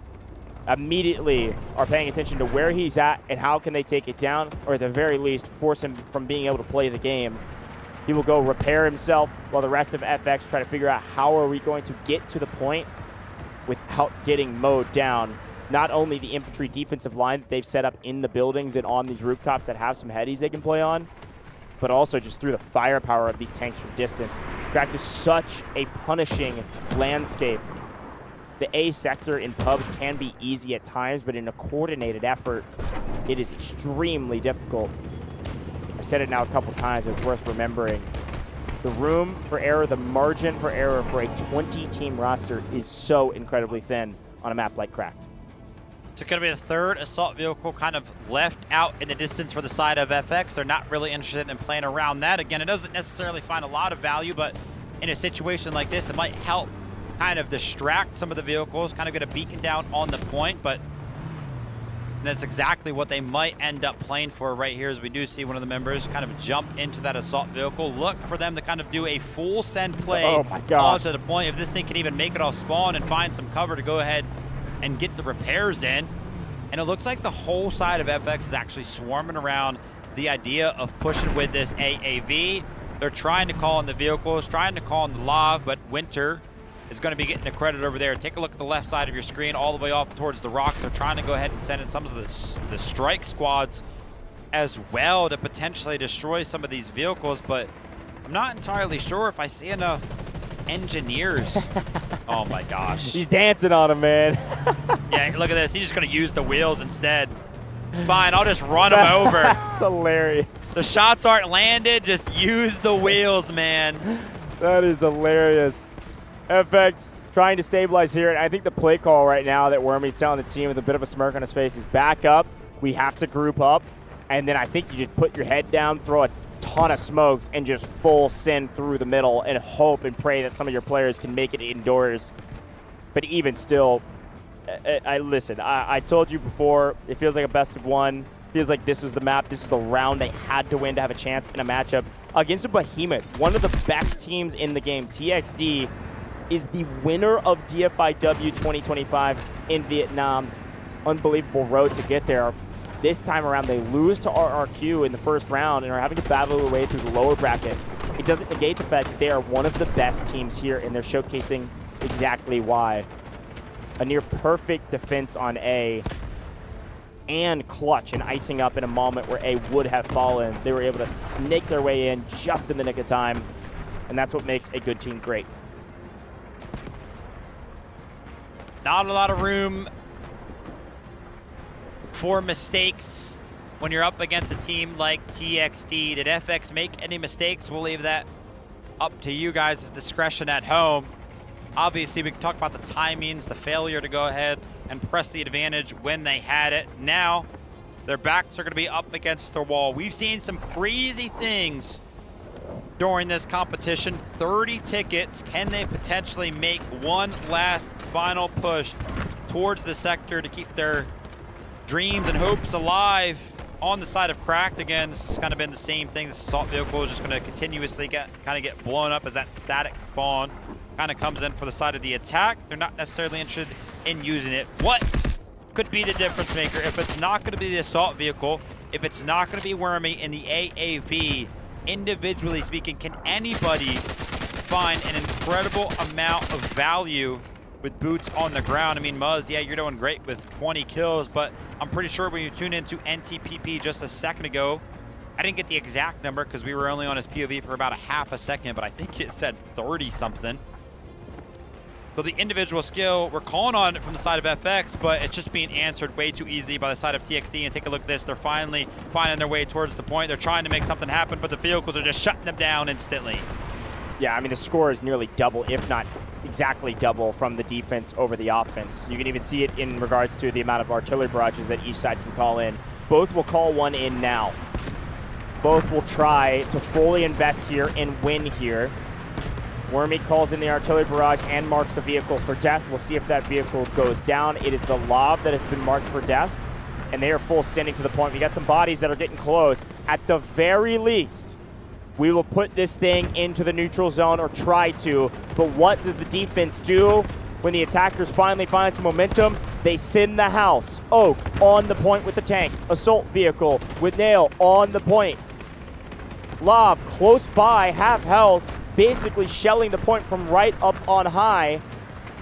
This is the only push that the attackers had left in their inventory. And with an urgent redeployment, the defense is full sending right here, right now. They want to win right this second. No last second captures, no momentum shifts, no score for you. This is a TXD shutout of FX, who unfortunately had one chance to make their way through the A sector, and the perfect timing of the TXD push, the perfect timing of TXD getting their first vehicles was the difference maker.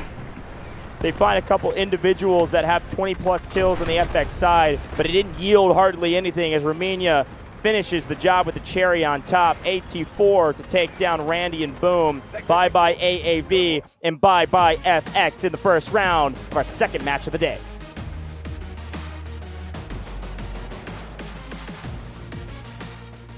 FX got pretty much everything they wanted. They got the map of Cracked. They got the attack side in the first round. That's what me and Goj wanted as well. We're fans of them. We've watched them play regionally. We've casted over them regionally. We know how good they could do, but we also know how good TXD are. If anything was going to happen, it had to happen there. Brutal. Brutal way to kick off this matchup, and you can see it in their faces. Just frustration, frankly. A little bit of, now what? What could we have done differently?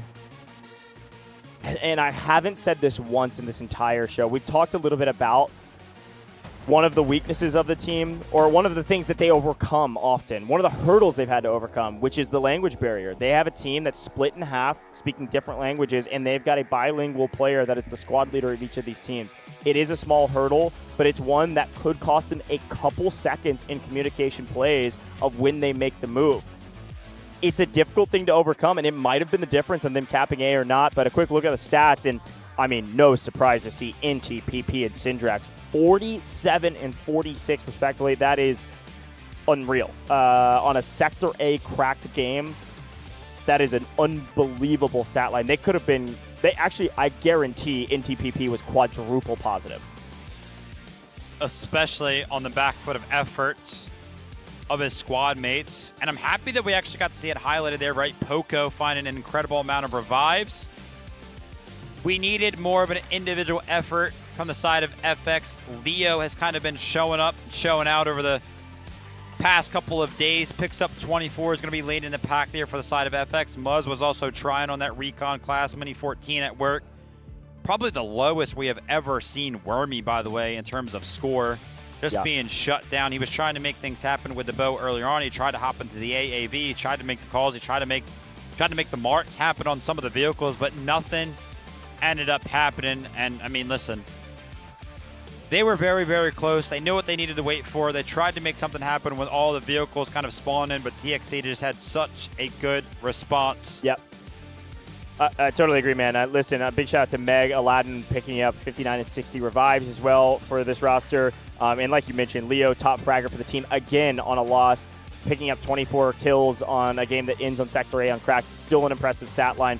Leo is a very strong player in fragging, but unfortunately, even with a couple heroes on the FX side, it was not enough. Looking back on the highlights, I'm excited to see that moment where they did get the push onto A, where they were able to push up and actually start chunking away this zone and putting it into a position where they almost moved on to the B sector, because that was the one play that worked. Everything else, the first play, the second play, playing high side didn't work because NTPP went viral on map.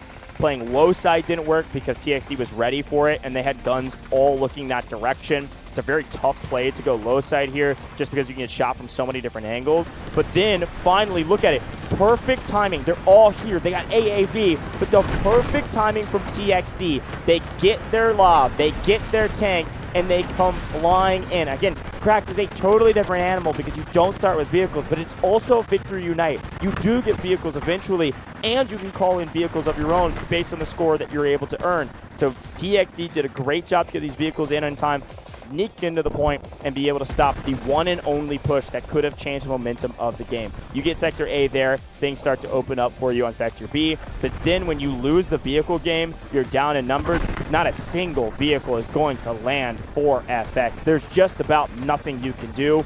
I said it 5 times, I'll probably say it another 5 times. Some of these other maps, you can get away with a couple mistakes. There is zero room for error on Cracked. The team that gets the momentum first will win the game. And that was actually closer than I thought it was. I mean, you called it. You said it was down to like 1-2 seconds. I was like, was it really? Oh, yeah. Take a look at the replay right there. Yeah, it was like 90% of the way captured. Literally 2 more seconds. And FX would have captured Sector A, and we could have been having a completely different conversation right now. But TXD played it perfectly. And I'm not going to lie, watching back some of those highlights, coming into this matchup, we talked about the success that FX was able to find on a map like Cracked. And we actually specifically talked about their approach to Sector A. And it was on the back foot of that assault vehicle. Yeah. TXD had a great adjustment. They actually had a full squad of engineers already at the initial start of the match. So they were actually fully prepared to take out the initial assault vehicle that spawns.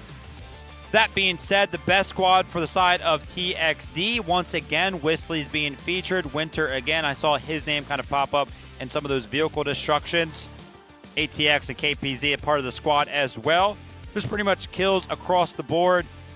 And a couple of medics in Whistly and ATX, which again, huge to have members on your entire roster that can put up an incredible amount of rescues and kills simultaneously. Well, and I think it's something that oftentimes goes under the radar, at least for the viewer or for us as commentators. We don't have time to shout it out in-game, but the medics on the defensive side are nearly as important as the attacking side, especially in a zone like A on Cracked, because you saw what NTPP was able to do on the flank with his squad. Poco. But when you make that one move, Poco's play was huge. Now, NTPP, of course, earning the MVP, so to continue the point, when you go on a flank like that and make a huge play, you can find impact of getting a 1v multiple kills, right? You can get a 1v3, a 1v4, but if you get cut down, all that momentum is gone. The attackers will respawn and do it again. If you have medics with you, continually picking you up over and over and over again, maintaining that flank hold meant that the attackers could not swing to the right of Sector A the entire game. Medics are incredibly important on both sides, and the medics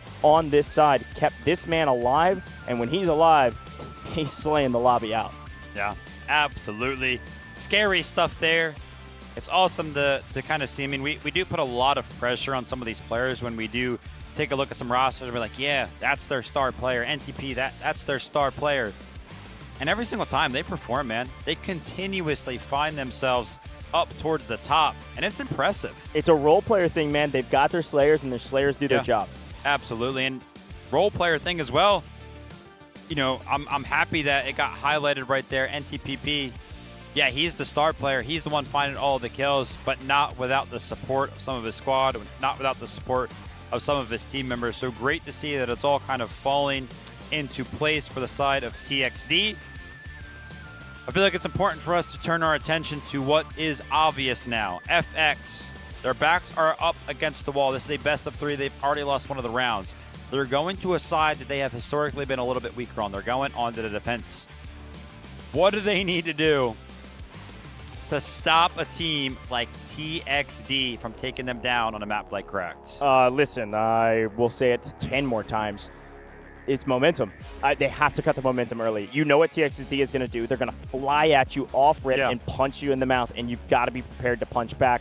I think the biggest thing is reading. Hopefully you've read a little bit of their playbook. Hopefully you've watched their VODs and figured out what's their initial push, or you can at least read it out quick enough and relay it to your team quick enough to answer in kind. If they full send, you've got a full send too, and you better come out on top, because whoever gets that early capture likely will win the game. I think if I'm FX, I got to play, well, their back is against the wall, so that's the only thing you can play like is a caged animal back against the wall. You got to fight for your life in this tournament right here, right now. If I could give a pep talk to the boys, I think it's just play with confidence. A lot of times when you lose out in some of these gunfights against a guy like NTPP or wherever it is, it can cut all your momentum. You can be like, dang, how did I miss those shots? How did I do this? How did I do that?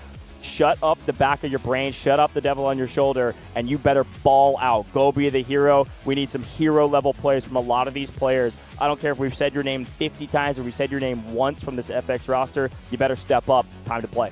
Yeah, absolutely. But you're talking about those little nuances, right? Those little mistakes you can be making. One of those biggest ideas that's going to be in the back of brains. Can they shut it out? The fact that they just lost, man, you're kind of talking about momentum. They pretty much have none right now. They made nothing really happen on the attacking side right there. They know as well, if we know it up here, they know as well that the attacking side is their better side. So, yeah, a lot to do, obviously, in the game itself, but a lot to do outside of it as well, right? Mentally speaking for the side of FX. Obviously, once we start to gear up and get ready to go into the game just a couple of minutes away, we'll kind of have those camera shots of the players, and it'll be interesting to see what their faces are looking like, what emotions they're showing. I need somebody to stand up right now and start screaming, all right? Let's get loud, all right? Let's get active. But let's talk a little bit more about TXT. We need to hype up this roster even more. We did a ton of that earlier because they crushed their competition in their last matchup. Now against FX, it's looking like a lot of the same. This is the TXT that we saw in Vietnam about 6 months ago. This is the former champion. This is the team defending their crown, and they certainly look like it right now. They're all gas, no brakes, everything working efficiently, a very fluid machine. It doesn't care how many cylinders it is. If it's working fluidly and they don't need extra oil, they're going to be feeling very, very comfortable going into this next game. The only stumbling block that could be in their way is getting a little too confident, making too aggressive plays. But that's not the TXT I know. This is a very consistent team, and I'm expecting, as much as my predictions are saying FX, I'm expecting TXT to close things out here in pretty dominant fashion. Yeah, all of our top teams have done such a good job when they are kind of pressing the advantage. They never really overextend. I mean, we've seen, I think, even over the course of the competition entirely over the past couple of days, I've seen maybe 2 or 3 overextends. One of them was on actually Cyclone Day when we did see the boat kind of overextend itself. But all of these teams actually do such a good job of not pressing the advantage, not getting too hypey, as you could say, right? Not feeling too confident, wanting to go for more kills. Yeah, which is scary. It is scary. Because that means they don't make mistakes. And if they're not making mistakes and they just beat you that dominantly, then they're probably going to do it again. I agree. I think it's going to be a tough one to crawl out of. We said it might have been or feels like a best of one, and that best of one is long gone now. It is now a best of 3, and FX have to win. A couple quick shouts, by the way. I've been paying attention to the chat. You guys know I always do, Twitch chat in particular. And I want to shout out a couple of our subs that haven't seen the Battlefield yet. Local, RDG, not on the Battlefield, and Waterfloss as well. Big shout out to Waterfloss. Actually, chat was asking Waterfloss to join the battle, and Waterfloss said, sorry, I can't. All my peripherals I've loaned out to the team. The team's using all my stuff. So Waterfloss is cheering on from the chat and in the stands, I'm sure. Big shout out to the whole team. This is a team effort for FX. The fact that you're here is really, really dang cool, representing the Americas region, especially still in the competition here on day 3. But to stay in the competition, gotta win on defense against the former champions here on Cracked. Looking a little nervous, looking excited, somewhere in between. Let's see what TXD can do. Certainly not nervous over here, but FX, what about them? Both of these teams are trying to keep something alive. FX trying to keep it alive for the Americas region. TXD trying to keep it alive for the back-to-back. How incredible would that be?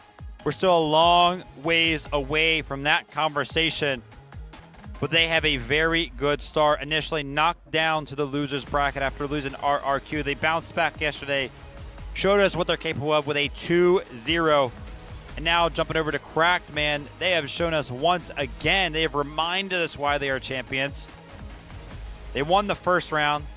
One more round to put themselves in the losers finals up against a team like HAN. That's going to be a tough matchup if they can make it there for either one of these teams. Stay tuned for that one.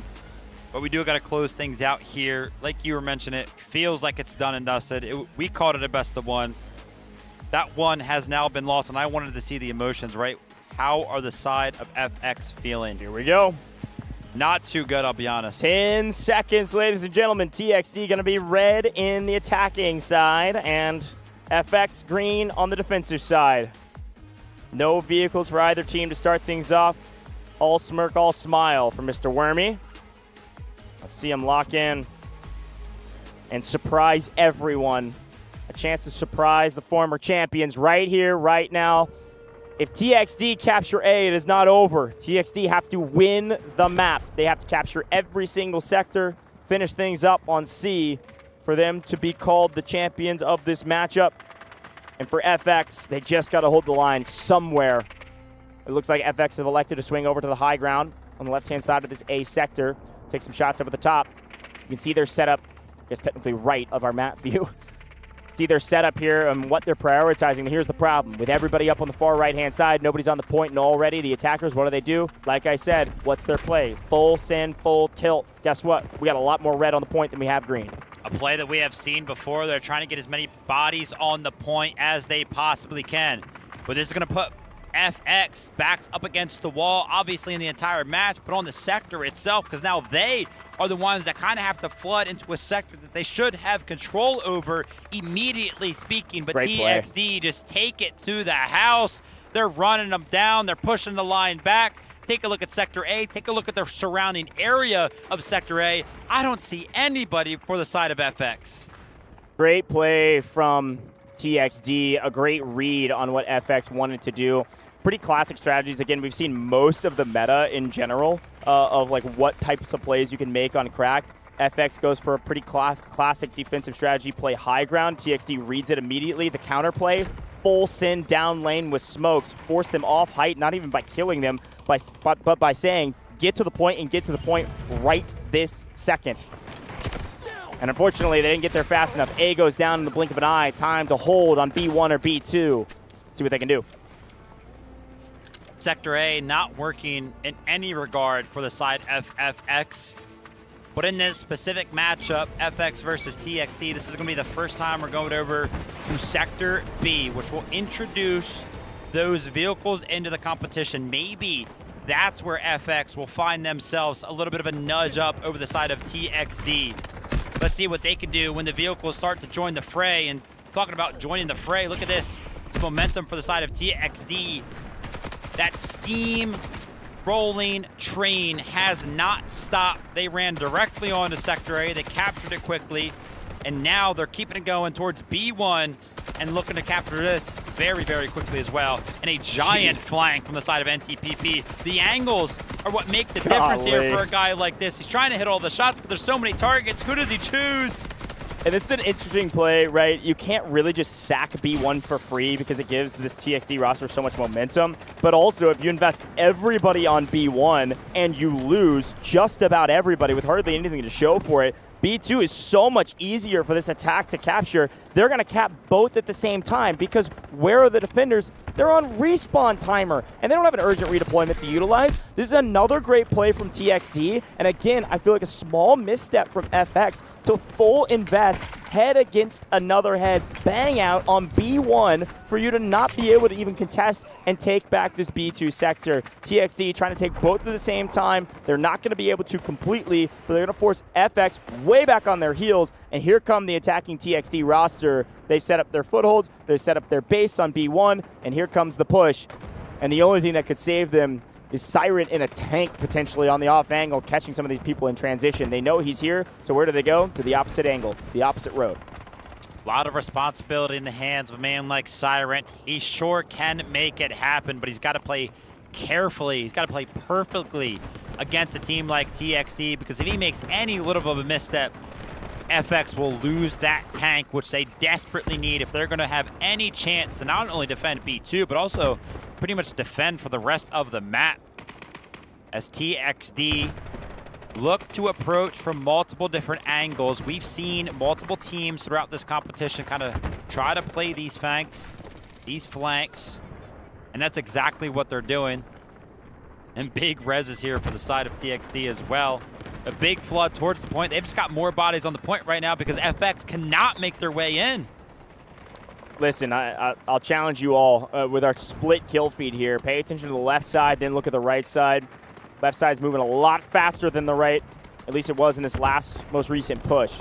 Urgent redeployment from the defensive side. They finally earned enough, and Wormy says, yeah, the pressure's on. Let's utilize it right this second. That means our respawn timers that the commander are able to reduce are nearly instantaneous. You're going to see a lot more green rushing the point here in just a moment as they die, respawn. There they are, all popping up behind the tank and sprinting towards the point. This may save them for a moment. It may stop this first push over to B2, but you won't have it for the next one, and I'm worried that they desperately need it right now. And Siren now is in trouble. NTPP and AXII are pushing the equation, trying to take him down smartly and able to cut them all down. Is able to stay alive for a moment, but a couple missiles over the top. Luru keeping them weak. These engineers are fighting for their lives right now, and they're all down. There they go.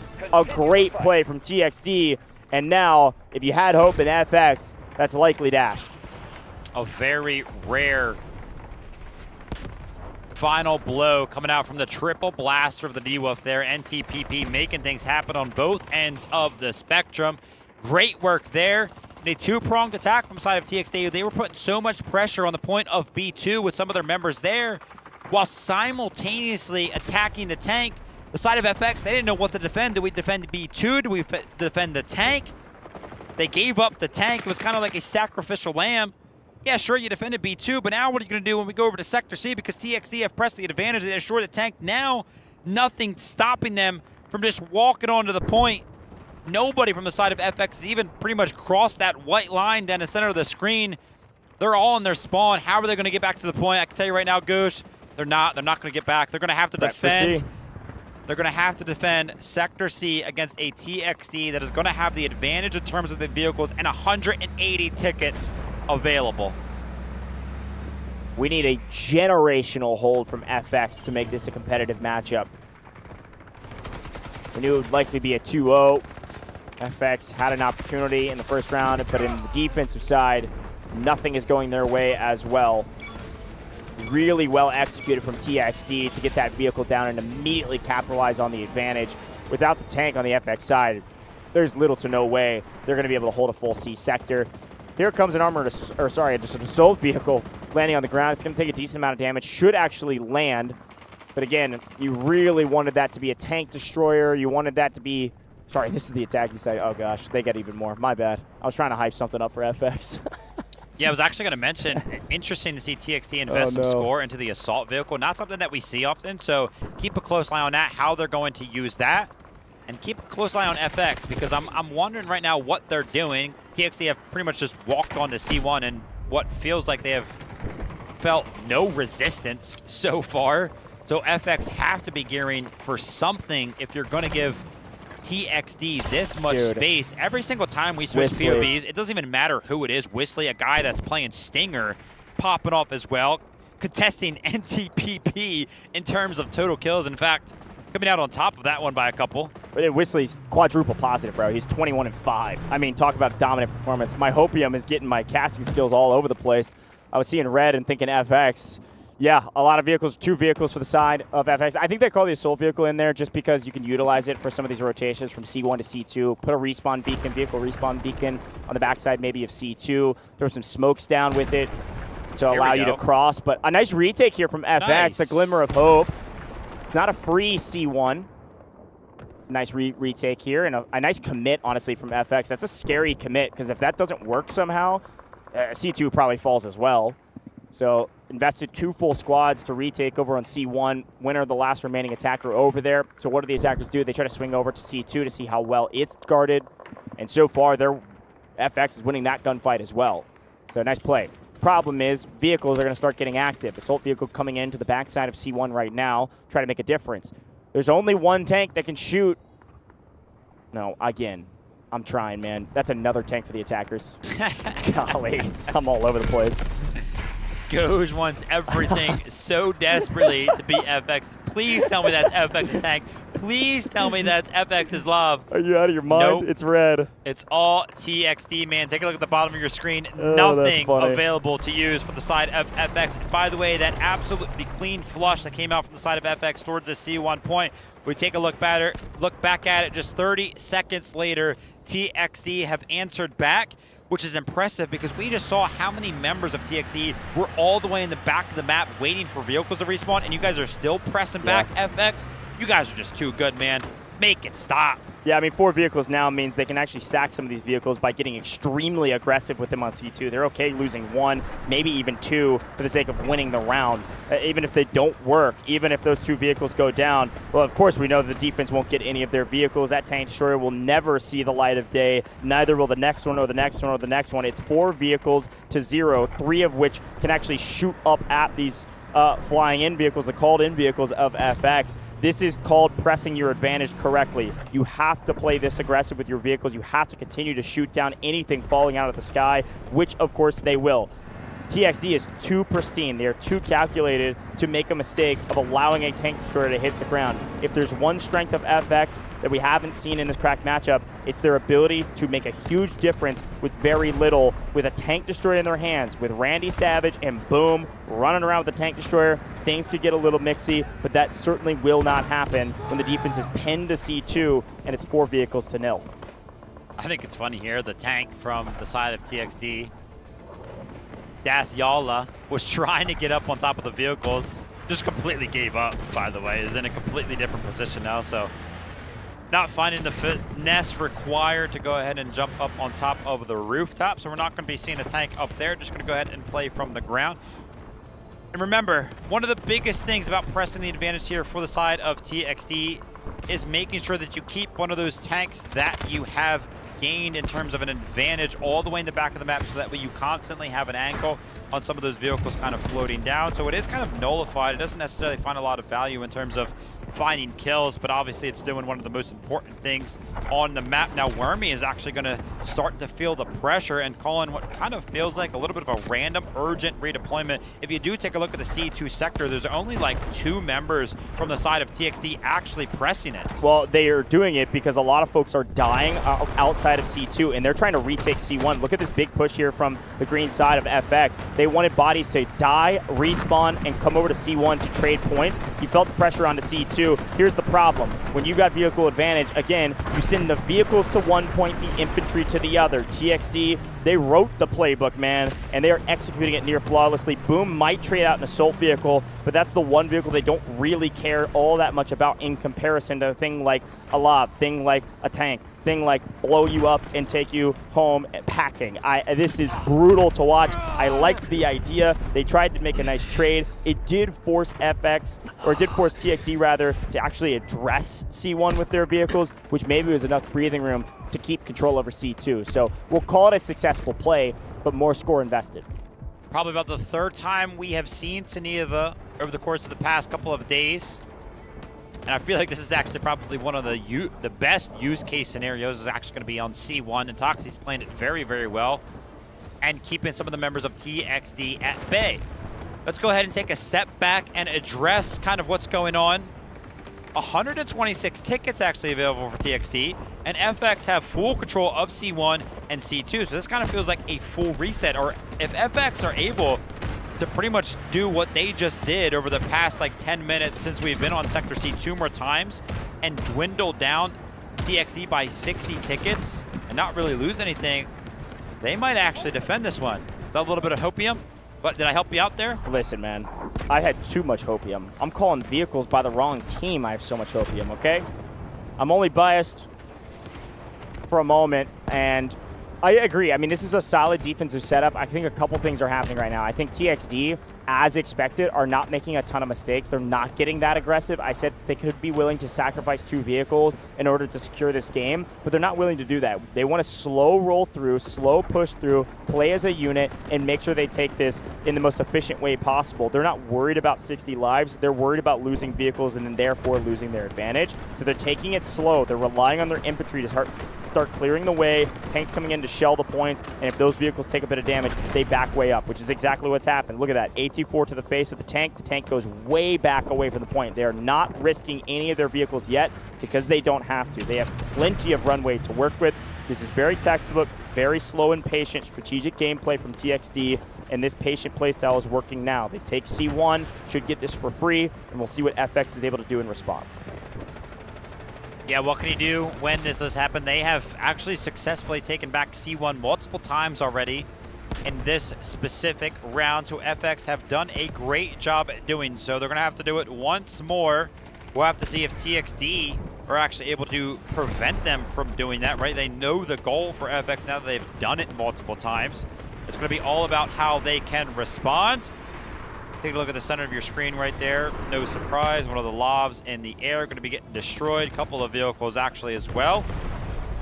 And you got to ask yourself the question, man, did we just stop trying to call in vehicles at this point? Yeah. Like just... I mean, honestly. Just use the score on something else, maybe?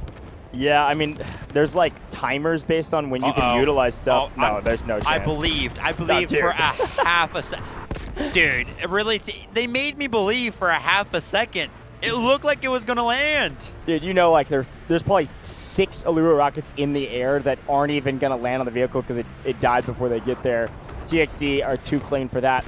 C1 was marked to capture here and hold by the attacking side, TXD, so they will, if they are able to hold this for another 60 seconds, they will earn some extra score, which they could utilize for a modicum of different things, but we've got a lot of artillery barrages that could land on C2 for what could be their final push. Look at where the defense is actually set up. They're not set up on C2. They're set up over there on the far right-hand side of the map. They're looking to retake C1 here, and it looks like TXD has actually read this. They've got NTPP playing aggro on C2, while the rest of the team is holding C1. This is a fantastic read from the attacking team to thwart what could have been a counterplay over on a C1 and yet again play that tug of war. While that big fight's going on, they're taking C2. I like this play a lot, and now we're relying on Rasta, Siren, Muzz to somehow, some way still take C1 even through the onslaught of the defense. Now with the redeployment, sorry, not urgently, but just everybody respawning, everybody swarms the point onto C2, and they've got to win this battle. It's going to be a tough one. There's the urgent redeployment I was expecting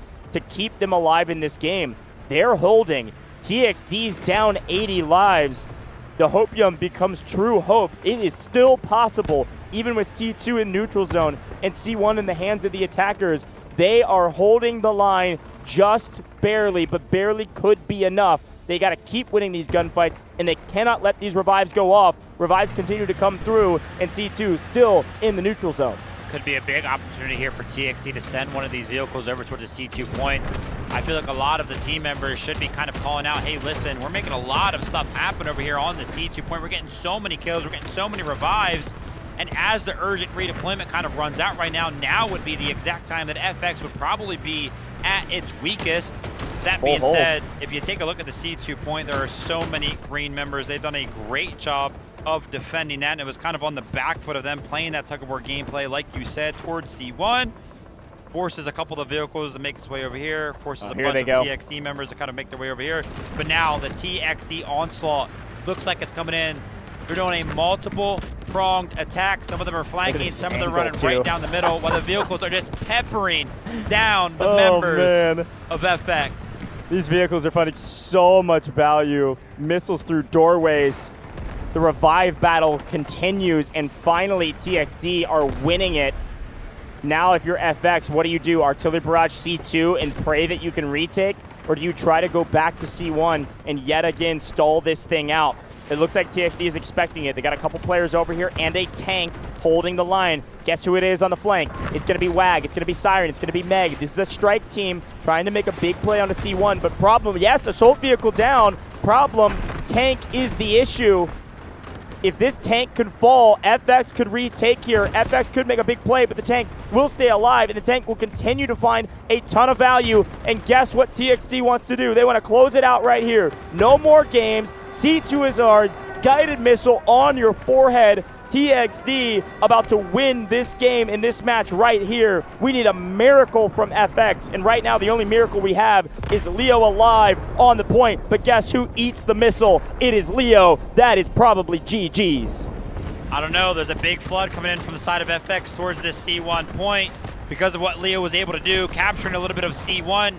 He's given FX a little bit of a breath of fresh air, an opportunity to maybe find some more members onto this point. They got to take care of this tank right now. It's 50% HP. Can they find a couple of more engineers to go ahead and invest some of the rockets towards this tank?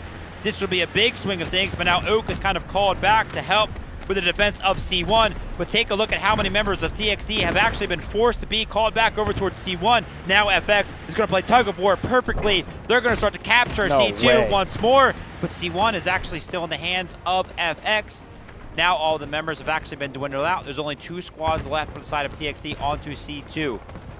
The FX, they got to make something happen now. I don't know if there's anything left in the tank. Unbelievable effort, frankly.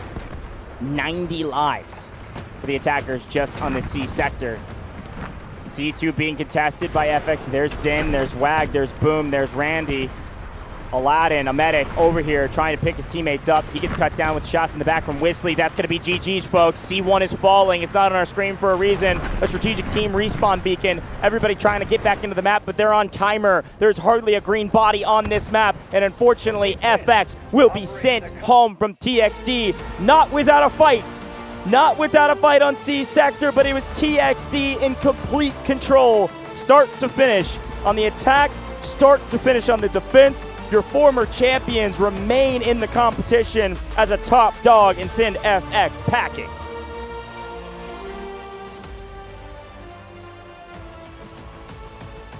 There wasn't even a smirk from the side of TXD, I'll be honest.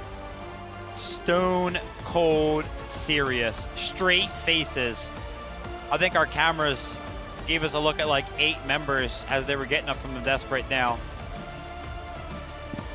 And by how they were reacting, this is exactly what they were expecting. Maybe even a little bit disappointed that it took so long in the C sector. I mean, FX were doing a great job of trying a different approach. C1, C2, back and forth.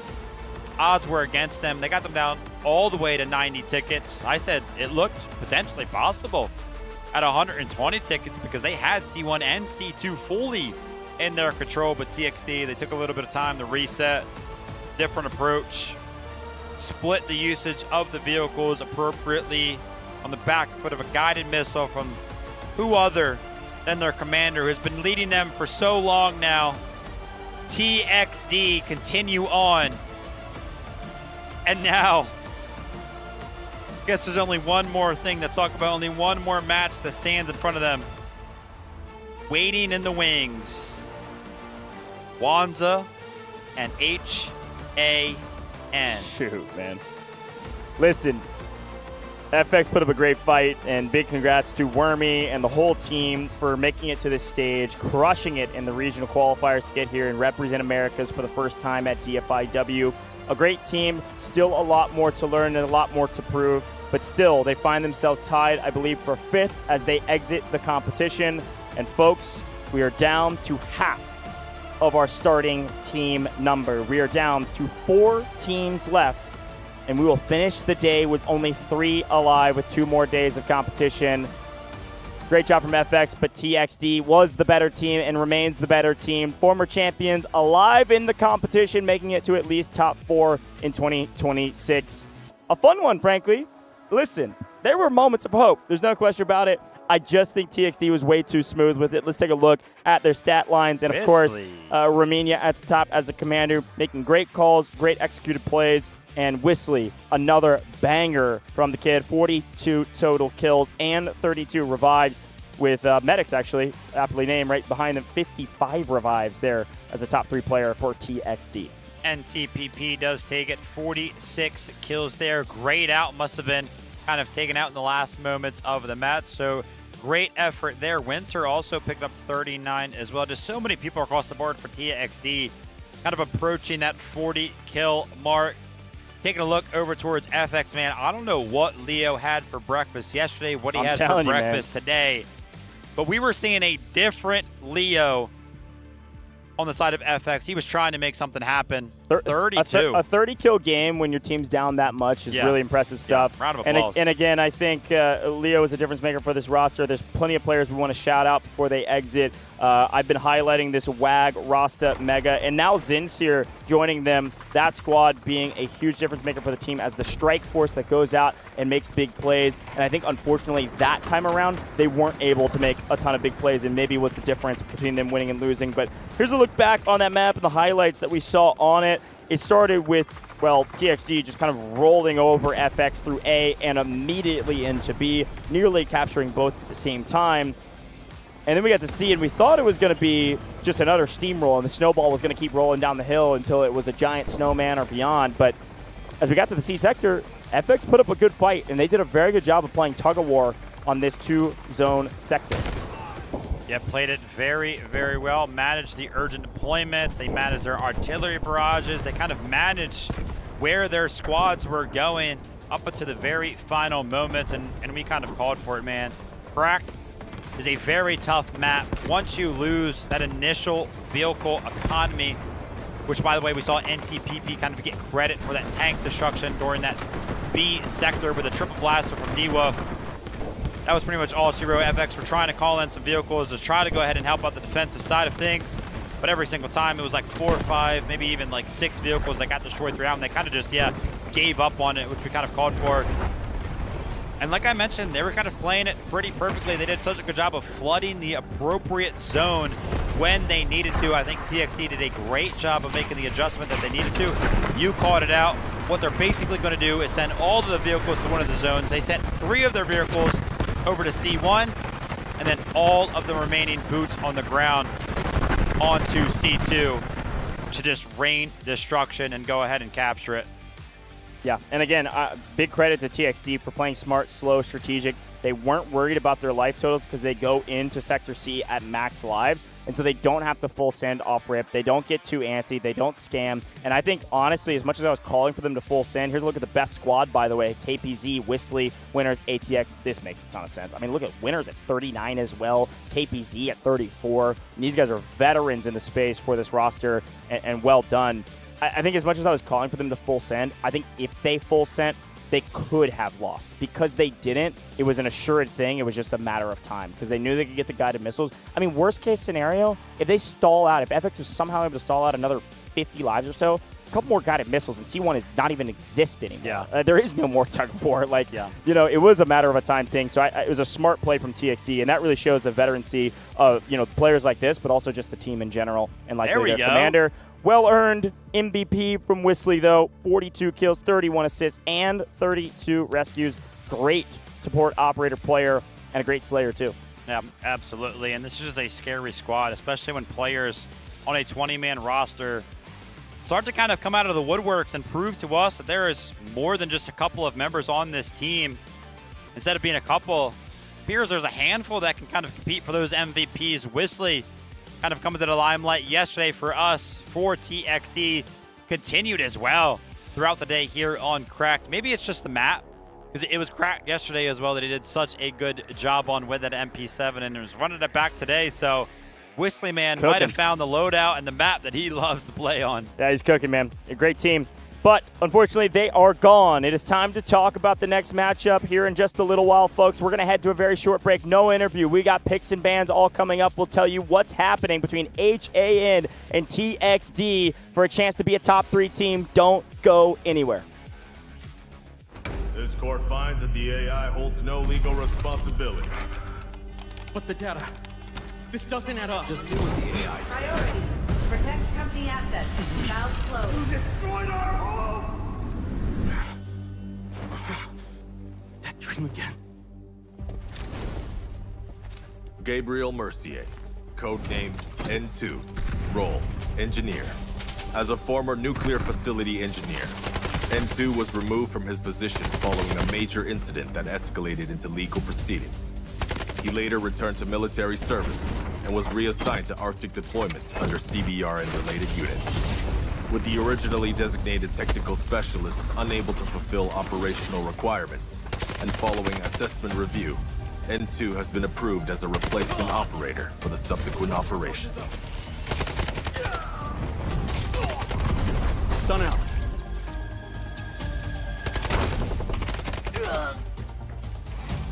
Throwing stun. Stun hit.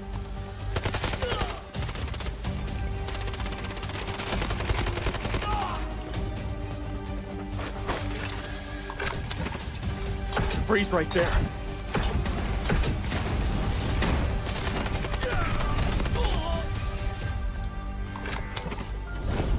It's getting cold. N2 is equipped with a modified grenade launcher, capable of firing up to 6 LN2 grenades. Upon impact, each round detonates and releases a burst of cryogenic gas, dealing area damage and significantly impairing enemy mobility. Sustained hits can fully immobilize targets through extreme low temperature exposure.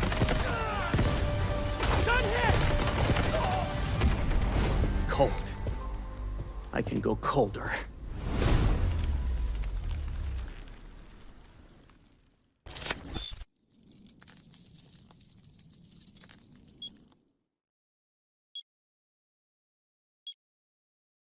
Should we really be sending her to the front lines in her current state? You ought to know her better.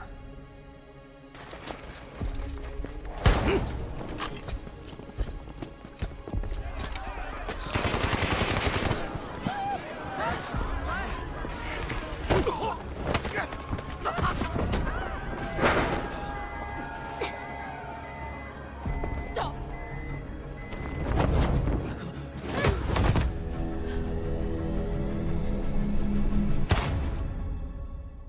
Lena Vandermeer, codenamed Vinder, role support. Vinder is a medical specialist from GTI Europe, specializing in pharmaceutical research, possessing outstanding medical expertise, and a strong sense of responsibility. Vinder's med drones can be deployed to a targeted area, dispersing med-infused nanobots that restore teammates' health, providing them with an adrenaline boost. They may also be deployed on herself, following and continuously restoring her own health for a limited time. Her windmill smoke grenades are guided by gesture censoring tech.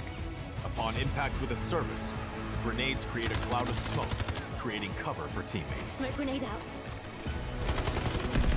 Vinder's Flutter Rescue UAVs will automatically target downed teammates, administer medical injections when deployed. Once the injection is administered, Vinder may approach the downed teammate and manually revive them. During deployment, the UAVs may also utilize their active defense system, automatically absorbing 1 instance of explosive damage per deployment, and applying a buff effect of Vinder. Counting on you guys. Vital signs stable. Prepare for rescue. I've got you. It's taking effect. I'm here.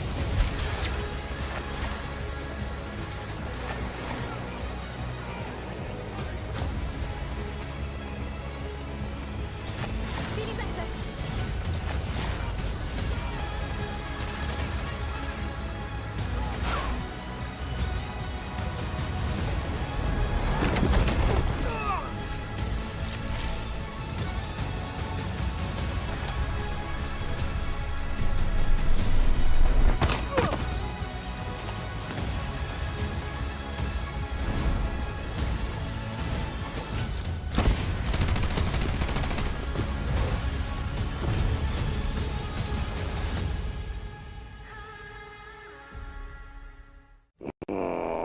Can't I just have 5 minutes, peace?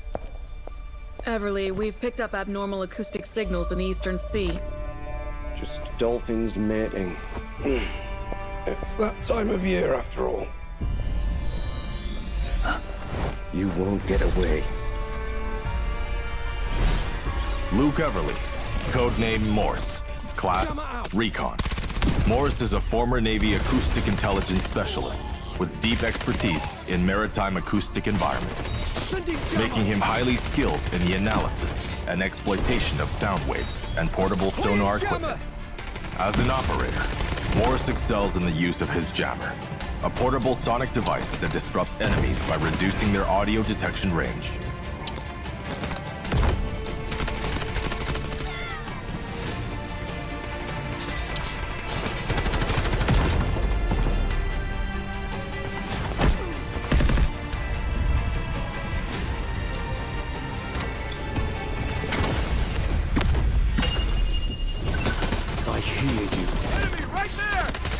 Morse's advanced sonar device emits sound pulses to scan for enemies, generating markers on their positions. No more secrets!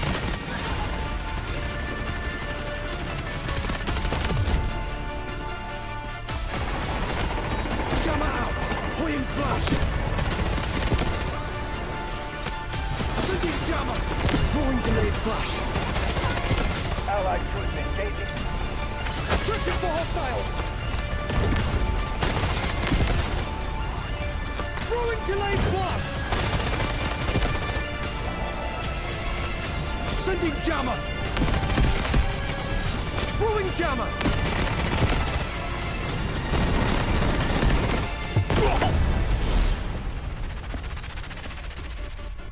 Shh. The storm is coming.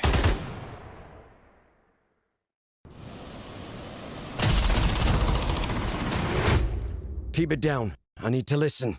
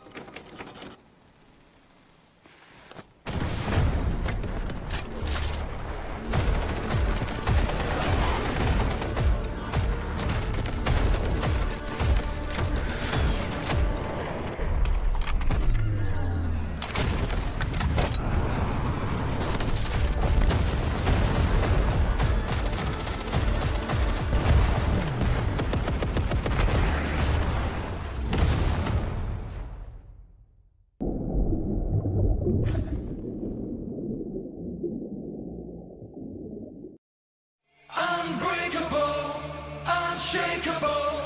Oh, oh, oh, oh. Shadows tried to dim my light. They told me to give gave up the fight. Said I was weak, said I was small, but there's a drum inside my chest, a beating heart that gets no rest. I'm waking up, I'm shifting knees.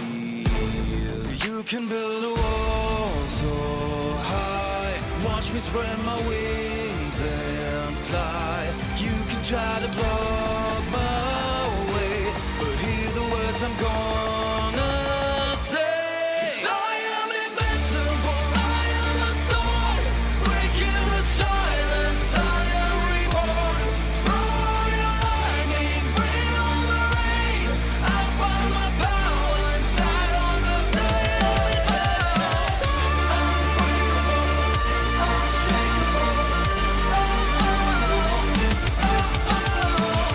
Unbreakable, unshakeable.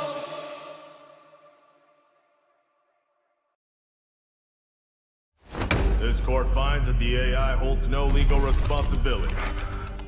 But the data, this doesn't add up. Just deal with the AI. Priority. Protect company assets.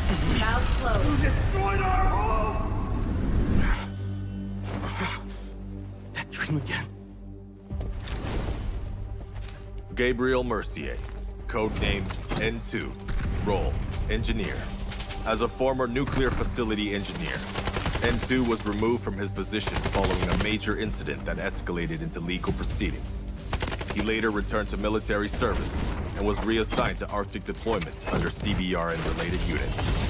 With the originally designated technical specialist unable to fulfill operational requirements, and following assessment review, N2 has been approved as a replacement operator for the subsequent operation.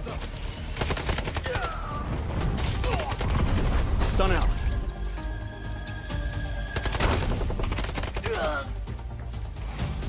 Throwing stun.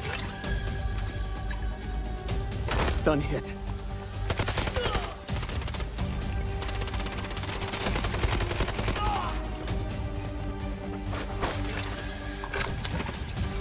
Freeze right there.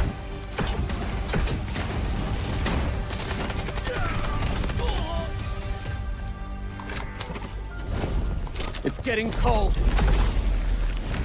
N2 is equipped with a modified grenade launcher, capable of firing up to 6 LN2 grenades. Upon impact, each round detonates and releases a burst of cryogenic gas, dealing area damage and significantly impairing enemy mobility. Sustained hits can fully immobilize targets through extreme low temperature exposure.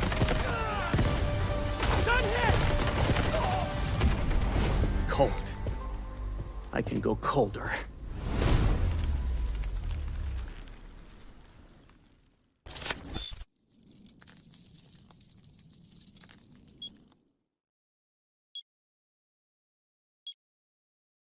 Should we really be sending her to the front lines in her current state? You ought to know her better.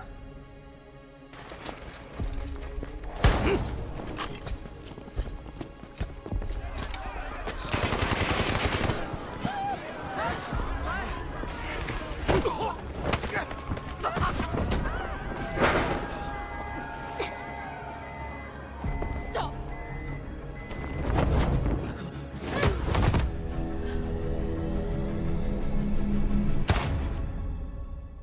Lena Vandermeer, codenamed Vinder, role, support.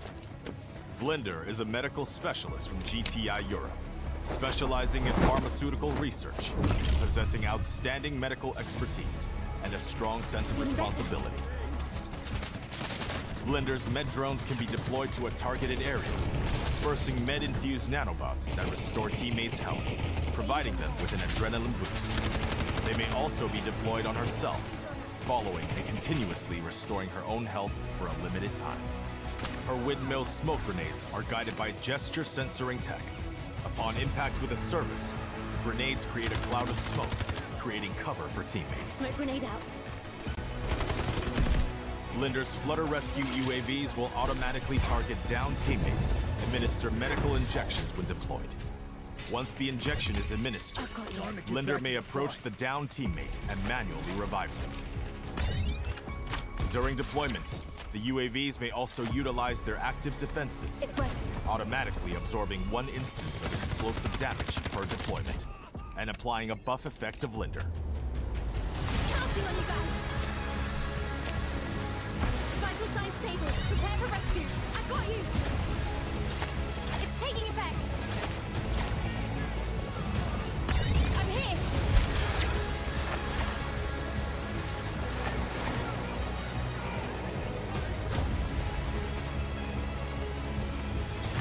Feeling better.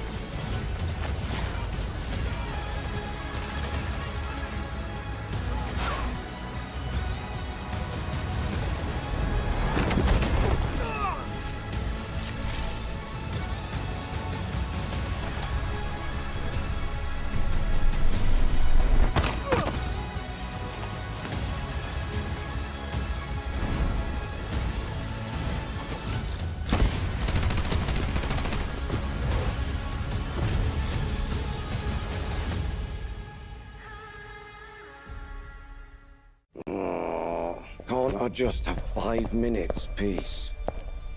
Everly, we've picked up abnormal acoustic signals in the Eastern Sea. Just dolphins mating. It's that time of year, after all. You won't get away. Luke Everly, codename Morse, class Recon.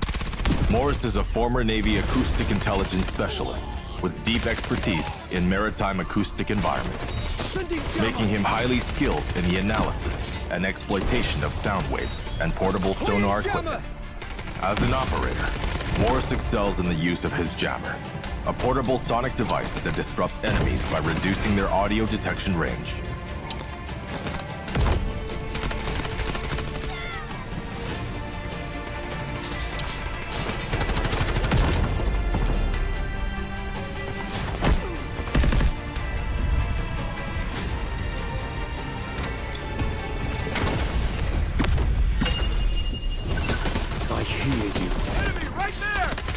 Morse's advanced sonar device emits sound pulses to scan for enemies, generating markers on their positions. No more secrets!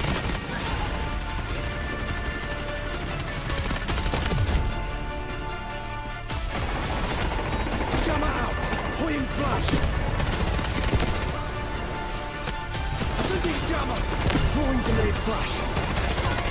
Allied troops engaging. Searching for hostiles! Throwing delayed flash! Sending jammer! Throwing jammer!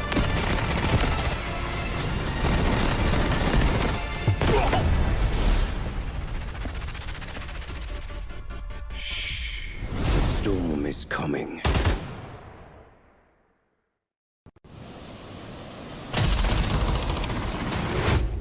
Keep it down. I need to listen.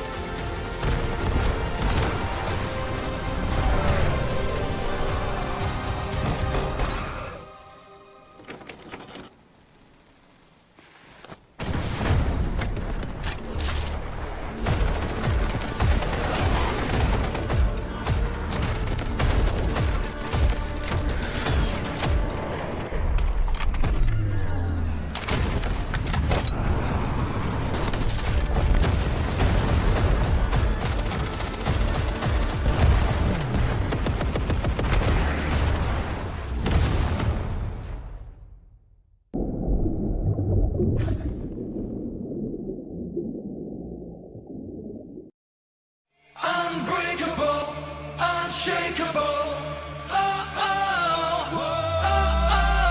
Shadows tried to dim my light. They told me to give up the fight. Said I was weak, said I was small, but there's a drum inside my chest, a beating heart that gets no rest. I'm waking up, I'm shifting gears.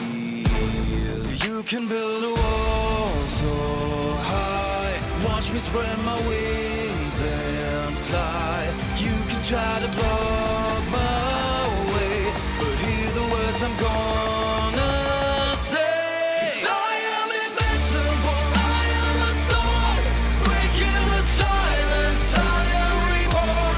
Throw your lightning, bring on the rain. I'll find my power inside on the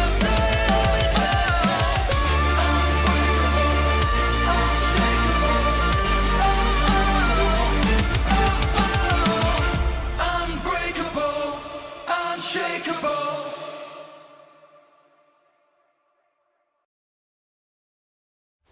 This court finds that the AI holds no legal responsibility. But the data.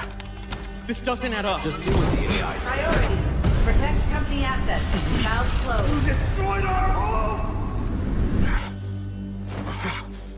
That dream again. Gabriel Mercier, codenamed N2, role, engineer.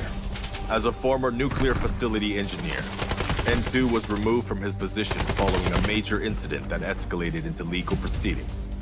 He later returned to military service and was reassigned to Arctic deployment under CBR and related units. With the originally designated technical specialist unable to fulfill operational requirements, and following assessment review, N2 has been approved as a replacement operator for the subsequent operation. Stun out.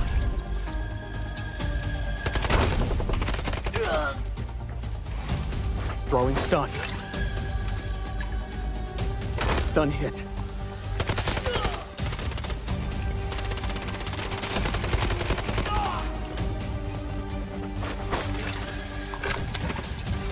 Freeze right there.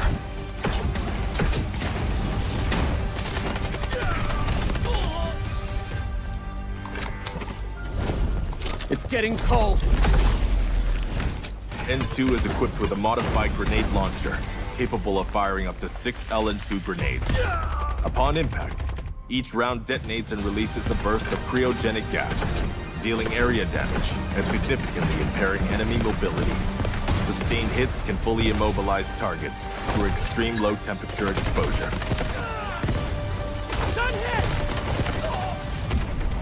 Cold. I can go colder.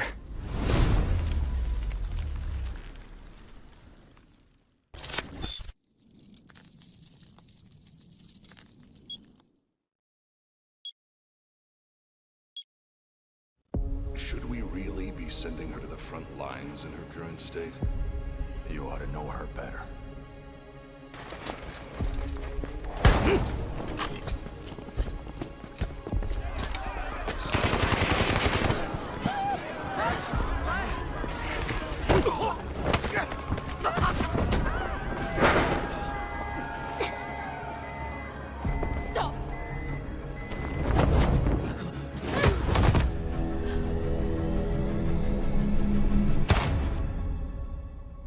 Vandermeer, codenamed Vinder, role, support. Vinder is a medical specialist from GTI Europe, specializing in pharmaceutical research, possessing outstanding medical expertise, and a strong sense of responsibility. Vinder's med drones can be deployed to a targeted area, dispersing med-infused nanobots that restore teammates' health, providing them with an adrenaline boost. They may also be deployed on herself, following and continuously restoring her own health for a limited time. Her windmill smoke grenades are guided by gesture censoring tech. Upon impact with a service, grenades create a cloud of smoke, creating cover for teammates. Smoke grenade out. Vinder's Flutter Rescue UAVs will automatically target downed teammates, administer medical injections when deployed.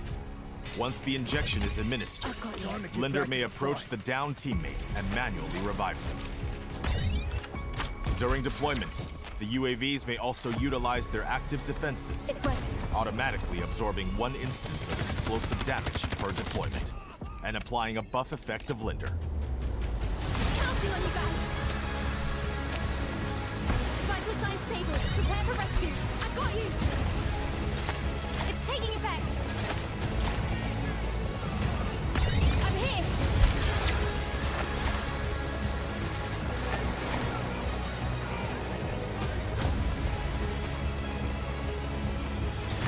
Feeling better.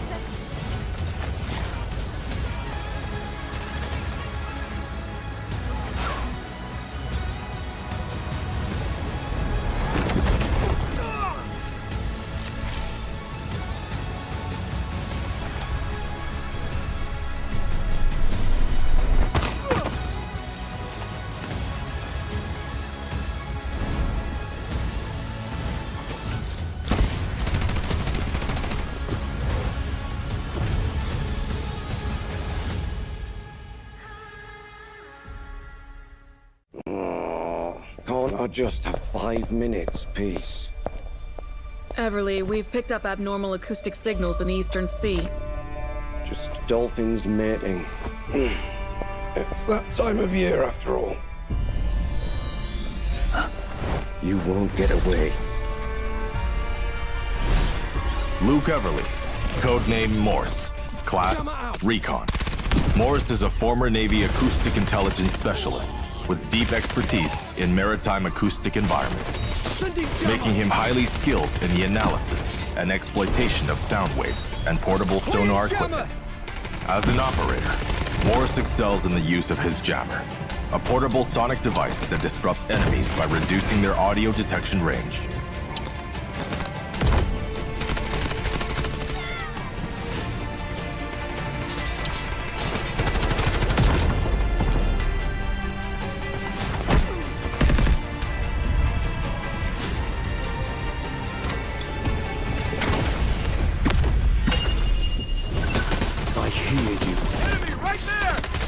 Morse's advanced sonar device emits sound pulses to scan for enemies, generating markers on their positions. No more secrets!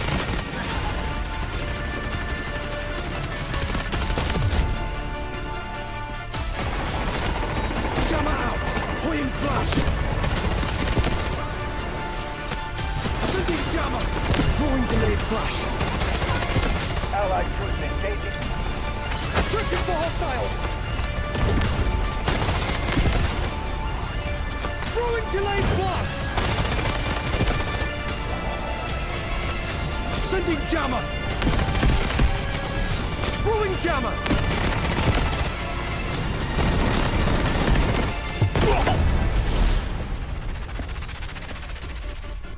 Shh. The storm is coming.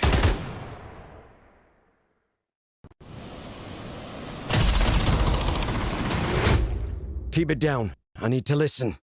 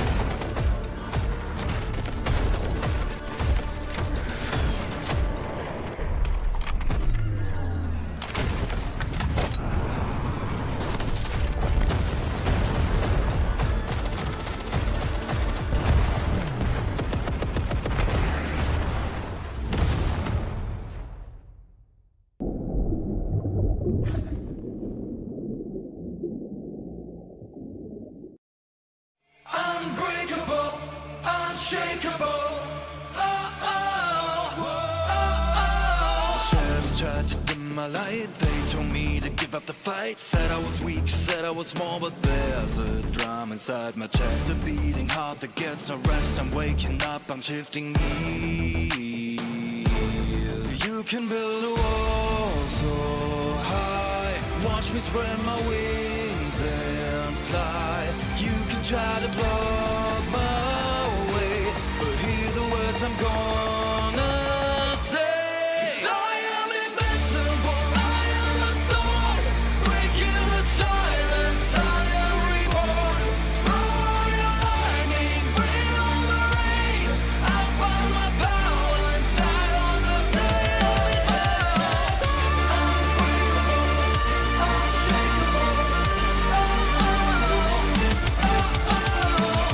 Unbreakable, unshakeable.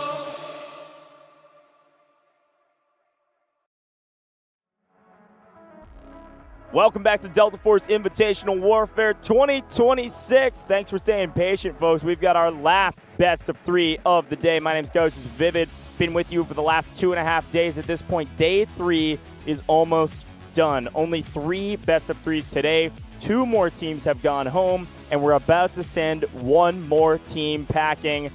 This is about to be a grudge match, man. We've seen a lot of sweeps, a lot of stomps, but this one, I think, is going to go the distance. Talk to me about how we got here. HAN versus TXD.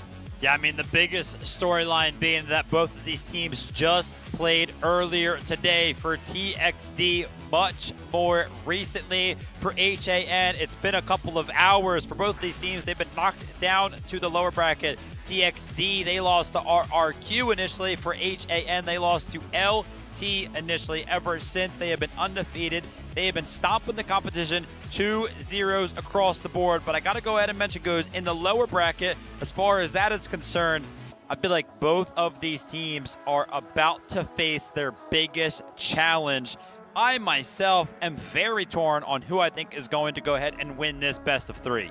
I am too. I mean, we went back and forth during the break of which side we were going to choose. Again, whatever Vivid chose, I was going to go the opposite. So if my prediction doesn't come true, again, blame Vivid, not me. But let's take a look at our matches today. Again, like we said, they've been stomps, they've been sweeps. Unfortunately, HYD out of here. Unfortunately, FX also gone.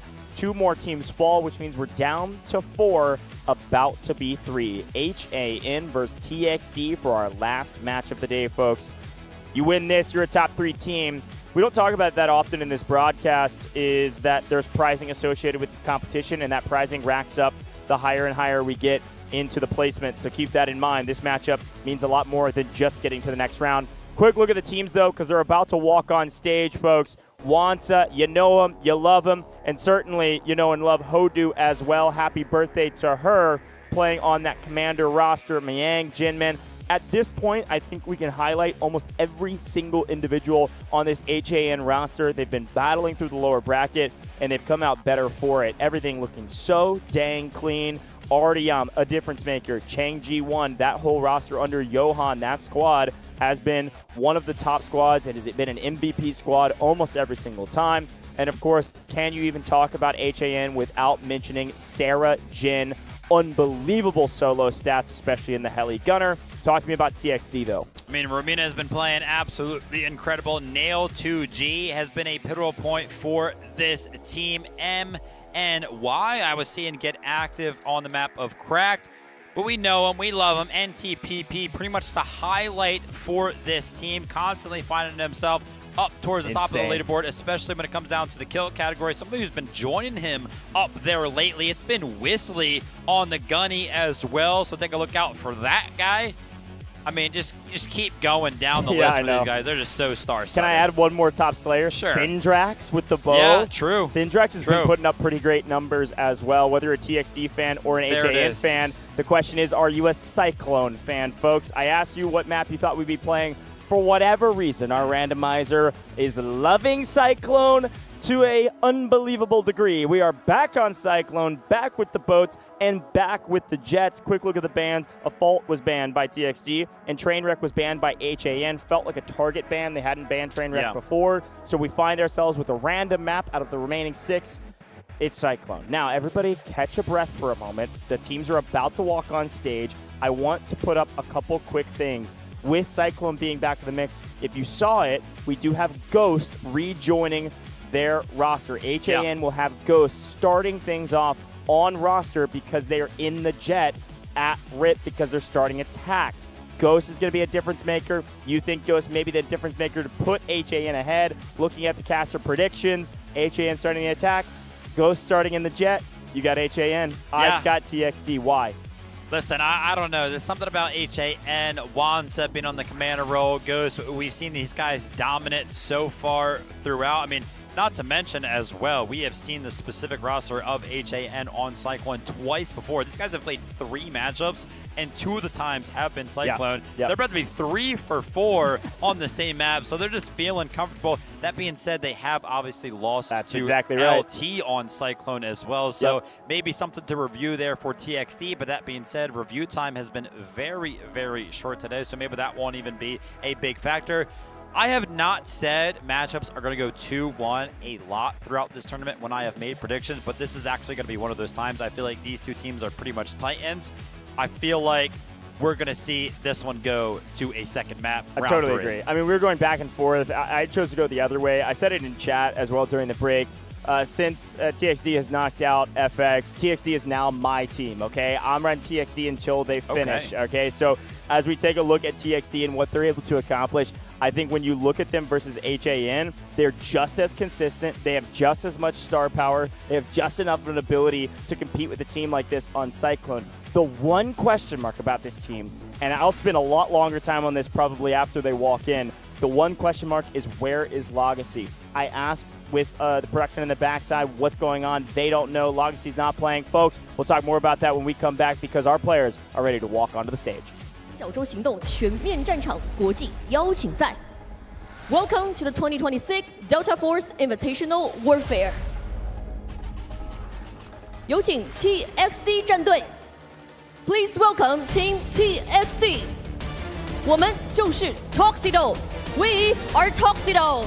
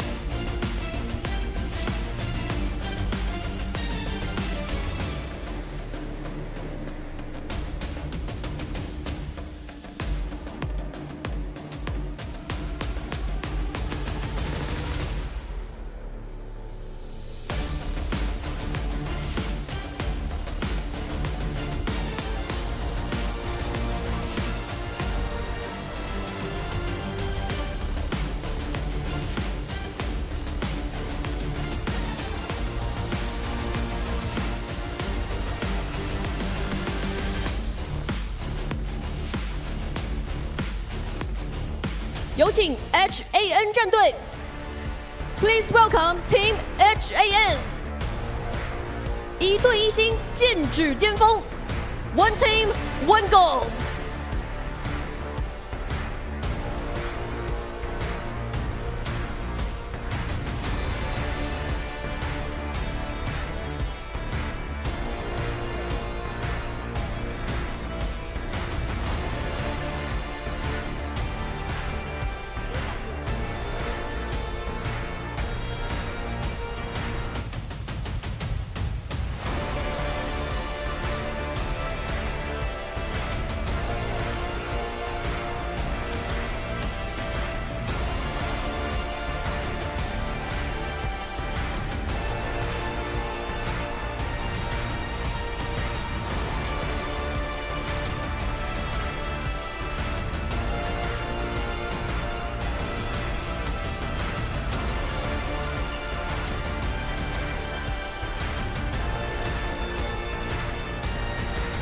战局升温，一触即发，让我们共同期待谁能挺进败者组决赛。The tension is rising and the battle is about to begin. Let's see who will advance to the lower bracket final.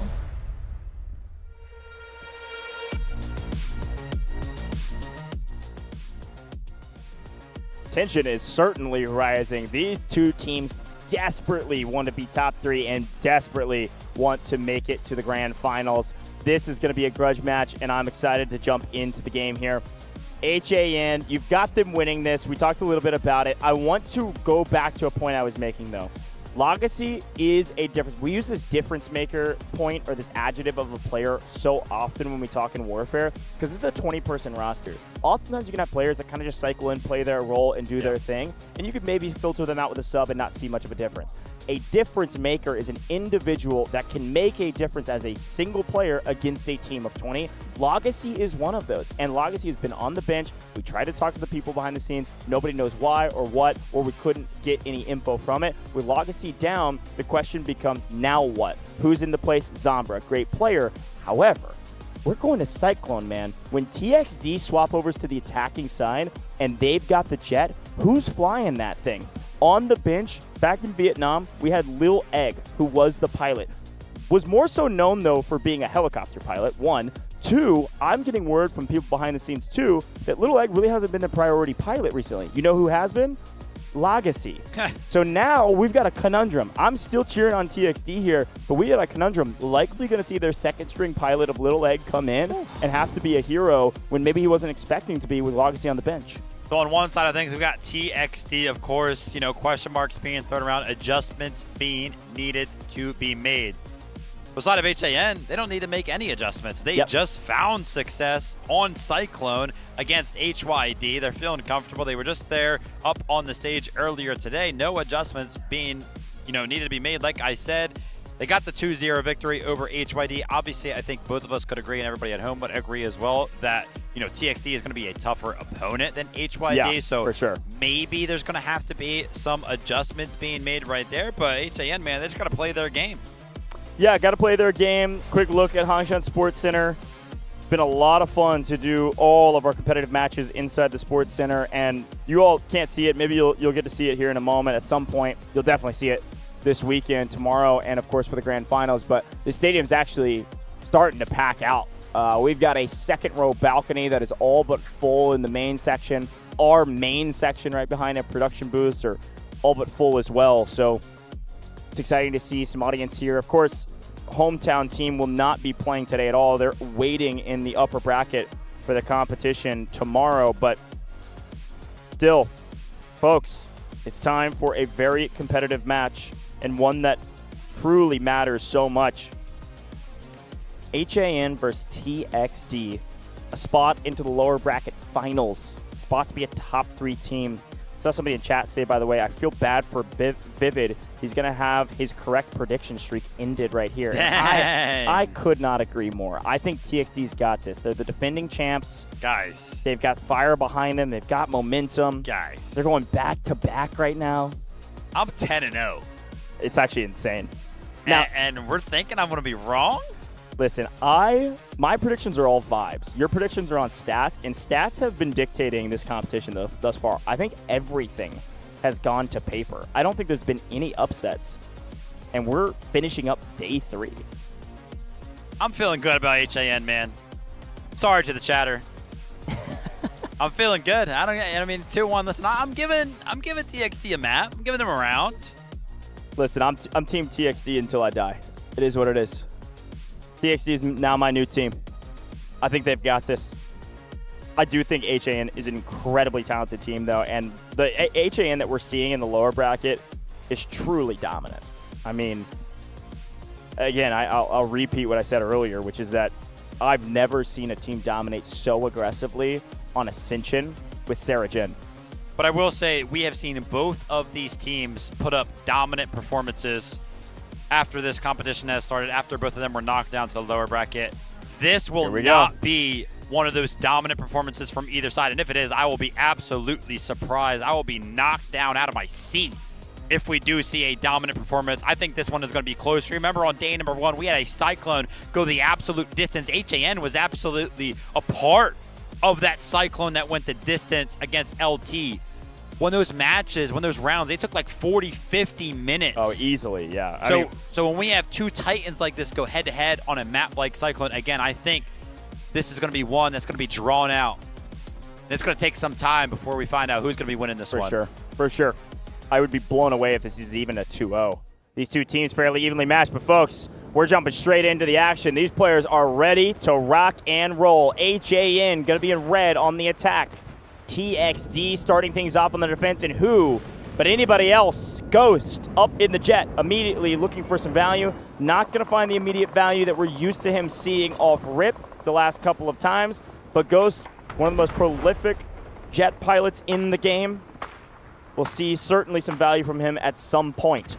As we turn our eyes to the point, though, the attackers, as per the usual, looking for a very early bang out on A to see if they can get some early action, see if they can maybe cut down the defenses. If they win their gunnies here, A could start to fall fairly quickly, which would be nice for them. Oak has elected to leave cover, by the way, and Ghost is raining hellfire down on him. Oak has got to run and hide. Oak needs to run and hide much faster than he is right now. No way. A mistake. You don't see those that often from TXD. Wow. And we saw what happened last time Ghost was left in the skies to be the demise of the opposing team. It was absolute chaos. With no love on the defensive side, Ghost might be on for another one heck of a performance. I will say TXD Oak kind of jumped into that lob very, very late as well. Like usually we see them instantly spawn into it and they're given that a lot of time to kind of retreat. But he wasn't in it early enough. Now Ghost is trying to continue with the momentum, trying to take out another one of the vehicles, but Skynet is going to be backed up by multiple engineers, going to be able to keep that one alive. Looking towards Sector A right now. HAN have made incredible progress towards capturing this thing, and they have only lost 2 tickets. But that being said, you want to talk about progress being made. TXD, they find some of their own. Skynet takes out one of the vehicles on the side of HAN. Yeah, nice job from Skynet here to get some value from the boat. Unfortunately, that boat is not surviving any longer. That is not a great trade. Assault vehicle down for an entire boat. I mean, brutal, but there's nothing you can do when the jet's in the sky and you can't shoot it. It's directly above you, threw on the air brakes, and just sat above you, missiling above with the help of triple blasters and probably an Allure rocket finishes the job. And now you can take a look at the vehicle advantage of the attackers, and you can only expect it's just a matter of time before the A sector falls. Great pushback by TXD. I mean, I was just kind of mentioning what was like 40 seconds ago, how great of a push it looked like HAN were actually finding onto the point, but somehow they've actually managed. Now Ook is trying to get another one of these lobs alive and back out to safety. Looks like he is going to go ahead and enter that tunnel. Ghost not going to be able to pick up the lob that time, so now TXD have something going for them in that regard, so that's going to be good. I feel like HAN, they probably want to go ahead and get this capture going very, very quickly, right? Maybe get Ghost into one of these runs to try to go ahead and get something going early on here. TXD have done a great job, all things considered, instantly losing the boat and instantly losing that first LAV, and somehow they're still defending. Still defending. AAV here would be nice for Wansa. They will continue to put pressure on. Want to make sure to keep that alive so you can play for the water as well. And yes, I'm seeing some folks cycle back into the chat. Yes, we are back on Cyclone. Have we played it 50% of the maps that we've played in this competition? Yes. Insane random RNG. But we know it. We know the strats. And I will say this is a pretty solid defense, all things considered, for TXD. Look at the bottom of your screen. It is 1 Lav AA versus 5. I mean, I think one of those is a jet ski, but 4 vehicles for the side of the attackers. It felt like a matter of time, but they still can't get much ground on A, or at least are not willing to overcommit on A and lose the advantages that they have. Ghost going to be pretty much neutralized for as long as TXD are going to be able to keep that lob alive. That being said, some of the vehicles that are alive for the side of HAN over here, right? Assault vehicle AAV. Let's see if they can kind of make something happen with that big advantage.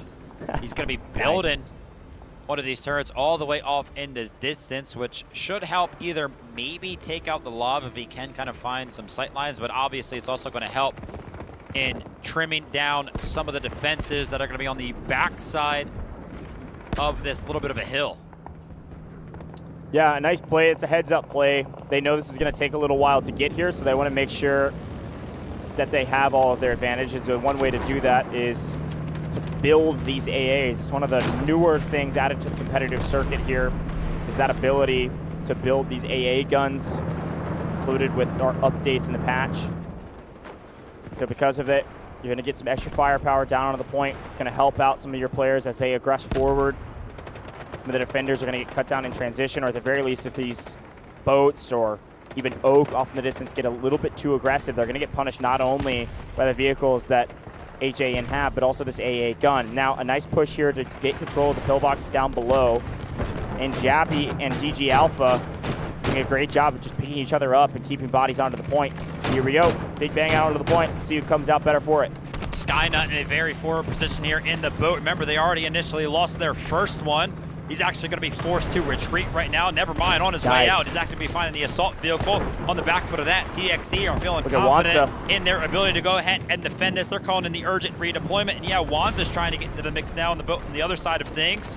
But Skynet is still finding value, trying to trim down some of these troops that are finding themselves onto Sector A. It is very, very close in terms of who has more bodies on the point. It looks like it's 50-50, but HAN, they're slightly capturing it, probably about 54 to like 46 right now. But TXD, they make a little bit of a bounce back. But on the other side of things, Skynet is going to lose control of the boat. That's going to be a big boon for HAN. That's a huge play from Johan. What did I just say? The AA gun is going to punish vehicles that overcommit. The overcommitment from Skynet was well worth it. They hold A, they force HAN to try again, but Johan cleans up Skynet's boat. The next time they make a push, the better. A little bit of a swap here in terms of the vehicles that they're going to be having access to. Wanza's going to be jumping in the tank destroyer. When you take a look at a point like Sector A vehicle that is so agile like that one can be finding a lot of value. But I feel like TXD have already found the value that they want out of a sector like A. I mean, HAN are down to 130 tickets. Artyom, 20 kills already. How are you performing like that? And TXD are still holding you and your team back. 20 bomb already is insane. Finding so much value on point around the map. Here's a look at the setup, though. The defense is going to take back the high ground onto the point. They're going to take back control of this pillbox where Cosmo is, Vengeance, Blake.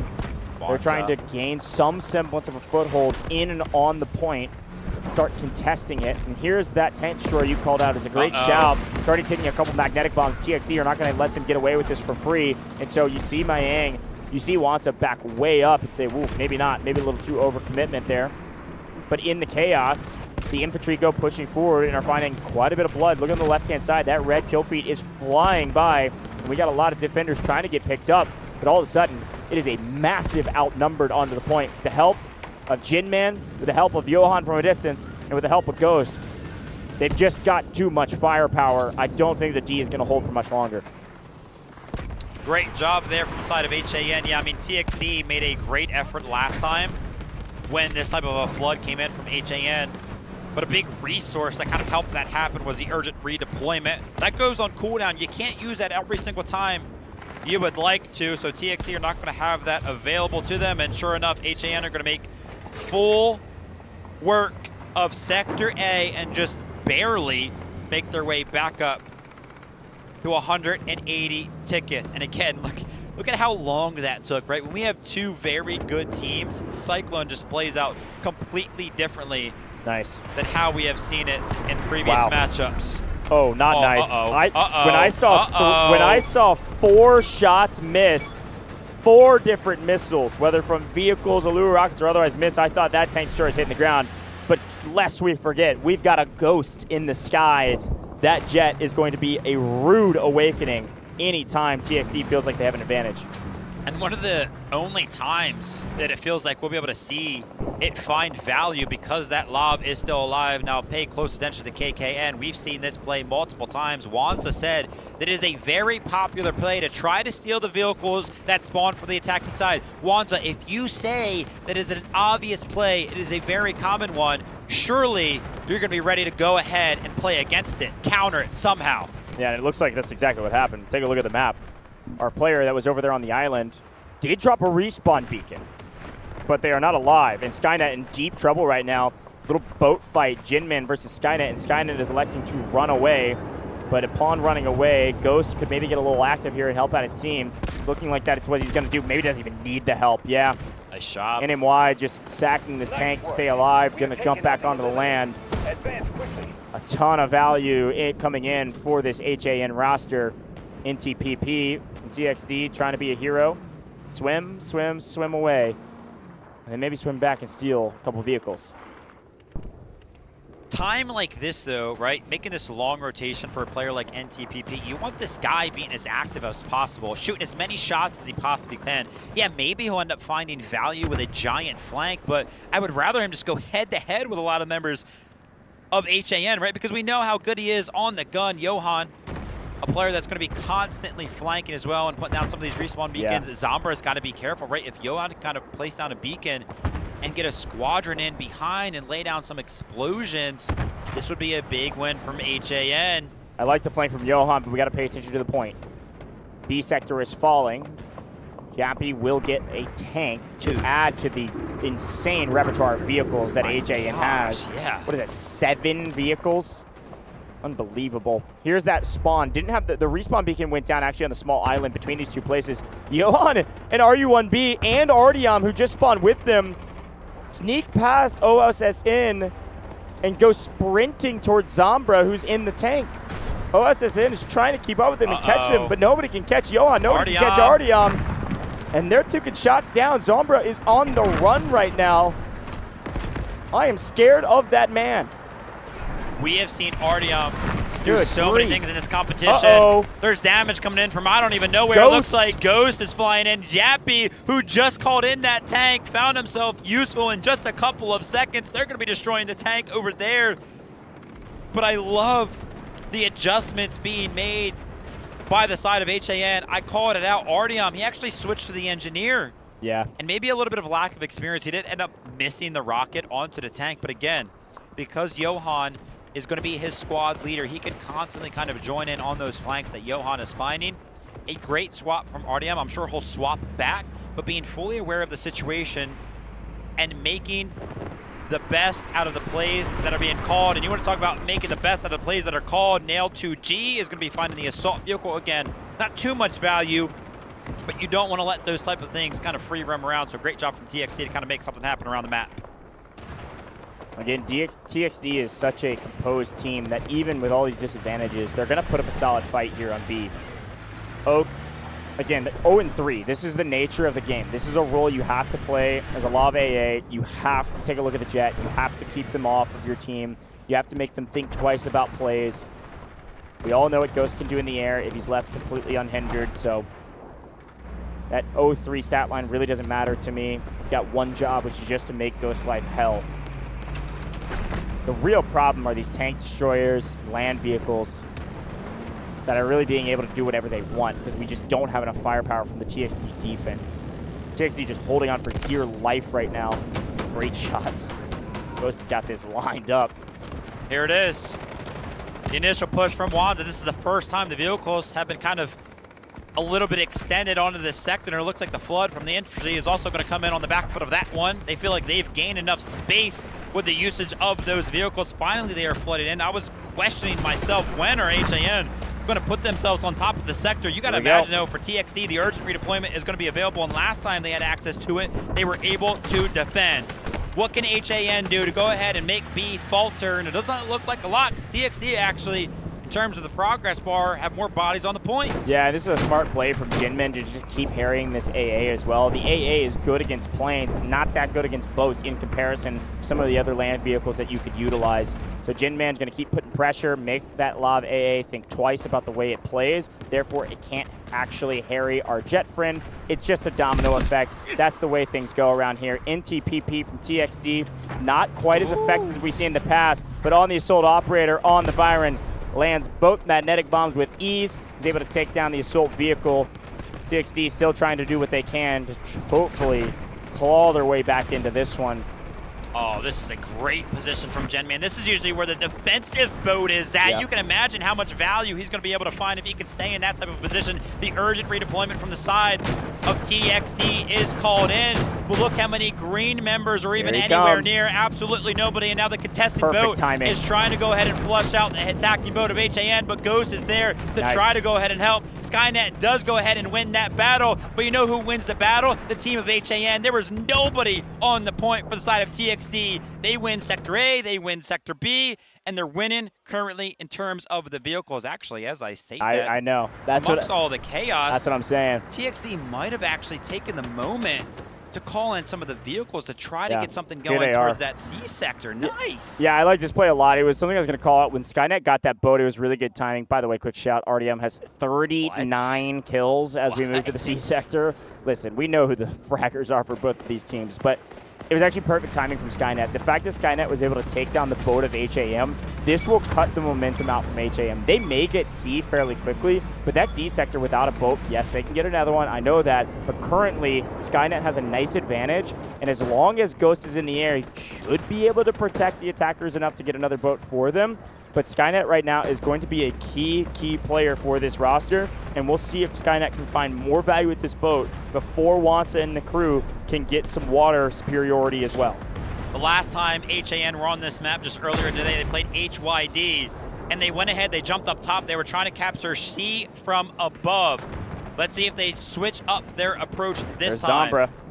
Zombra down below with the tank destroyer, going to play the low side to make sure that the attackers can't egress into the Same low. thing. So they're going to swap sides. Defense goes low, attackers go high. Again, this is a numbers game. It is body stacking. They don't even really fight until one team has to. So if you have the advantage in numbers, the other team comes to you. You all know how this works. We've seen this now 5 other times. Okay, so let's see who makes the first move. Bodies below, bodies on high. It looks like just barely the defense have a number or two more. And so you should see the attackers have to make a play here. Oh no! My gosh! Wansa over the top with the Allura rocket to finish off one of the vehicles of the defense. We were so worried about the point that the attackers knew they were losing the numbers war, so they scatter and go for vehicles. I love this play from Ghost and the team to make a play for the vehicles of TXT, not necessarily make a play to capture the point right this second. And with that big retreat from the tank destroyer and the other vehicle kind of getting destroyed from the side of TXT, they have absolutely conceded control over the top. HAN have full control on the top side, and they are slightly capturing this, right? They have that little bit of an edge over TXT. That being said, their artillery barrage is going to land directly on top of all of the members of HAN, but is it actually going to land? Is it going to find any value? You would have to imagine that somebody from the side of TXT has to do a little bit more damage to go ahead and actually find any kills, because take a look at the progress bar. HAN are constantly capturing this thing right now. Yeah, somebody's going to have to make a move here. The artillery barrage is being blocked by this pillbox up above. Equalize. Barricades. It is very close. But people are dying, people are scattering. That's 2 down, and it's enough to stop this C zone from being connected and captured. That's what we're talking about. That's how weird this C sector is on Cyclone. It is straight up a 1 or 2 player difference, and NTPP knows it, tries to make a play to kill people above, fails, and therefore HAN capture the C sector.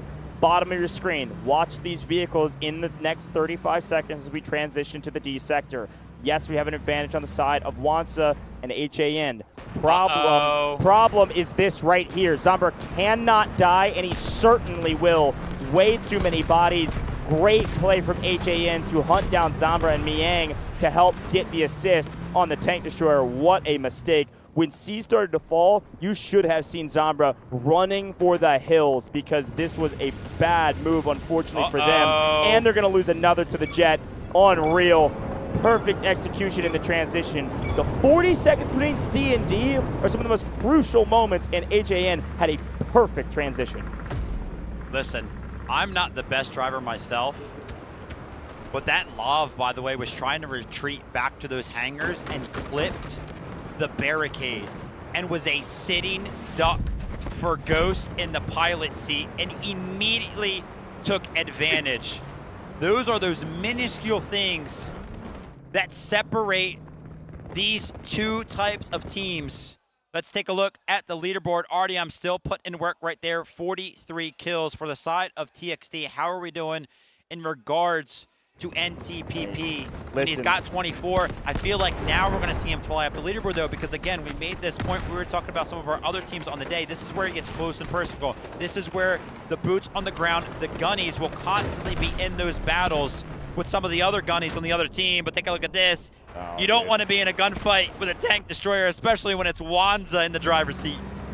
Listen, man, big shout out to Wisley. Again, top of the leaderboard for their team. Not necessarily fragging this time around, but just in revives. Had 53. Look at him getting more right now. Perfect Really? timing. Now 55 revives, Wisley, at the top of their leaderboard for TXD. On the defense. Unfortunately, yes, that's on the defense, which means they're just getting outgunned right now, doing everything he can to keep his team alive. Good news for all you friends at home.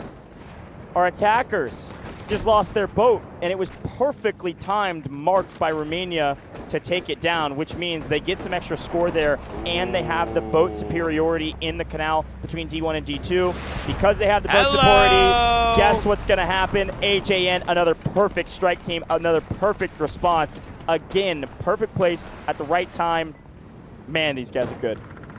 It's so easy for us to see the value of a squad like Johan, Artyom, RU1B, and Changji. They just do so good, and it's great to see the switch up of operators too. It's not often that we see a lot of these players feel comfortable switching up on the operators, but it's great to see them make the changes as they are required. So now the advantage is all in the hands of HAN. That being said, it is still very, very hard to kind of penetrate the defenses of T1, even when you do have the vehicle advantage, because if we do go ahead and break down the numbers here, right, Sarajen's in a tank. You can't get that one towards D1. It's just impossible to drive that down there. The tank destroyer, yeah, it's in the canals right now, but you're not going to be able to go ahead and get it directly on the D1.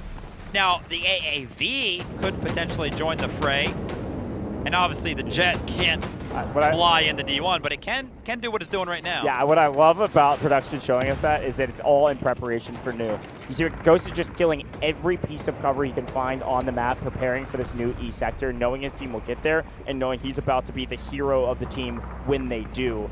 But the bottom of the screen is the story. HAN have done such a good job.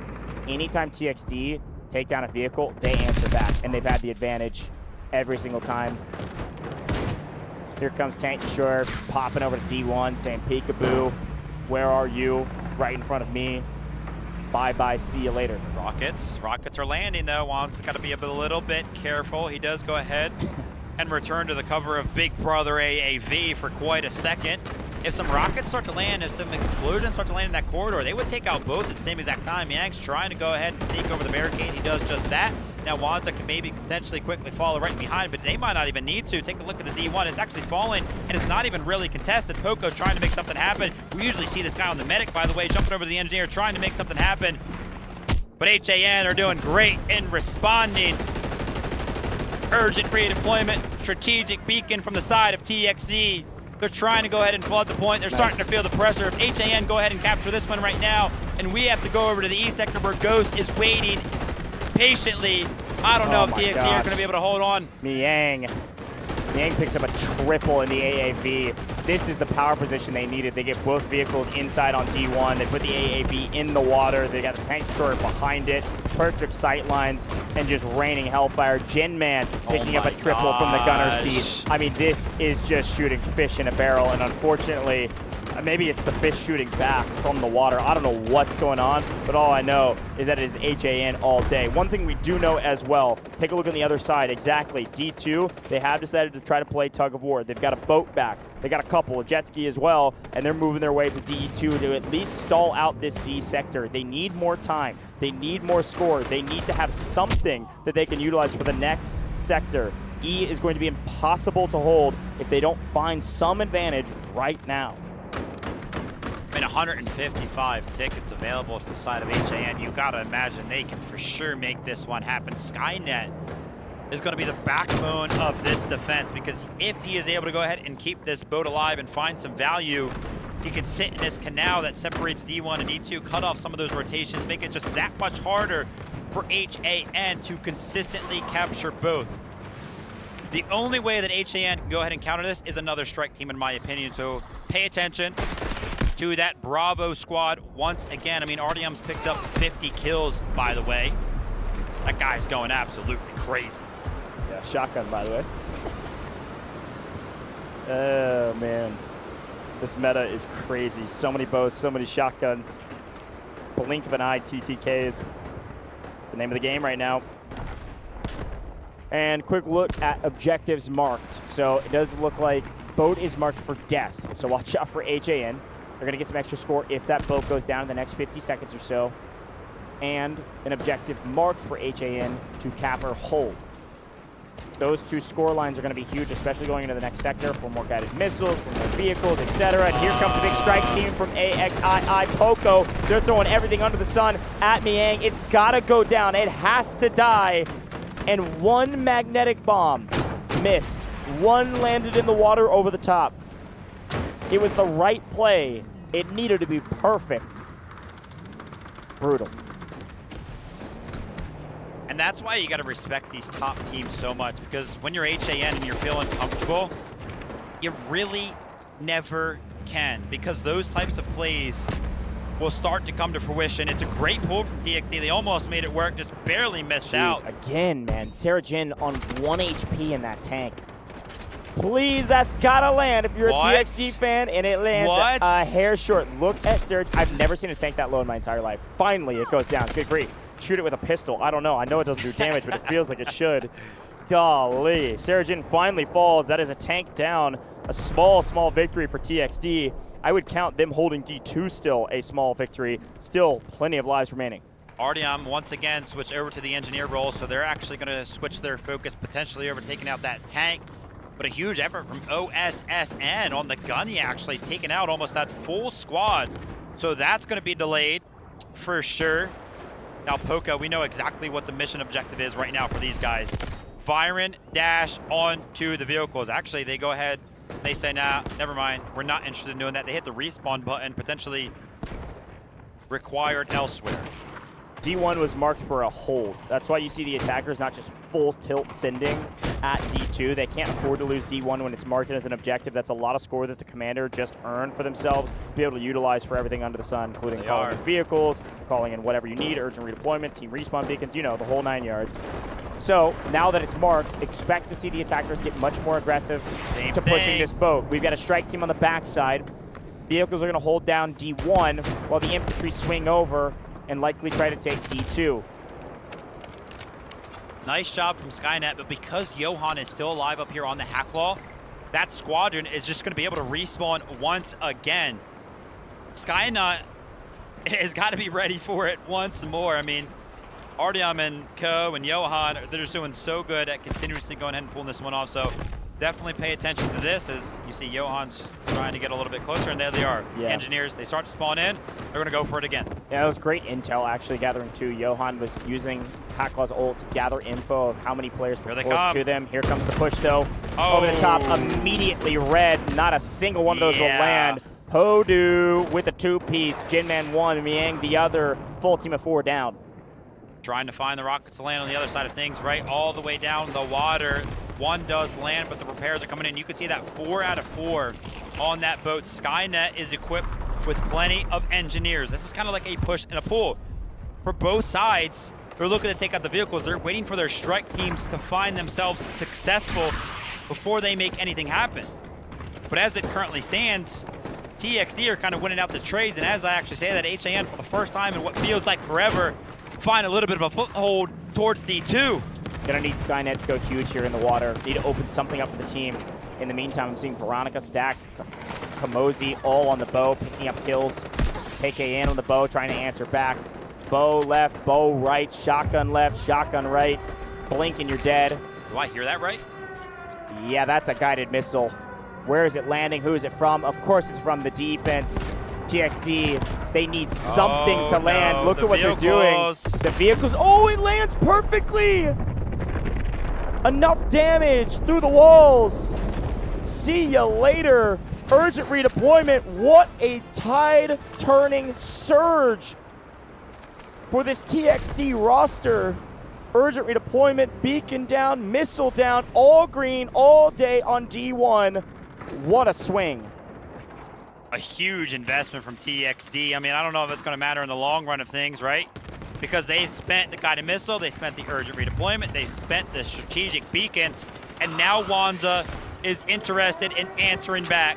A guided missile of their own. They currently have control of D2. There's only one place that this guided missile should be landing. It's going to be right in the center of D1. They're trying to swim down. They're trying to go ahead and dodge the guided missile. They do so successfully, and that guided missile finds absolutely nothing. And now the boat v boat, that's starting to kick off. Skynet has to go down. He's been the spine of the defense for the side of TXD. If this boat goes down, I will start to worry. Find the last. No Wait a way. minute. No, don't destroy it. Keep it alive. Steal it. Are you kidding me? Nail2G valued his life a bit too much. They bail out of the boat. They get killed in transition, and they lose the boat. All momentum that TXG just earned with their guided missile and all of the score that they've been battling so hard to utilize is all but gone. 2 boats now for the side of Wansa and HAN, and another guided missile to secure this D sector. What a swing back the other way. Anytime TXD make a big move, HAN answer back. Oak is able to destroy one of the 2 boats that they have. This guided missile lands over the top, picks up 2 through the ground, and here come the troops. D1 down, D2 will follow. A boat does get taken down, a little bit of a silver lining, and somehow Nail2G, Skynet, OSSN, 3 players on D1 have kept this sector from being captured, but there it is. Enough bodies swarm the point. D sector goes down. Only 1 vehicle apiece, kind of. A jet versus I think a jet ski, so yeah, tough. Artyom on 51, hasn't necessarily found many kills since we last checked in on the leaderboard, but my man stacks 51 Insane. Of his own. He's absolutely surged up the leaderboard and Wanza with 42,000 score, and a bunch of the other members of HAN with a bunch of score as well. Once we return to the UI that shows us the inventory that's available in terms of what's able to be called in. 7 guided missiles for HAN to 0 of TXD. They've been saving up. They spent a couple to go ahead and capture D. Insane. But now that all those missiles are available, now that they can kind of reset, call in all of those vehicles, set them up on top of the hill where we have seen them time and time again on a map like Cyclone. And then the biggest point of it all, every time we return to Sector E, it is a giant wake-up call for the defense. Oh yeah, there's a jet in the sky. I'm going Ghost, man. Difference maker for this team in a big way. Air superiority and barely gonna let that Lav stay alive. Oak, great job to skate his way in. And a huge shout out to Skynet there repairing on the way through. We take that, we get 1 up. That's a nice little win there for the side of TXD. But honestly, I loved the full send from TXD to try to hold at D. Again, I said this before, they needed to hold even longer. Look at the total lives. We're not going in max lives on HAN, which, given all of their advantages, is actually a pretty impressive job from TXD to make this a little bit closer. Here's the problem. Ghost is back into the mix, and if Ghost is into the mix, things are going to get real mixy really quick, unless Oak is able to do something crazy. Hodu finds the tank destroyer. It's just wraps, man. I don't know what TXD can do right now. The resources aren't even close. It is a matter of time before it is missile on missile on missile. They're up to 8 that they can use. This is gonna be tough. And one play that I liked that we saw out of another team throughout this event was when they called in one of their guided missiles, they actually sent it right on top of the hangar that Lav likes to hide out in. I want to see the investment from HAN soon to use a guided missile on that exact same hangar, flush out that Lav, and unleash your pilot. He is currently being held at bay by Oak and that Lav. Ghost is low, actually, but they don't need him. Mayang hits the shots over the top of the light tank. The only spot that's somewhat reasonable to try to call it in is around that pillar and past the seawall. But Sarah Jan and Mayang are just shelling the back line of this defensive roster, so they can't really get reinforcements. Wanza right there. If you might have missed it over the last 5 seconds, very passionate in the comms. Something was important for him to go ahead and scream and yell and shout. Maybe calling for these vehicles, they have to go down, and that's exactly what's happening. Decent bit of damage thrown at the jet, but it is able to stay alive yet again. Nice strafe run. Sends it right back into the skies, way up on high. So far, all advantages still on the side of the attackers. But the question is now what? Gonna go for E most likely, with some help with some of these vehicles. Wansa, Sarah Jin, got Niang way up on height. This is the classic attacking setup. You can slow push it with your firepower, and then slowly put bodies on point.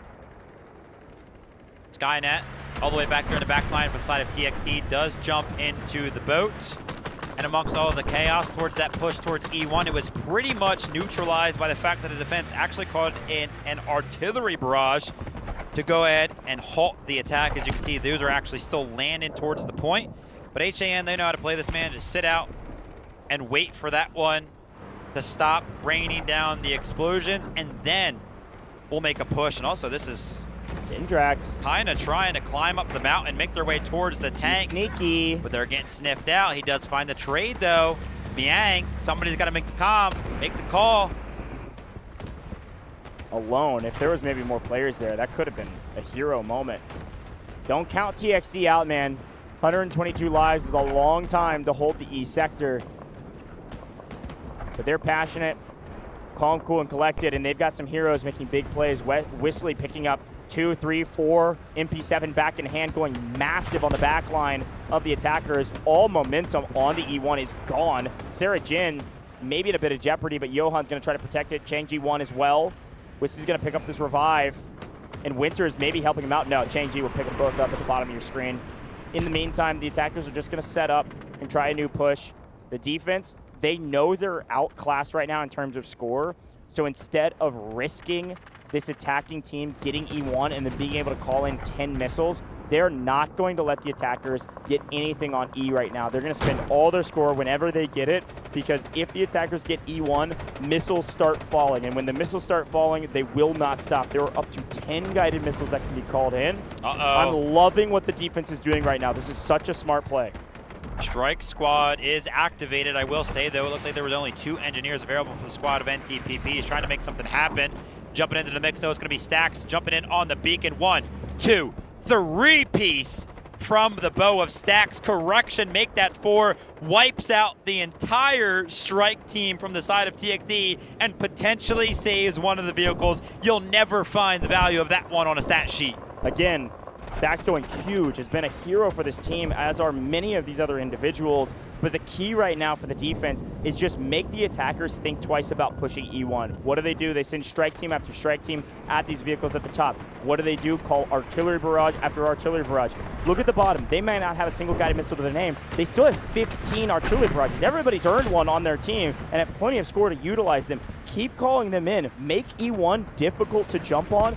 E1 has to be jumped on by these infantry inside buildings if they want to stay alive. This is exactly what you have to do if you're TXD. Make E1 impossible to grab, because if it falls to the attackers, that is going to be GG's because of the guided missiles.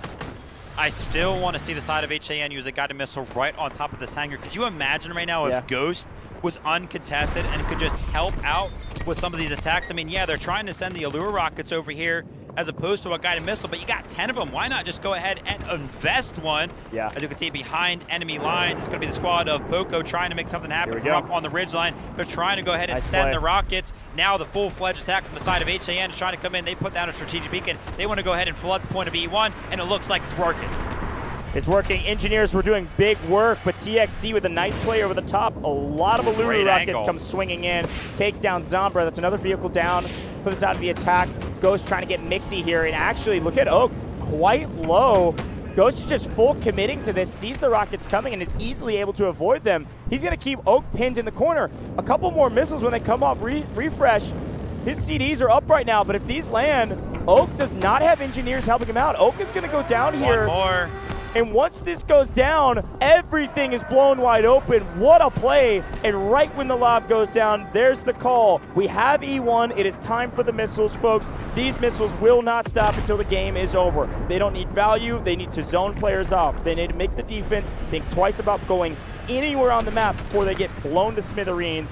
One after another after another. Here they come. Using the Harrier function on the jet is so cool to see. Way to find the angle right now in the absolute collapse of E2. Obviously, you have all the vehicles that are surrounding. You have the jet above. Wuhan guided missiles that are going to be landing constantly for the next couple of minutes. Johan does only find one direct kill with that one. But again, these guided missiles, they act as one thing and one thing only. A giant eviction notice. Get the heck off the point. Every single time you hear that siren get out, TXD are going to feel the pressure, and they have to get off the point. TXD's only answer right now is to send guided missiles of their own Everything. back. There they in. They send the house. They send all the score that they can. Urgent redeployment, get to the point, folks. We've got a guided missile that'll protect us. E2 cannot fall right now. We already made a mistake and let E1 fall. We tried our best, but they have 99 lives. You've got to withstand the onslaught of the guided missiles from the attacking side. Ooh. The only way to do that is just stall the game out by launching your own. We've seen, what, 5, 6 different missiles come down from HAN. They got 6 more, but Romania and TXD are resilient, and this urgent redeployment is allowing them to stay alive. Guided missile after guided missile is nice. A couple of your own means E2 will not fall, folks, and the guided missile disparity is now much closer. TXD is not getting shaken by the missiles. They've slowed down. They've kept E2. We're going to have to, I guess, think of a different strategy here.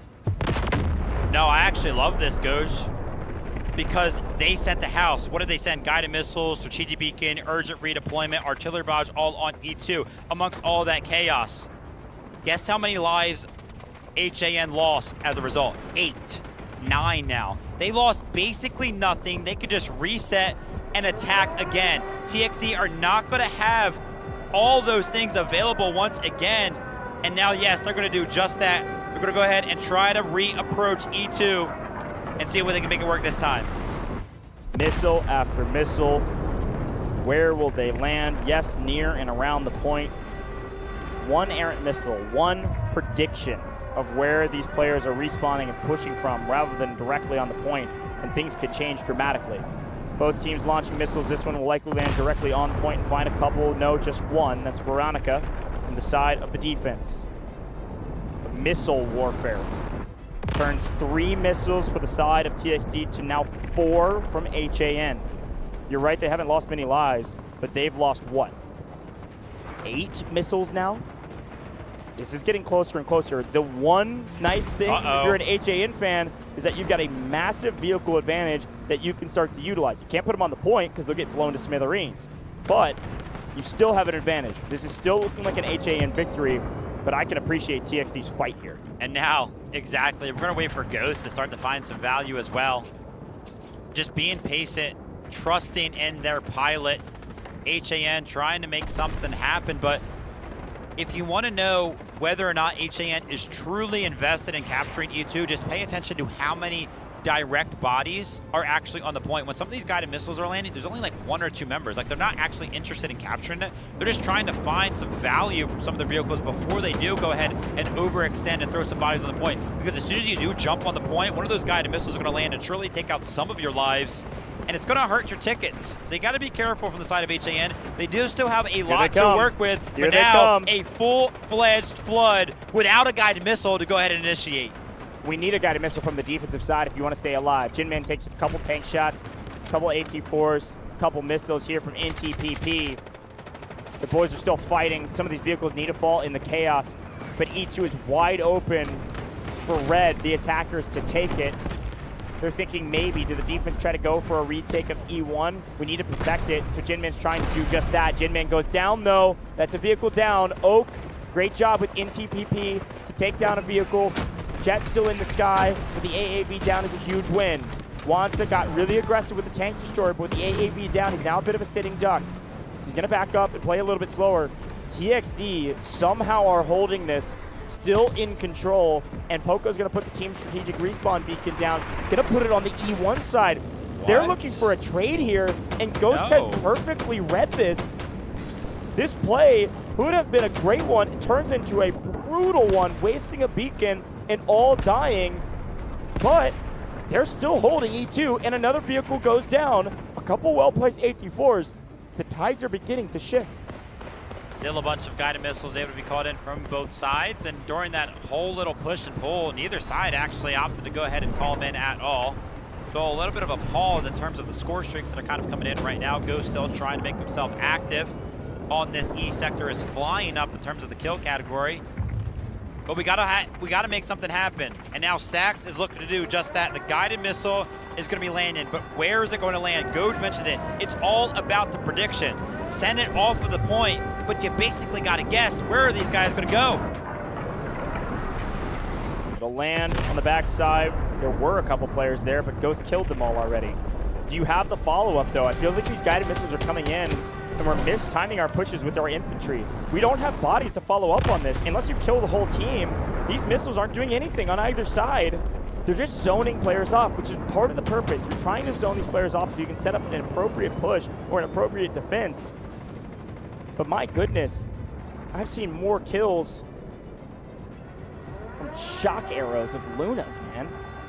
All right, HAN with another guided missile. Same thing once again. This time, Ghost is going to be calling it in. We're taking a look at the jet ski, which is focused on making some of the flank plays happen. Now Ghost sends the guided missile. It pretty much lands in the same exact spot that they have been sending them. They do not have a read on where the defensive side is going. Zombra finds the AAV. The vehicle disparity is currently dwindling, but so is E2, so is E1. HAN, amongst all the chaos, are actually finding a lot of value onto the points. With that being said, with Medics landing a guided missile onto E2, he's going to be taking out 2 of the members that were capturing it, and the defense is trying to get more active.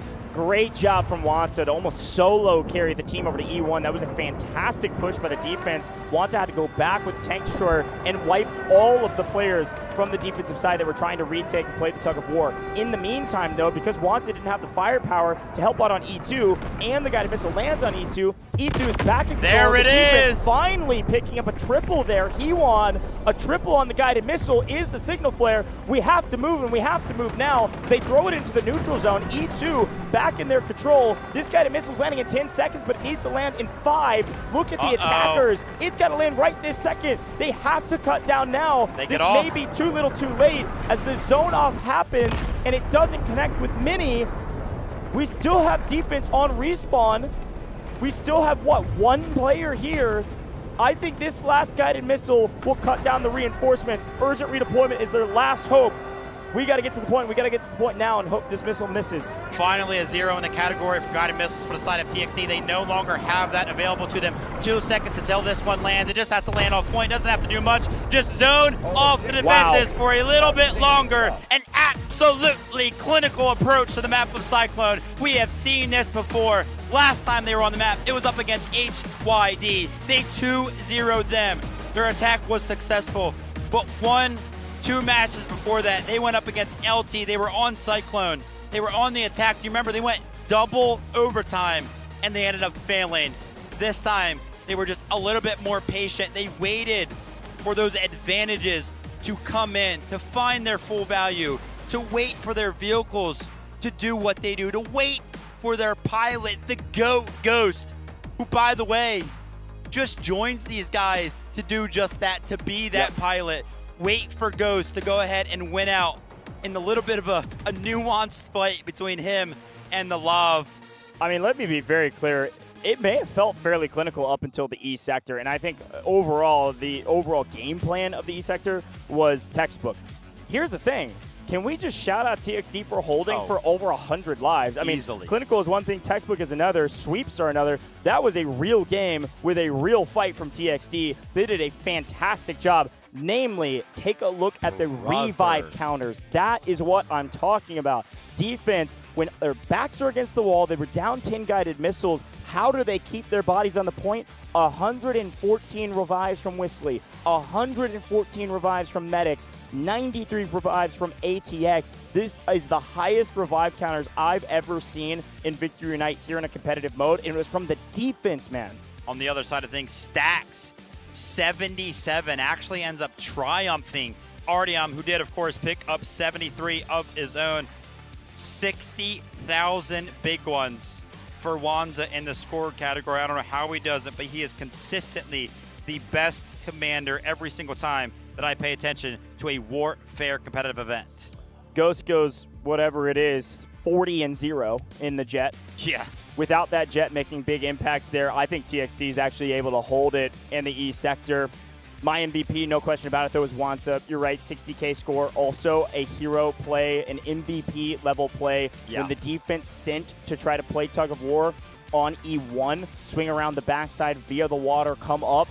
There were like 8v3, except the tank destroyer that Wansa swung in to kill all of them. That stop there won them the game. It allowed them to make a fight over on E2. But let's look back at the beginning of this one and the early mistake from Oak, which was either to get to the lob late or not get to retreat it fast enough. But once that happened, it was all gas, no brakes from HAN through the first couple sectors. Yep, absolutely. I mean, TXD actually put up quite a good fight on this A sector, all things considered. Almost got HAN into where they would have started to get diminishing returns in terms of the tickets, but yeah, the vehicles, they just kept getting blown up subsequently by the side of HAN. Sector A, Sector B, Sector C, pretty much what we were used to. I feel like Sector D is where it got a little bit crazy between these two teams. You remember the back and forth with the boats in the canals? That was a big part of it as well. Look, there were so many crazy stat lines. I didn't even look at the engineering category, but it was HAN all day in the engineering category. I mean, good grief, they killed so many vehicles, and even when vehicles are traded out, constantly they're striking for finding value. And then here on D, this guided missile actually saved the day a little bit. Took down this vehicle. You can see it on this screen here. Great highlight there of TXD Whistly taking down the AAV. No longer did they have the presence on that zone, be able to hold it super effectively. Finally, here comes the big boat play. They were able to steal one, then it eventually gets blown up, and they actually get both boats here. This is where, when they captured D sector, I was like, man, there's a chance TXD could hold. If both those boats survive, it's a little bit different, but welcome back to the party. We get to the E sector, and who's been waiting for everybody to get here but Ghost in the sky, who goes 40-0, and we thought it was mostly going to be GG wraps because, well, HAN had 15 guided missiles or some BS. They were able to drop like 9 of them in a row and really not do much besides zone off the defense back into their spawn. But TXD, man, they are resilient. They fought tooth and nail, used some missiles of their own, and it was a tug of war between E1 and E2 until finally down in the 40s, into the 30s in total life, we see a guided missile that zones everybody off and another one to keep them at bay so that this HAN team can win. Fun highlight package that really did tell the full story. There it is. We were talking about how sometimes for HAN, and just their last matchup against HYD, they didn't show any emotion when they won. It was just like, oh yeah, I mean, that was whatever. You know, we won. That's cool. Up against a team like TXD, every single member was out of their seats as fast as they possibly could be, jumping up and down, excited, screaming.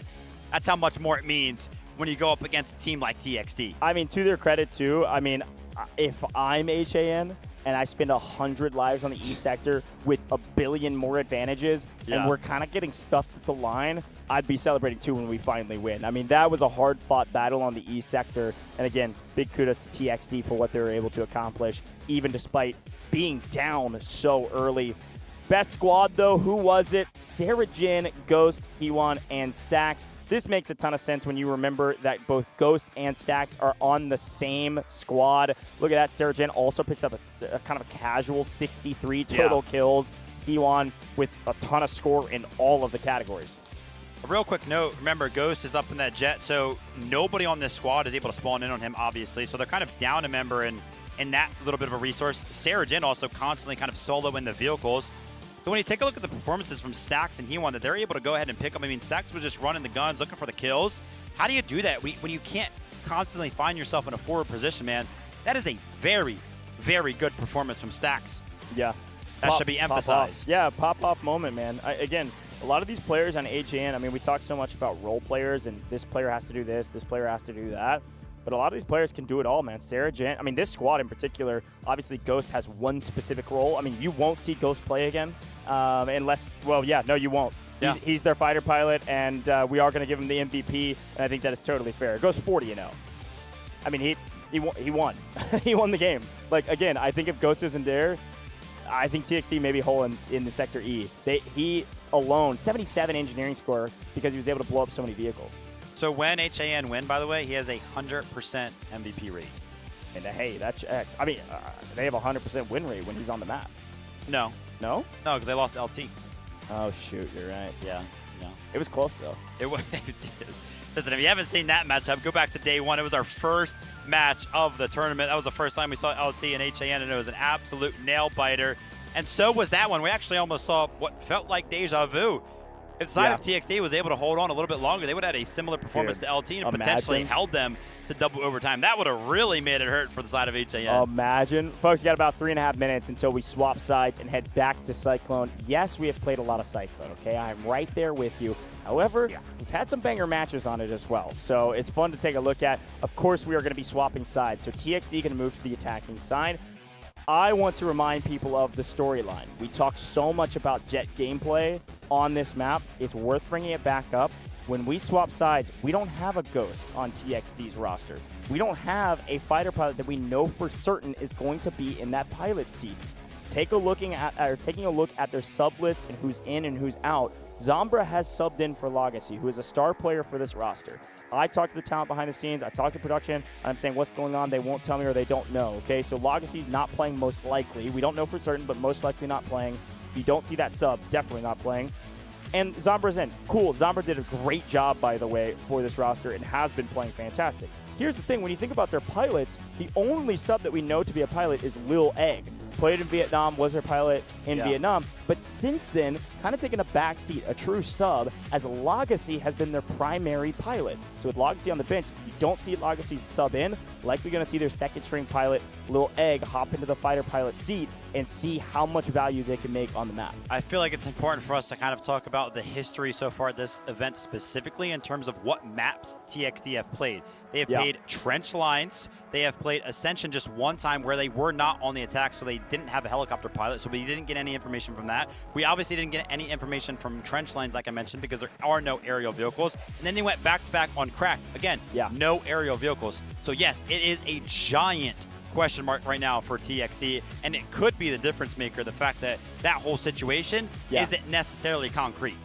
Yeah, no, I totally agree. You know what's funny to think about too? I mean, again, I bring up the Vietnam Dfiw 2025 for many reasons, one of which is that TXT was the champion. Obviously, but can we also remember how they became the champions? It's crazy. Who they took down, how they fell to the lower bracket?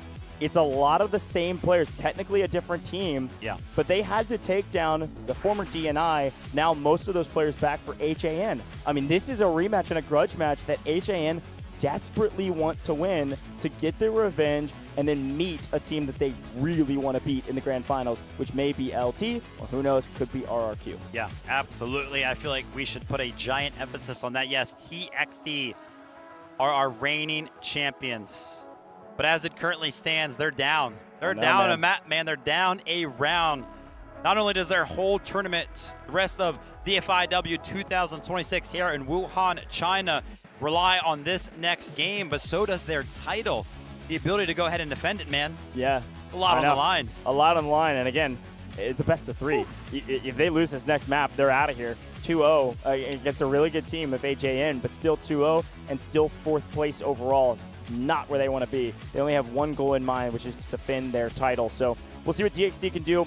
Listen, I think both of these two teams very strong. Obviously top 4 for a reason. They've proved that they are some of the best teams here. In general, HAN has been more consistent. TXT has had more pop-off moments, but HAN has been more consistent.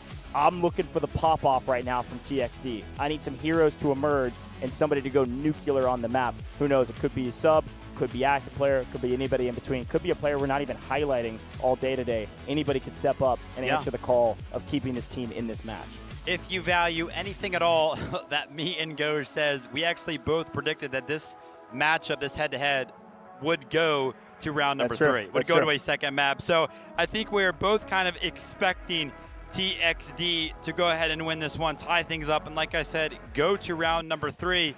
But the momentum is all in the side of HAN. They do have the ability to go ahead and shut things out early.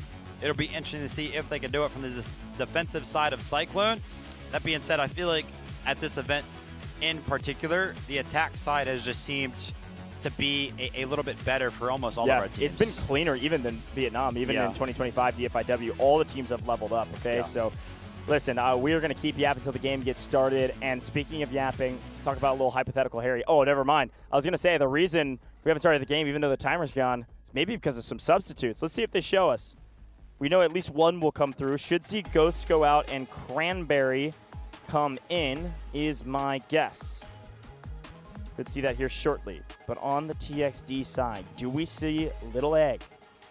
Do we see, TXD.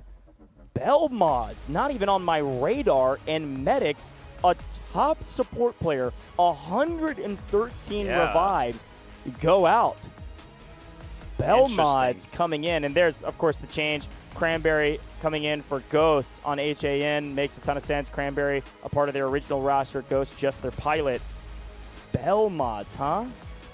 What do you think? Right. Do you think Bell Mods is their pilot now?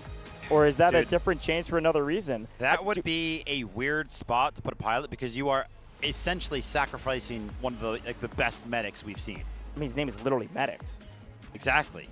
I mean, you're taking him out, and here's the important thing is that TXD are going to the attacking side, and we always put an emphasis of value on the side of the attack to those very, very good medics. Wow. Well, we don't know what Belmont's going to be doing yet, but you would imagine it would be for a pilot. Yeah. I don't know. Dude, man, I got so many question marks in my brain, and that's what I love about this game. When you got a roster of 20 players, man, there's so many little moves that you can make from a strategic standpoint. Folks, you know it, but we're going to remind you. HAN versus TXD. HAN now moving to the defensive side, going back to Cyclone. It is a best of 3. This is it for TXD, your former champions. This is it for TXD. If they lose right here, right now, we are loading into Cyclone. Get loud, get excited. It is time to see if TXD can hold on for dear life and force us to game 3. And it's time to see what's going to happen between our classic Jet versus Lav action. And it is Bell Mods in the sky. All that conjecture for what? A substitute to step into the ring and prove himself.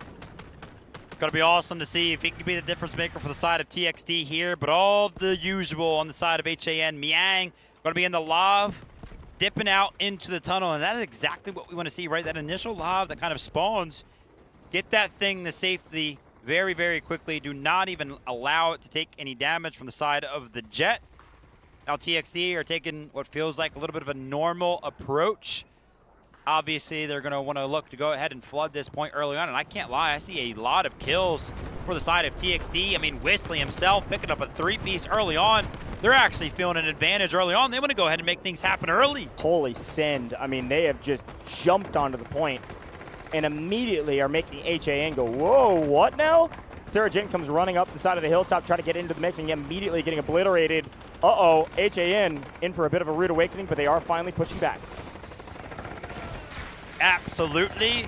Trying to make something happen here. We want to see some of the individual for HAN try to make something happen here. It looks like they have all but equalized Sector A. But that being said, TXD find one more of a little bit of a push onto this point. Now Wanza starting to feel the pressure, wants to make something happen for the side of HAN, try to help out his boots on the ground towards that point. But he's getting held back a little bit by the side of TXD with some of those vehicles that are playing the backside of the beach. Oh no, Wanta maybe a bit of an overextend. Oak says, I'm going to punish you for that, or maybe it's going to be Belmods comes swinging in. Trying to get a piece of the action and maybe thought better of it because Miang was taking some shots up on high that maybe started to connect. I don't know. Feels like a missed opportunity. Oh, just kidding. No, it's not. One shot in a dream and boom, Alua Rocket Zombra able to take him down. Potentially a little bit of a mistake right there, an overextension. Very far out the sea right there. But whilst all of the casts happen, while they are losing the boat, HAN do make a point to go ahead and reclaim Sector A. It's honestly not a lot of boots on the ground for the side of TXD. Pretty much the only thing on the point for them right now is this AAV. It's trying to go ahead and clip down some of the members of HAN. But Hodu is going to try to make something happen. Does land one of the Allure rockets. Where is the cohesion? I want to see more Allure rockets land. One more does land. Any more of a follow-up, we might be able to take out this AAV, but that's going to be a failed attempt from the side of HAN. And now Belmods, like we mentioned, first time up on the stage here, does get substituted in. Currently does not have any kills, but looking to go ahead and continue to find some of the value. The vehicles for the side of TXD have all but retreated, and HAN have pretty much reclaimed Sector A almost in its entirety. Taking a look at the tickets right now, 163. So TXT have not necessarily gone ahead and spent too many, which is good to see because remember, we brought in the question, hey, if you're losing a guy like Medics, who's going to go ahead and kind of pick up the weight there? Who's going to go ahead and start to find those revives? And it looks like they've gone ahead and figured it out because not losing that many tickets so far on a couple of these approaches means that your Medics are doing exactly what they need to do. Yeah, and honestly, as we take a look to the eyes in the sky, Belmods has yet to find a single kill. 0-0-0. Oftentimes when you see the Jet not able to get any piece of the action, it feels a little bit uncomfortable in the sky. Feels like it's taking too much damage, trying to play really safe. It's the right play. Unfortunately, it means that you're going to be at a huge disadvantage on this early push. If that Jet was a bit more free, I think this A sector is already captured. Let's see how long this AAV can kind of stay alive. I saw a couple of missiles coming over the top, and yes, they are trying to go ahead and make things happen right now. 50% HP for the AAV right there, whilst all of the troops on the ground are getting cut down on both sides. Welcome to the party. AAV still doing a good job of staying alive. And here comes the defense, just winning their gunfights onto the point. By the way, Commander Wansa has marked A for the hold, and he will get that to be a success. Should see it tick over. There it is. That's some extra score added to the likes of HAN, Wansa, and the team. That'll be nice for later rounds. Going to be seeing these shotguns find value throughout, as they constantly have throughout our competition. Trying to get into the mix of things. Pretty much all but equalized in terms of the vehicles right now. Again, more of these explosives are going to be landing on the AAV from the side of TXD. Down to 30% HP. Cannot find that last rocket. That's kind of been the difference maker for HAN. Just that one last rocket. As I see one more land, and take a look at the HP of the AAV on the backside of things. It was down to about 15% HP. The difference was just one rocket between it being destroyed. But now HAN are starting to feel the pressure. They're trying to go ahead and help the defenses, and Johan is going to get credit for that. The AAV does go down, and that's going to be the back foot of the urgent redeployment. Take a look at the tickets start to dwindle very, very quickly. I went ahead and tipped my hat. I said, hey, TXD, you guys are doing very, very well in the category of revives. You're not losing too many tickets. But it appears over the last 60 seconds, that has not been the case. 30 have all but disappeared. What a wild move, but a nice play. And yet again, by the way, building that artillery, that AA gun off in the distance has been extremely influential. I love that play from this team. HAN, by the way, has done that on both attack and defense now. Same spot, same place, same AA gun. You can build those with the commander squad. Great play to just give you some extra firepower. Look at it. It's way off in the distance, way on the island, taking shots on the back line at OSSN, taking a look at this assault vehicle. Yeah, I mean, what's going to be the approach here for the side of the attack? I mean, maybe the Jet can kind of make something happen. You got to imagine the AA gun is so far away from the side of the Lav that maybe it can kind of make something happen. And take a look at this. Wands is actually going to be finding the assault vehicle all the way on the backside of the beach. The tickets have now entered a very dangerous territory for the side of the attack. Diminishing returns is what I like to call it. If you don't have 180 tickets going in some of these following sectors, then you have effectively lost that initial push, and that's starting to become a reality for the side of TXD. Ooh. HAN are trying to make something happen, but so is TXD at the same exact time. The tank destroyer is trying to get high feed, but so is Tae Seong blowing up the tank destroyer. Golly, maybe a bit of an overinvestment, maybe a strong play, I don't know. But unfortunately, it gets punished for whichever you believe it to be. Here comes Wansa with the boat. Yet again, causing havoc in the backline. This time, it's looking like will likely be still unpunished. Got punished last time, but there's nobody to answer the call, and Wansa just has a free backline to shell. He's gonna get all these players so weak. Gonna pick up a bunch of assists here. If they can get any defender boots on the ground up at the high ground to shoot over the top, and that's exactly what happens. 1, 2, 3, 4, 5, 6 people go down in the blink of an eye. Watch that green kill feed go flying by. And now the attackers, their numbers have dwindled so much that A is going to be in complete control of defense, and Wansa's now marked it for a complete control. Belmod says this AA gun is a problem, but still isn't seeing the value that you want to see from this jet. TXT still have air superiority. You've got to kill this AA gun. You've got to kill this player out here. Looks like it did a pretty good amount of damage there, and they're actually sending some of our troops out here. It's going to be Nail 2Dre, who's going to go ahead and try to take care of Johan. Off at a distance, though. Back on the point itself, HAN, again, have pretty much been successful in defending this to the point where TXT have now entered a territory where they have to basically invest tickets that they would love to go ahead and use in some of their following attacks. Wanza still out here in the boat trying to make things happen. Started to feel the pressure right there, jumps out of the boat, jumps in the Allure rocket, is going to be going for the boat. Can the boat hide? Can the Allure rocket get destroyed before it makes contact? Before we go ahead and see that one come to fruition, we do kind of jump away, but yeah, I mean, the boat v boat battle, always kind of cool to check out here, and Wanza very, very low, pretty much lost out on that trade. One more rocket landing will surely go ahead and do it. Oak's going to try to find it on the retreat of Wanza, but he's just a little bit too fast. Man, I feel for the substitute Belmods, who, from what I understand, and somebody can correct me if I'm wrong, is not their primary pilot.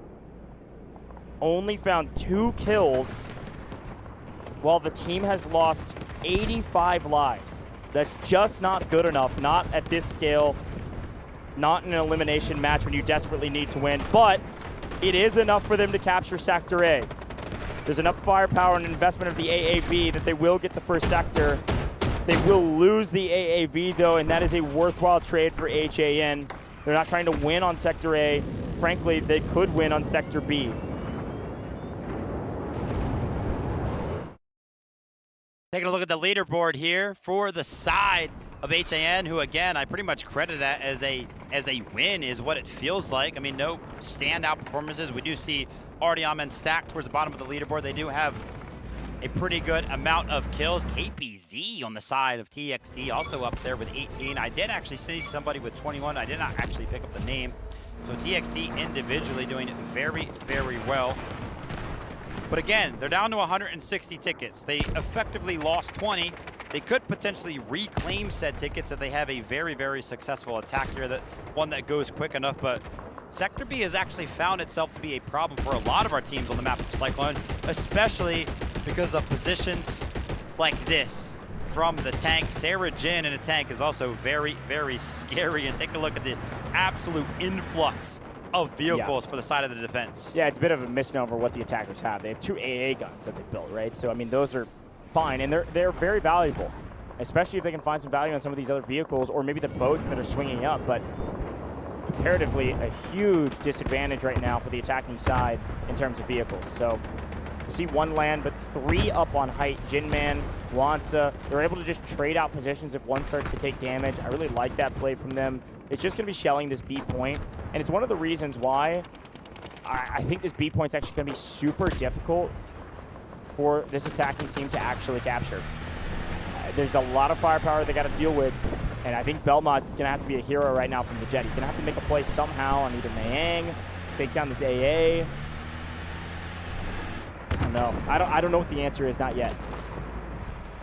Yeah, I mean, it's going to be super tough for TXT to go ahead and bounce back. I mean, even us kind of mentioning 160 tickets as their initial approach towards the sector of B, kind of blank, and I myself missed it, already down to 150. Still looking to find somewhat of some sort of value out of the jet. That being said, take a look at this strike squad from the side of TXT. They almost were able to go ahead and find Wanza, but as soon as he was able to go ahead and pick up on the idea that TXT were trying to go ahead and pull that one off, he retreats to safety, so he's going to be fine. The tank's going to be fine, and so are HAN, especially in the category of vehicles. Again, Belmont's still not finding much value yet. Here he comes, getting in close. Here's Wansa as well on the opposite side, getting a couple splatters with the tank, making sure no strike forces were able to do anything to him. The attackers have done a pretty good job of rotating up to this ruined area. Once they can play from these ruins, potentially they could move their way to the actual sector. Here's the problem. Those ruins can just get obliterated by all of the vehicles that HAN still have. We're in a bit of a stalemate right now, and a stalemate is a win for the defensive side. And we've seen some of these attack approaches towards some of these ruins before, but it's usually on the back foot of multiple vehicles. And taking a look at, you know, TXD's economy in that regard, they actually only have one singular land vehicle. And now that the side of HAN have access to, what is it now, like 4 vehicles, I think, right? A couple of tanks, a lob that's off in the distance, the boat, obviously. Any vehicles that start to fall from the sky for the side of TXD will surely just be kind of shot out. So this is going to be an extremely difficult one to kind of bounce back from. Yeah, it's difficult, but plenty of time. Like, this is, again, going to feel like a stalemate in the grudge match, because that's exactly what it is. The defense feel at least some pressure being put over to the point. And so while this artillery barrage is landing on top of the ruins, they're also going to put up an urgent redeployment to be able to play for the low side. I like to assume that we're going to see people like Chang Ji-won, there he is in the middle, playing hero, playing solo, maybe taking a look at Zombra, looking to take down this tank destroyer in transition. The rest of the team should be flooding in from the bottom if they feel like this point is actually in jeopardy. But frankly, it's not really, especially when you've got Stacks playing backup with the boat, taking some shots down below and wiping more and more firepower out from underneath TXD. Yeah, I mean, losing that tank destroyer, that one definitely does not feel good for the side of TXD. They finally got some reinforcements in the vehicle category with that AAV kind of spawning all the way in the back, but the fact that that's been equalized now by the tank destroyer being destroyed right before that, and as I say that, Oak is actually under heavy fire off in the distance with that AAV. Wanza might actually go ahead and peek over and crest this hill and potentially look to mow down all the members of TXD that are trying to get active. Wanza has been activated. The tank has been activated. This is usually very, very risky because you are so far forward, but he doesn't care right now. TXD, he wants them to feel the pressure. He wants them to feel the pain point. There's the low ground egress. It looks like Blake's trying to play hero down here by himself. There's a 3-piece and probably 4, a full squad trying to play low, and they're able to trade out Blake. So all the attackers now moving to the low side. What is the answer to the low side? We all know that answer. Where is Mr. Boat? Boat could get active. Oh no, Boat can't get active because Belmaz is actually putting some damage down on Stacks. Stacks is deep into the tunnel, so it's going to be reliant on these infantry members to go low, win the gunfights, while over top we've got our tanks shelling down below where they can. Not quite as effective, but still pretty powerful, taking a decent bit of damage, a couple AT4s or otherwise, from the backside of this point. TXD will not go down without a fight, and we still have so much time for this B sector. This is going to be a long, drawn-out one here, Vivid. Oh my gosh, Wanda's getting active again. How does he continuously find just giant groups of members of TXD? XA's trying to make something happen. He's a medic laying on top of the tank. Wanza is actually found again, getting very, very aggressive in the tank, and he's going to be punished that time by the side of Skynet. The AAV now has the opportunity to go ahead and jump onto the point if it also wants to get aggressive, but he just saw firsthand what happens when you do go ahead and put these vehicles out in the open. Artillery barrage called in to help relieve some of the pressure that the attackers are putting on. That felt like a bit of a misstep from Wanza. That was extremely aggressive with a full tank for what reason, I don't know. Here's the boat fully healed back up, though, going to be playing the low side of the B sector to make sure these players can't get in onto the point. One way to get to the point, though. Assault vehicle, drop the vehicle respawn beacon, and battle your way through cover that can't get fully blown to pieces. Should be able to pick up a lot of revives here as well. That's a lot of bodies potentially inside this sector and start the capture. Well done getting to cover, and well done surviving the onslaught of the artillery barrage and a lot of infantry. They've got more numbers right now, and they're starting to capture it very quickly. So what do we do? The boat's going to get active. Uses Stacks on the backside. Picks up a vehicle kill. That is an AAV down. And now the backside of this fight is now wide open. These attackers had a safe haven for just a moment, and they're all falling at the hands of this boat, and now the infantry cleaning up the mess. Yeah, I mean, losing out on this push right here is going to feel like one of the several nails that are required to put the coffin in the TXD right there, right? They do end up losing the assault vehicle. They lose the push. And I can't lie, I mean, HAN, they did call in an artillery barrage, but it's not like they had to invest anything too surmountable. Like, it's not like they overextended one of their vehicles or kind of called in the urgent redeployment. No, that was just all natural skill and using a little bit of a rotation from the side of Stacks in the boat, who is also currently under fire from the jet, trying to go ahead and retreat and keep this thing alive. Again, a lot of these times, these boat operators, They're actually doing it solo, so when he retreats, because he is the sole engineer, he has to go ahead and wait for that one to get repaired, which is why he has to retreat so far. A lot of the times, you may also see that a couple of engineers are actually on the boat itself.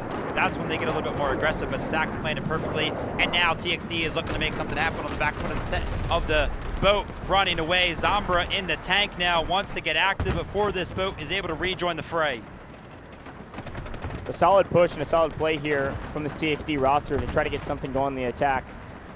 Biggest problem right now is that Belmont's still only on 4 kills in the jet. He's been on 4 kills for the last nearly 8 minutes probably of the attack, pretty much the entirety of this sector. Zambra trying to get active. It looked decent for a moment, but we know HAN's going to answer back immediately. They take some damage. Allura rockets over the top. Look at Wanza on the backside, playing so aggressive as the commander, getting eyes on the battlefield, knowing exactly what he needs to do to secure the victory, which is continually punish every aggressive move from the attackers, make them think they don't have options, and I'm sure that's what's going through TXT's mind right now. Yeah, it's awesome. I mean, we noted a big win there for TXT when they took up the tank of Wanza when he kind of overextended. Had to hold that thought as we do see one of the strike squads off in the distance over here trying to pressure this AAV. Coming in from the other side as well. I'm looking at Blake all the way on the top up there, and that's exactly who's going to find the final blow towards that AAV. HAN are just in full control.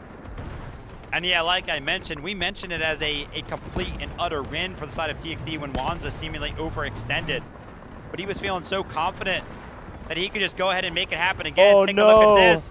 An overextension once again, multiple times. We've seen Wanza in the driver's seat of this thing make mistakes and get it stuck multiple times. They're going to be losing out on the tank, and TXT makes something happen. Oh, that's a brutal loss. Just sunk the tank. Barely too far into the water. It was honestly such a great play from Wanza. I actually love that wrap there. Could have gotten so much value, but loses the tank in transition. Now, obviously, take a look at the bottom of your screen, folks. You guys can read. They have every advantage they can still want in the vehicles that they have available. But still, small silver lining, a glimmer of hope. HAN is not infallible. They can make mistakes. Uh-oh. Another strike team to take down the assault vehicle, namely trying to get this vehicle down so they can't put more respawns down, and that's exactly what happens. Viren goes in. Viren doesn't care if it dies. Viren gets the vehicle down. Down goes another vehicle. Not a single vehicle. The jet dies from the sky. Nothing is left for TXT to rely on to capture the B sector. Nothing is left for TXT. Stacks found it, found the final blow required onto the jet. An absolutely empty row of vehicles available for the side of TXT. And on the back foot of losing what feels like everything, the boots on the ground are trying to make something happen. Make up for the failed efforts of the vehicle operators. But HAN, they know exactly how to counter this one. They've been doing it all day. They've done it multiple times. They're experienced on Cyclone. Defensively speaking, Stacks is having an absolute field day. And why don't you guys go ahead and join the fray, put down a strategic beacon, and make sure that we can continuously flood in on this point and hold TXT right here. Look at Wanza. Right now. Look at Wanza just running over bodies. Nobody's picking up revives when a tank destroyer is running you over. Stacks perfectly positioned now with the boat, not with the threat of the jet over the top, to just hold this B point. It looks like the attackers have a position. The attackers do have an AAV, and they may actually trade out Wanza here with the tank destroyer, but unfortunately that's still a favorable trade for the side of the defense because they lose, the attackers lose yet again one of their only vehicles. They're investing a second though. They pull their second tank forward. They have to play aggro here with only 30 lives remaining. They could still capture this. Stacks, like you said, having a field day, but it's still a lot of bodies on the point right now for the attackers. They might just do this against all odds. They are able to capture the B sector, and they move to the C sector with 94 lives. Is it enough to win? Maybe, but they got to capture the C sector nearly immediately. I feel like we let off the pressure. Maybe Green just got put on respawn. But dang, what a miss. That respawn, look at that team respawn beacon just came in too late. 11 people spawned onto the B point after it was capped. And Cyclone's one of those weird maps where it does kind of give you the opportunity if you do kind of get stalled out and actually hold that point so that way we can break down some of the numbers here. NTPP finally getting active on the side of TXT, 43 kills over there. KPC still doing very well. Genman kind of jumping up as well, 43 kills. But constantly gets to finds himself above and ahead of all the others. Already on 47 on the gunny.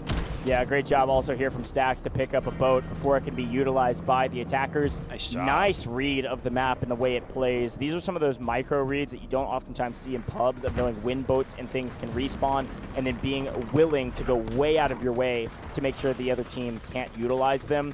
No boat moving into the D sector for the attackers is going to be a rude awakening if they're even able to get through the C sector with the lack of firepower that they have. Yeah, I was going to mention that Cyclone's only forgiving aspect, I feel like, is C sector, because this one happens so fast sometimes that when you are like down all of the tickets like TXD are right now, C kind of gives you the opportunity to bounce back. If you capture this one quickly without too much of an investment in terms of those tickets, then yeah, they're right back pretty into much it. Rejuvenated for the rest of the map. But you have to make that happen. HAN, they're going to want to try to go ahead and stop this. Yeah, I mean, it's exactly what I was talking about. Cracked is the opposite of, right? Yeah. This map gives you so much room for comebacks. Look at Poco going bonkers in the kill feed with revives, by the way. All of those players just got picked back up onto the map. All of these players are still alive down here. Almost nearly all of them died just a second ago. Oak gets really active on the low side and gets punished. Jinman with the tank, wants it with the tank destroyer. All that effort from the medics to keep people up. Maybe all for naught. No, Syndrax is able to trade a vehicle out, but look at all the green on the map. Everybody from red dying, and we go from 89 tickets down to 70, folks. You can do a little bit of math. That is one player. Nope, there it is. All 20 players just respawn for the attackers. Not one red player is on the correct side of the map. What a great pincer maneuver there from the side of HAN.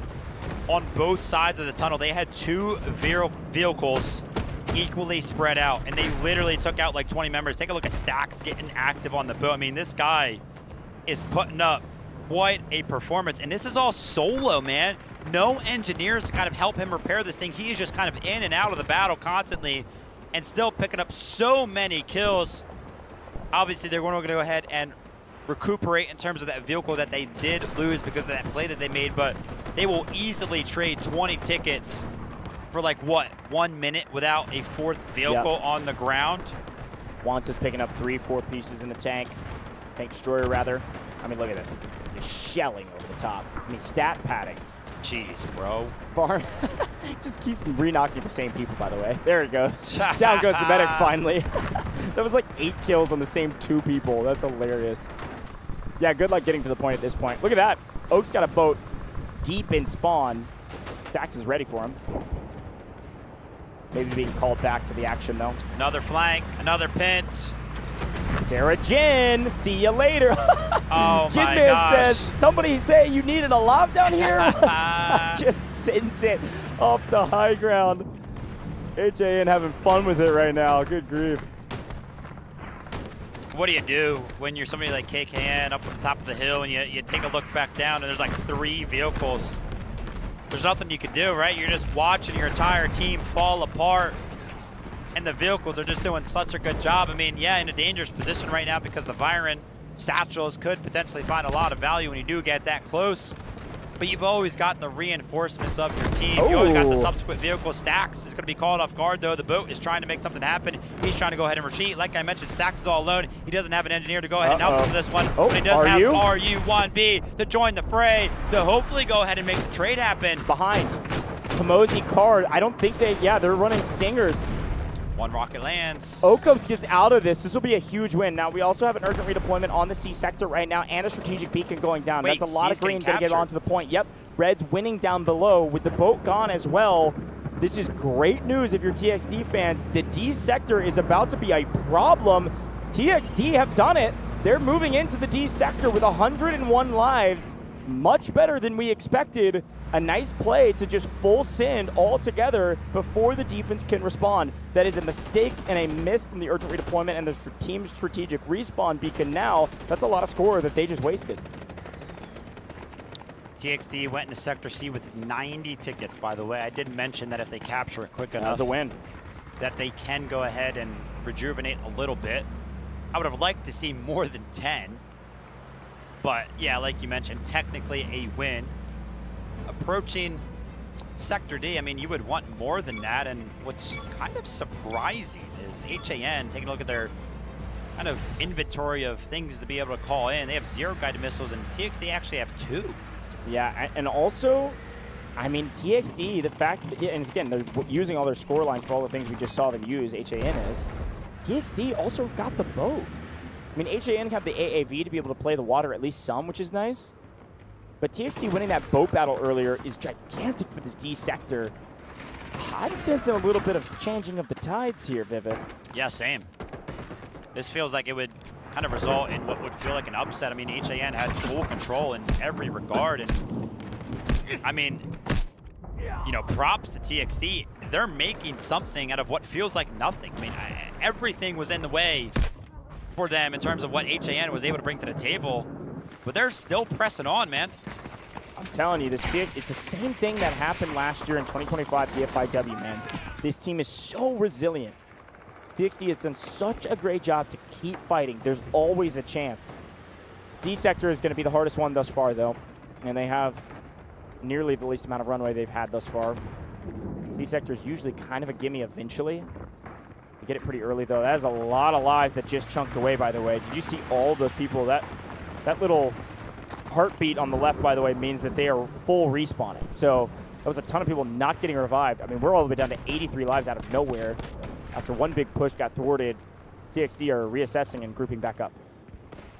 That being said, the reassessment in terms of the vehicles have actually swung pretty heavily in favor of TXD. Look at them. They're trying to drop missile silo here and get onto D2. They're going to look at D2 rather than D1 to start. Fairly standard, I guess, but... This is what makes it weird, right? I mean, from both sides, there are like tanks available and knobs available, but super hard to find value on points like D1 and D2 just because the main access point is actually the water. So you look towards these AAVs, you look towards the boats to try to be the ones to go ahead and make the difference. But D2 right now being contested by the side of TXD. They're going to start to feel the pressure from Sarah Jin in the boat, though, who's actually taking a lot of damage as it currently stands. And that's because he's going to be up against the prowess of 2 boats on the other side. But RU1B is going to be returning fire. Nail 2G currently under heavy fire as well. Sarah Jin gets traded out. The boat goes down. That's going to be a 1-for-1 trade. Now on the backside of things, Wanza is trying to get active on the tank destroyer. Call this thing a boat destroyer if it is able to find the damage needed. Got it. Nail 2G with a big assist. I was on the other side. I think that boat did land, though. Crazy moment between both of these two teams. Both teams lost their boats now. What a spot from Odo. 3 vehicles apiece. Attack of a full control over D2 now. That is a lot. That's pretty much the entire team. And nice play from Hodu. Nice. At a nice spot, and almost was enough damage to take down the AAV. That could be running. Nail 2G. Sneaky, sneaky. Right underneath. Hello. Do you have a magnetic bomb for me? Oh, almost grabs the steal. Oh my goodness. That right there was sneaky. A little bit of a back and forth. There's levels of this, and by the way, that effort from Hodu was actually followed up by Blake, so that AAV did eventually go down. And now the strike squad comes in. Miang, every single time he hops out of this vehicle, he starts to feel the pressure in different regards. They're trying to land the rockets. One more is going to be the difference, but he finds some cover and the opportunity to go ahead and hit the repairs off. Nice. Man, I'm blown away with what TXD has been able to do. This is such a great, resilient team. Still in this, still fighting, and still finding moments to put themselves ahead. Weird. Can you really just use this lob, just go through the water like this? You would figure this is an AAV. Yeah, call me crazy. That shouldn't be allowed. I mean, that's just... Am I an idiot? Somebody in chat needs to call me an idiot. Why is that allowed? Anyways, let's hop right back into it. D2 here, folks. Still complete control of the attackers. We've started the tug of war of the D sector. And with that in mind, see what the comms and the calls are from both of the teams. Niang is in the water. Wansa holding the line with the tank destroyer. And yeah, they're going to try it. Oh my gosh. Oh, you got to be careful. Oh my gosh. So this is the play No! Oh. That was the play. Cut cams. Cut cams. That was the play. So the reason you do this is the AAV can actually carry the tank destroyer over to the other side, and then you can drive it into the point. So you can drive it onto D1. It could have helped them hold. But you can make mistakes, folks. I'm telling you, not even HAN is infallible.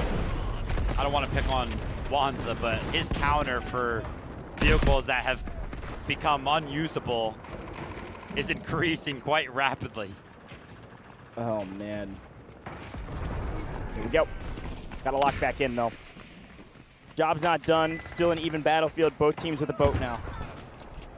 Attackers doing a pretty good job of maintaining some pressure to keep this defensive team away from D2. They're at the stalemate that we always see between the two D points.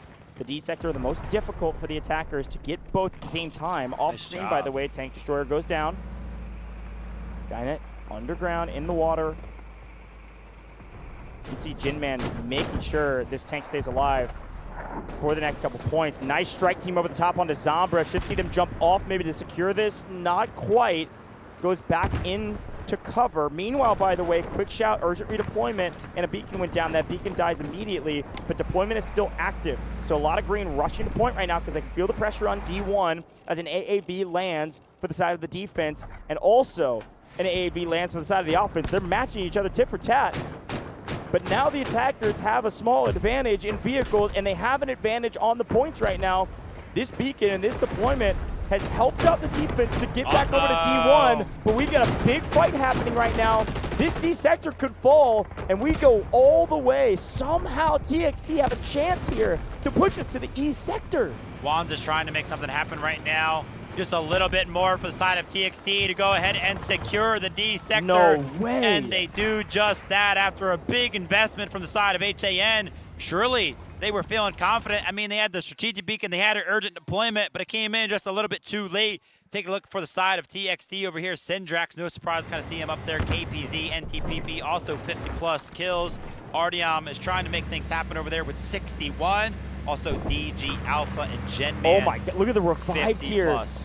GeForce at 120 for TXT, and we're just now getting to this sector. Uh-oh, Skynet is pressing the advantage right now. Wanza going to be getting destroyed on the retreat, trying to make his way over to Sector E. Skynet, how much value has been found out of this singular boat over the past couple of presses for the side of TXT. And this is going to be a weird one because you would imagine now, HAN, obviously they wanted to end things earlier on than Sector E, but now that we are here, surely they will be able to call in vehicles, because usually you can't because the jet is usually alive when the attack starts to win this dominantly. Also, quick note, 9 guided missiles on the side of TXT to the 4 of HAN. I 10 can't believe now. this. I cannot believe that TXT might pull this game out. Not even might, they have the advantage right now. They actually have a major advantage. I can't call out individual plays for the reason why, but I do think back to a loss of a tank destroyer, a loss of a tank for free for basically no reasons. Those mistakes do add up. And yes, there's more room for mistakes on a map like Cyclone, but maybe that was just one too many. TXT have a chance here to shock the world and take us to Game 3. It's what we originally expected, but the way this map started, I thought there was no way. Crazy. Yeah, it looked done and dusted. Done and dusted, we thought, but TXT have proved us wrong. They've vacuumed up all the dust. They've picked up the pieces. They've continued on with about 90 tickets from sector to sector, and now they're trying to make something happen elsewhere. Sarah Jin under heavy fire right now. Strike team. That tank destroyer is one hit away from being destroyed, but the tank comes in, plays big Got it. brother. Oh no! A block! Insane play from Wanza, blocks the last missile. AXII, the last missile comes through and just barely misses. Nice play from HAN to save that vehicle, and they actually trade one out in transition, by the way. Nice play off screen to start evening things back up again. The only advantage right now that the attackers now have is that boat. They're the only team with a boat. And TXD have done all of this, all this push, all this fight, getting to the E sector without a jet at all. Yes, a win con for this map, but not the only win con. Sarah Jin trying to be a win con by themselves. That's a triple kill and more, taking down this entire squad. No revives on that one. That's a nice little 5-ticket loss. I did see off in the distance, though, they're trying to make something happen on the beach of E1 for the side of TXD. Sarah Jin in a tank destroyer, by the way, has been popping off throughout the day, just, you know, on the bow, but opting to go ahead and jump back into the vehicle side of things, which again, we talked about his flexibility, able to hop between roles is a giant advantage for the side of HAN, and I feel like one of the biggest advantages for the side of TXD has been Skynet. Skynet, you gotta stay alive, man. You are pretty much the backbone of the attack right now for the side of TXD. Again, operating with no engineer to go ahead and help him out, wait for the repairs to come in before he's able to actually do anything. I feel like even still sitting here feels like a dangerous position, and dangerous it is indeed. Sarah Jin snuffs him out and goes ahead and destroys the vehicle. When the team begins to falter, you can rely on your heroes to make big plays, or rather you have to. And Sarah Jin is doing exactly that. What looked like an advantage for TXD to start things off here in the E sector, Sarah Jin has made an even playing field. Gonna be a team effort for both of these squads, but Sarah Jin double positive on the map right now in the tank destroyer. Oh, gonna try to punish some of the overextends from the defensive squad from up on high. Classic position for the side of the attackers. Sarah Jin did not care and did not ask. Wants everybody they can get their hands on. Nearly 50 kills now. Doing so good at pretty much just being a giant pain point for all of the entrances, all of the access points here towards this E1, and it's helping out the boots on the ground immensely. Again, bottom of your screen on that overlay, TXD has 11 guided missiles to play with, HAN has 6. This is almost an identical spot, vice versa, from the way the last map went. A ton of missiles waiting to be used. They cannot use them, they will not use them until after they capture E1. Once they get their foothold on E1, it is off to the races, and it'll be missile on missile on missile over towards E2 to set up their foothold on E1 and prepare for the push. We just saw this, folks. You know how it goes. Speaking of knowing how it goes, we know that Mayang can hit their shots. Mayang from way far away with an AAV, taking one down. That was beautiful. We don't often get to see a vehicle in the position that Mayang is in. Yeah, finds another one as well. I mean, that tank is in a very unique position to us, at least, because so many times those type of positions are denied by that jet again. I mean, again, this is one of those really awkward moments on Cyclone where TXD are making it work without a jet, so they're having to deal with a bunch of weird things. Now Sarah Jin is just making things happen over and over and over again. Heard Goj mention 50 kills. Nah, Goj, I want more than that. I want to start approaching 60 as Genman on the opposite side of things also finds one of the tanks that were up on the hill for the side of TXD. It is all falling apart. What a play from Sarah Jin. Again, tank destroyer so valuable. Another one, this time traded back the other way, though. Sarah down. Finally, Sarah Jin falls. Well placed, what is that? Couple of Luru rockets plus O-Cubs, able to clean them up. That's a big one. That's a nice takedown. Finally, Sarah Jin down means no tank destroyer for the side of HAN, and they're going to push up and make themselves ready to take E1 on the back of this Lav. That Lav alligator, by the way, I am a moron, totally spaced, that you can use the Lav alligator to swim a little bit. Not near as valuable as the AAV, but it can go in the water. Got to chat for the reminder. We'll see Zambra swing up around the backside here on Wansa. Wansa getting really active because he knows exactly what the attackers are trying to do, because it's the same strategy that HAN did just a moment ago.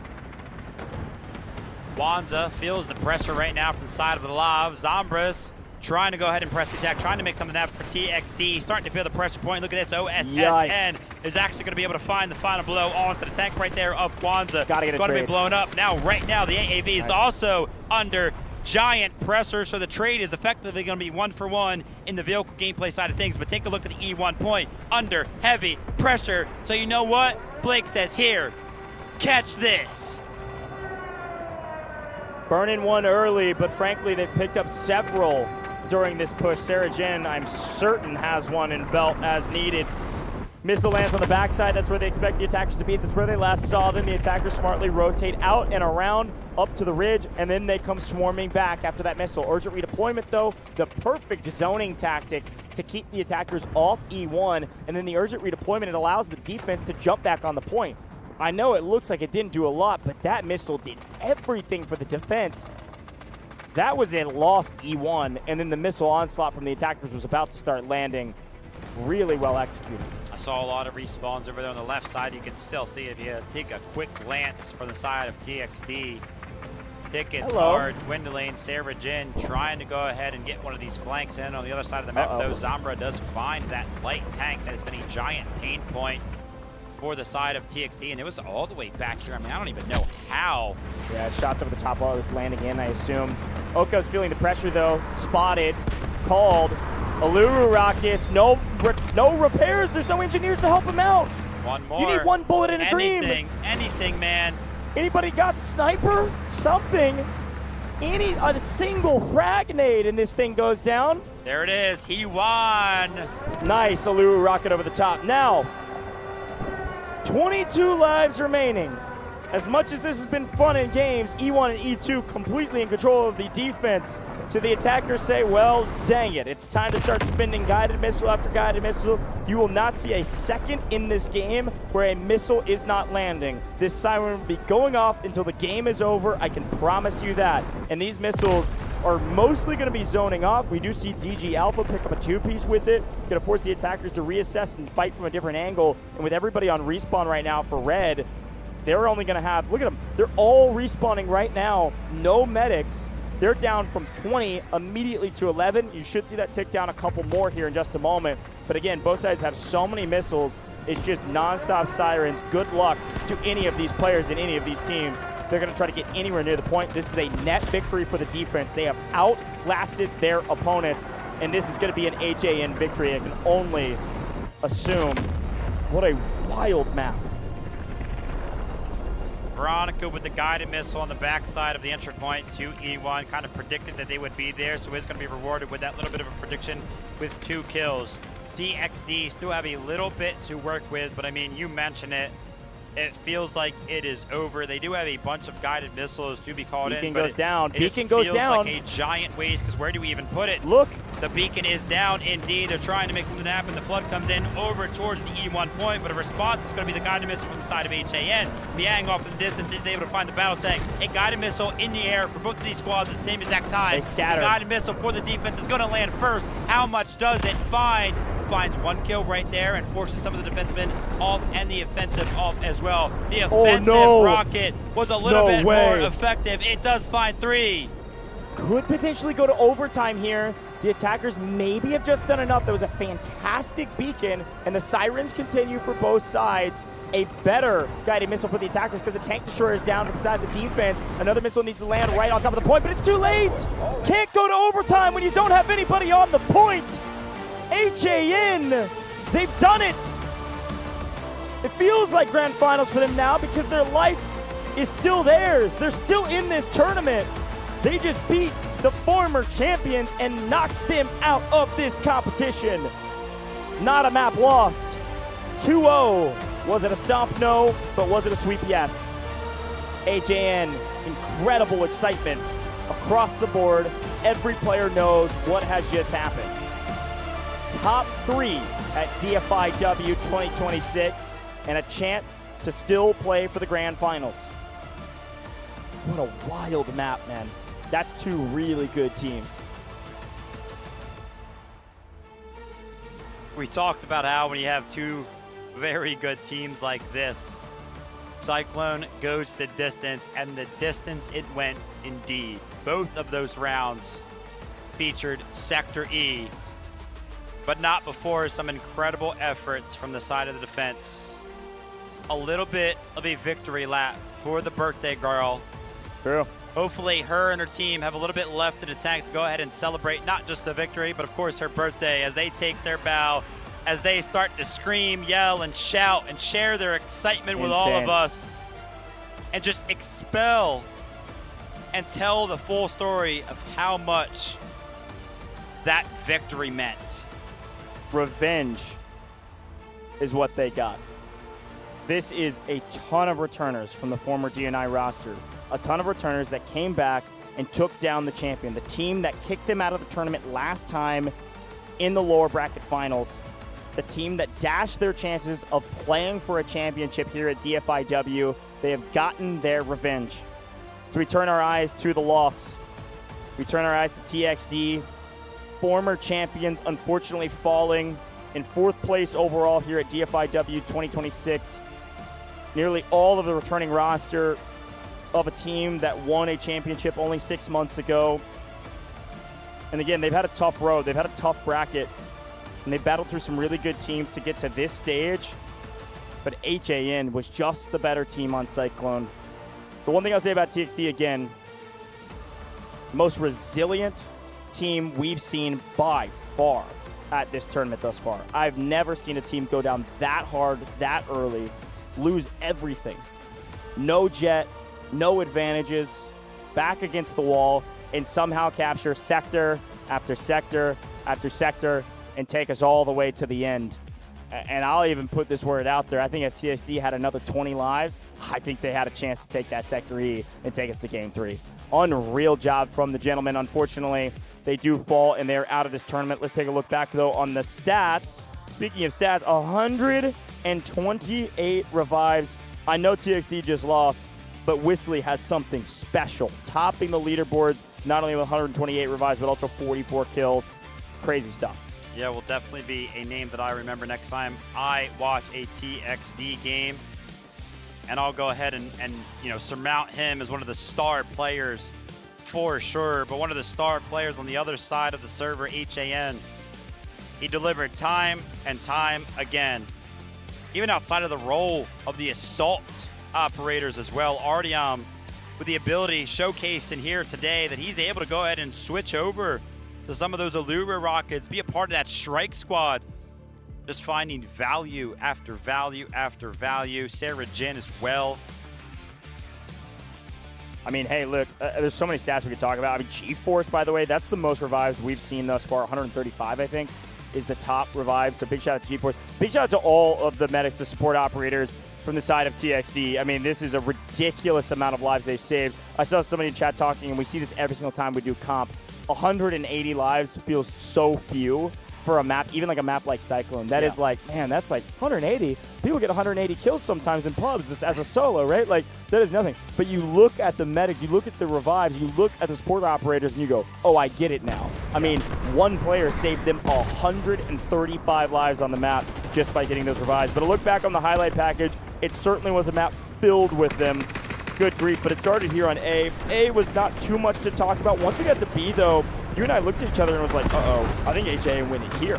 I mean, they held this team at the line at B. They had every advantage. Jet had nothing to show for it. Unfortunately, the sub, Belmods, only picked up, I think, 4 kills or maybe 6 total overall. And then finally, the wire guided from Stacks does land. That's a great shot in the highlight package. But once the jet falls and the rest of the vehicles fall, frankly, for TXD, especially right here, I thought there was no way TXD get through the B sector. Yeah, I looked over right there. I mean, Sector A and Sector B, to me, actually, were the most important ones. You made the request for TXD, hey, listen, guys, if he had 24 lives available, I think he could have done it. Well, think about how many tickets they lost in Sector A and Sector B, right? After even Sector C was captured and Sector D, they only had like 90 to 100 tickets available. So many lost on those first couple of sectors. They tried to make stuff happen, and honestly, that's when it started to look good. Sector D, they played the boats so well. They played the canals so well. Now, granted, it was on the back foot of a couple of mistakes from the side of HAN, but after this, HAN, Sarah Jin specifically, was no longer interested in making mistakes. They just wanted to show off. And again, Sarah Jin, that is a hero play. That's my MVP, regardless of the way the stats look like, because you got to think, not only is that a ton of kills, but although that's a ton of kills, they can't get back up. That is so many tickets that go down. Folks, we blinked and we looked up, they're on 23 lives. I mean, we get this tank down. This is a cool strike force play. This is what you have to do to make sure that all the advantages are cut away from your opponents. But those big moves where you wipe 10 players that can't be picked up, that is literally more than 10% of their total lives they brought into the B sector. It's just a really cool moment to look back on and do the math of like, wow, how did they lose lives so fast? It's on the back of those plays. But of course, then the sirens were blaring. We had guided missiles left, right, and center, and it felt like just too little, too late. That last guided missile, by the way, picked up like 6 kills. I didn't even see that. Kind of like post-mortem, if you will, of the map. But anyways, a lot of fun there. Some solid highlights. But that's an HAN win. Fairly dominant fashion for the most part. I was not expecting this to be a 2-0. Here's a look at the stats. Here's a look at the top squad. And it is Barbell, Jappy, and Taesung DG Alpha for good reason. Take a look at their top score line. Literally all over, besides Taesung, all over 40K score, which is kind of ridiculous. Yeah, shout out to these guys because HAN is kind of filled with squads that usually find themselves up here at the best squad. So a standout performance that made all of the difference from these 4 individuals. Jappy, OEC kind of getting active on the flank lines, behind enemy lines, whatever it may be, trying to make something happen. DG Alpha as well. We saw that name a ton in the feed, followed up with 66 kills there. But your MVP. Yeah, that's right. Goj wanted it. Told you. Sarah Jin. I mean, still, obviously the hero play in itself was worthy of an MVP performance, but you take a look at the stat line and everything else that he was able to do. Kind of crazy. That's when it really comes down to limelight. This was definitely deserved MVP. 61 kills, almost 45,000 score, assists across the board, and then engineering, of course. We know how good he is with the vehicles. Yeah, again, you're picking up engineering score based on the damage you do to other vehicles, plus your repairs. There's a formula there. But regardless, great stat line across the board. Of course, rescue, no, because, well, in the tank destroyer, blowing people up. I think, by the way, we saw their KDA as well, nearly triple positive, if not triple positive. That is ridiculous in a game that is 20v20. That is a hero. That is somebody doing more than they're asked to do. So a great job being the most valuable player on the map, Sarah Jin. Again, a couple times now, Sarah Jin has been the answer and the key to success for HAN. So keep unlocking Sarah Jin. You keep getting wins. HAN joined the likes of our other 2 teams at the top of the bracket to be a top 3 team, a podium finish team. Very well earned and expected from this roster. Yes, I did. My prediction was against them. Vivid is still perfect, technically. Missing a couple maps here and there, but perfect on predictions. I will say everything has gone to script right now, which is kind of weird to say. The one exception, I think, is that TXD, they are the champions. Some people would put them probably in the top 3. I don't know. Based on what we've seen, the top 3 teams are the 3 teams that are still in this competition right now, and that's being proven over and over again with 2-0 after 2-0 after 2-0. Can't believe we are left with only just 3 teams left in this competition. We got a big couple of days ahead of us, and so do the likes of HAN after an incredible performance right there. I mean, 2-0, I wasn't expecting that. I was expecting a 2-1, but hey, what a statement to be made there. Yeah, 100%. Well, as you can see behind us, our interview is getting ready on stage. It's been a hot and a sweaty one today because the games have been great, but it's been a lot of 2-0s the last couple days. Yeah. I'm looking for another game 3 here shortly. Unfortunately, it will not be today. That is all of our matches today. So before we move on and tell you what's happening tomorrow and what's going on for the next couple rounds, because we're not done with the competition. We have 2 more days of competition, but we are done today. We'll break that all down after an interview here in just a moment with, of course, HAN. I'd expect to hear from Wansa again, I assume, what they've been able to do. So let's head down to the stage and hear from HAN, the winner of this last one. 欢迎来到赛后采访环节，我是贝佳。恭喜 HAN 拿下了本场比赛的胜利，来到了败者组的决赛当中。我们邀请到了指挥官翁萨来到赛后采访席，也请他先跟大家打个招呼吧。다시 축하합니다. 먼저 자기소개 부탁드리겠습니다. Hello guys, this is Wansa from Team Han. 欢迎。那第一个问题想问一下，今天的话呢，也是和去年的对手进行交手，并且也复仇成功了。这是想问一下他的心情现在怎么样呢？包括他在拿下第1场比赛的胜利之后，和自己的队员进行了拥抱，那个时候他们又说了些什么呢？ So Wonsa, this time you were facing the old rival from last year, and you took successfully a revenge. How did you feel? And a second question. We noticed that in the first round, when you played as the attackers, your teammates hug each other. What was the reason? So last year, when we lost against TXD on Dfiw 2025, we waited this moment for such a long time. So we feel so happy to win them. Yeah, and after the first victory, our squad, yeah, we're just happy. We're just waiting for the victory for the second round too. So we just cheer up. Yeah. 翁萨选手刚刚表示，面对这次昔日的老对手，他是感到非常的期待与激动的，而且他们很想拿下这次的胜利。他们也是等待这一刻交手的时刻，蓄谋要等待已久。然后他也表示，他们当时的拥抱是因为想要在赢下第一场胜利之后，和队友互相打气鼓励，以便拿下第二场的胜利。没错，最终也是成功的拿下了第二场的胜利。那今天解说老师没有提到啊，说天空属于 Ghost， 想问一下，作为队内的指挥官，他是怎样评价这一位空在选手的呢？ Somebody says that the sky belongs to Ghost. How do you comment on this? It's a fact. Ghost is a goat. 他刚才用了一句英文上的押韵，叫做 Ghost is gold， 意思就是 Ghost 的选手是最牛的。确实如此啊。那同样呢，其实在本次的邀请赛当中，也有非常多厉害的空在的选手。想问一下，他觉得 RRQ 包括龙腾的空在选手，哪个选手会对他来说威胁比较大呢？ So we know that there are many players who are really good at air vehicles. Who or which players in RRQ and LT teams do you think is the biggest threat to you? We haven't screened with RRQ for a while, and we don't exactly know their strengths. So I'll say RRQ is more threatful for us. 翁萨表示，由于他们的队伍已经许久未与 RRQ 进行正面的交锋，所以无知带来了恐惧。他们觉得 RRQ 可能对于他们来说未知的恐惧要更多。明白，确实训练赛的交手会偏少一些嘛。那最后问题，想问一下，对于 RRQ 和龙腾的这场比赛，他心中的一个预测比分会是怎么样的呢？翁萨 ，What's your prediction of the score between RRQ and LT? I'll say 2-1. RRQ win. 他预测 RQ 将会胜出，而且比分是2-1。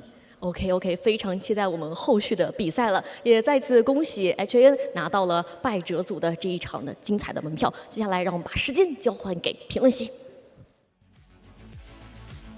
Another great interview with Wonsa, HAN, well-earned to be a top 3 team, and great words from Wonsa yet again, also predicting RRQ to beat LT. That's kind of crazy. I also love the shout and the credit that he's given to Ghost to say he's the GOAT of the skies.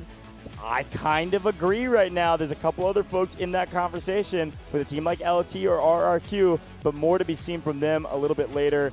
Vivid, any thoughts here before we wrap up today's broadcast about HAN and what they were able to do? It was just super incredible. I mean, listen, I thought this was going to be a little bit closer. I guess it was when we take a look at the specific rounds and how they actually went. But again, 2-0 is the stat line at the end of the day. I thought it was going to be 2-1. Somebody kind of decided it in the tiebreaker, but HAN, man, they are on an absolute roll right now, and the fact that kind of Wonsa as well predicts that RRQ is going to win it 2-1 means that he kind of expects to be playing LT tomorrow in the losers finals. Yeah, which is kind of crazy to say. Also, he chatted that out as well. I like that the interviews brought it up. That revenge tour that we were talking about is really cool. But listen, folks, here are today's results. Somehow, we've had 7 2-0s in a row.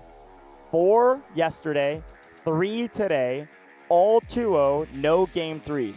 Yes, we had a 14-hour day 1, but everything else has been speedy to get us to the top 3 teams left in this tournament.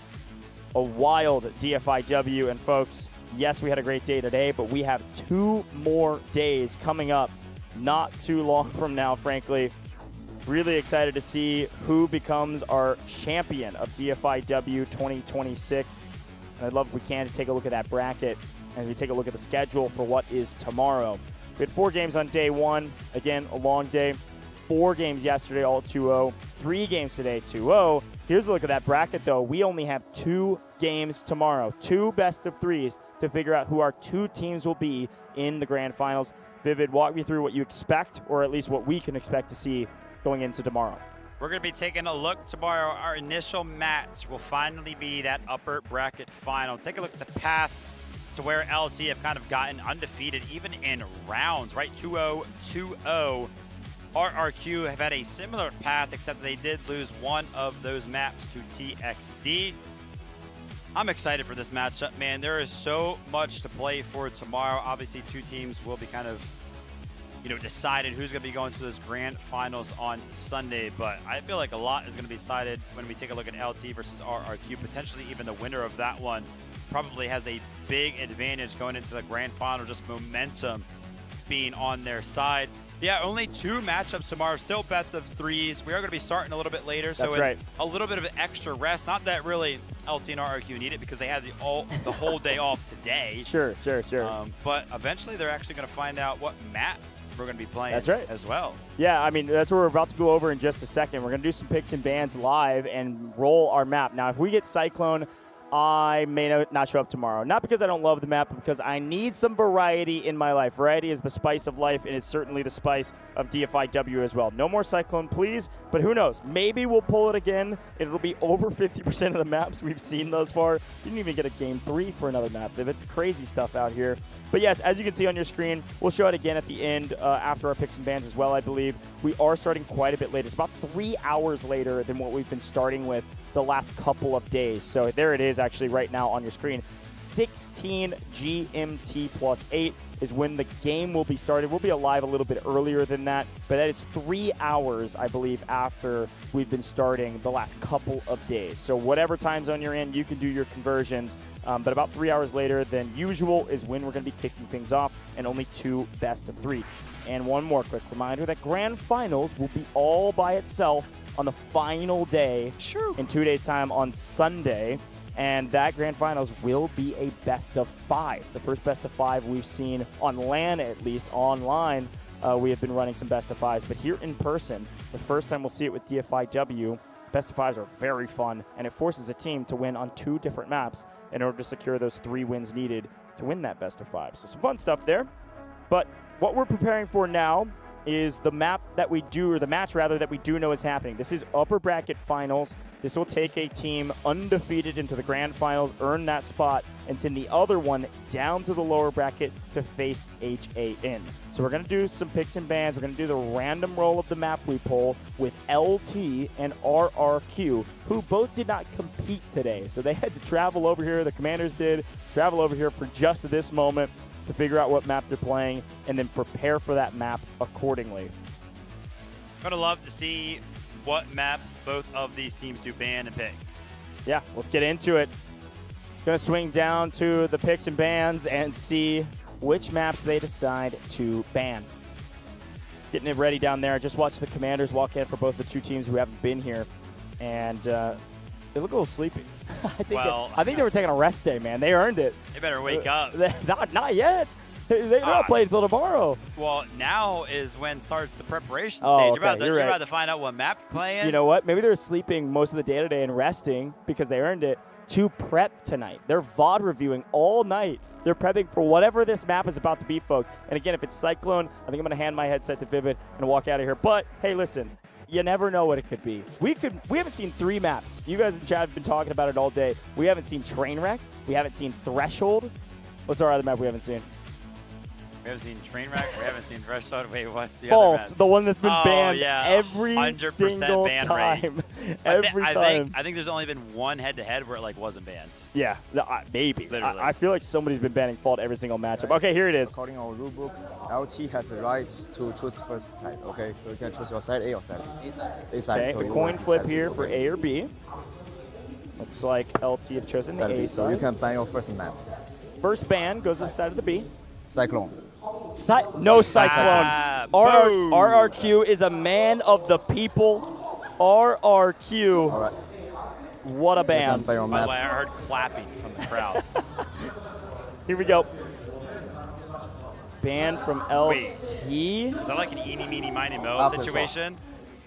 Aftershock is banned. No. We could see Fault. We could see Fault. This is the first time that I think we have even had the chance to see Fault on this map. Now, am I wishing for it? I don't know. I'm just saying. Kind of crazy. Fault has been banned out by everybody. Didn't see it once in our online competitions either. Trainwreck, Fault, or Threshold is what we're looking for if you're a fan of variety. Here we go. A lot of mixing. I like it. Vested, making sure balls get, oh my goodness. Even the box getting lifted up buddy. there. All right, the ref Come is on. in. The pick. Come on. What's going to be, Goj? I need some Threshold, man. So our match map is Trainwreck. Trainwreck. It's Okay. new. It's new. The crowd gets a little bit loud for some Trainwreck action. We'll flip the coin Some again nice and variety. decide your attack or defense. A map that's No, picked no. up. Side. It's okay. We can double shake hands. Yeah. We're all friends So here. you will be attacker at the first round, and you will be defense. Okay, all right. Please Okay. have a handshake. Write it Good luck, have down. fun. Everybody write So, it down. LT going to be defending on Trainwreck. RRQ going to be attacking on Trainwreck to kick things off. The first time we're seeing Trainwreck here in this competition. Wow. What do you think, Vivid? I'm going to be watching tomorrow. Like, what is this, a new map? Been so Been long. in the game for like 5 seasons. Yeah, exactly. No, I really love Trainwreck. Feels like one of those classics, of course. Obviously, Nuance, we'll get into the thick of it tomorrow. But yeah, it's going to be weird literally seeing a new map because so many times I've had some, because we have seen the maps over and over and over again, that basically means that we have seen certain teams on certain maps over and over and over again as well. So this is going to be new and not a lot really for both of these teams to prepare for if it's going to be a straight up new map. Yeah, and I think Trainwreck will be fun too because it is one of those maps that actually catches a lot of bans. Yeah. I think there's many reasons for that. It is a very vehicle-heavy map. It's one of the few where you're getting vehicles all ripped from both sides. So crazy stuff. It's going to be a lot of fun to break down tomorrow. But folks, that is all she wrote here in the booth. We've had a great day with day 3 of Dfiw. We've got 2 more days, 2 matches tomorrow, about 3 hours later. One last quick reminder is that we couldn't do it without you, the viewer. Thanks for tuning in. We'll see you tomorrow, a little bit later.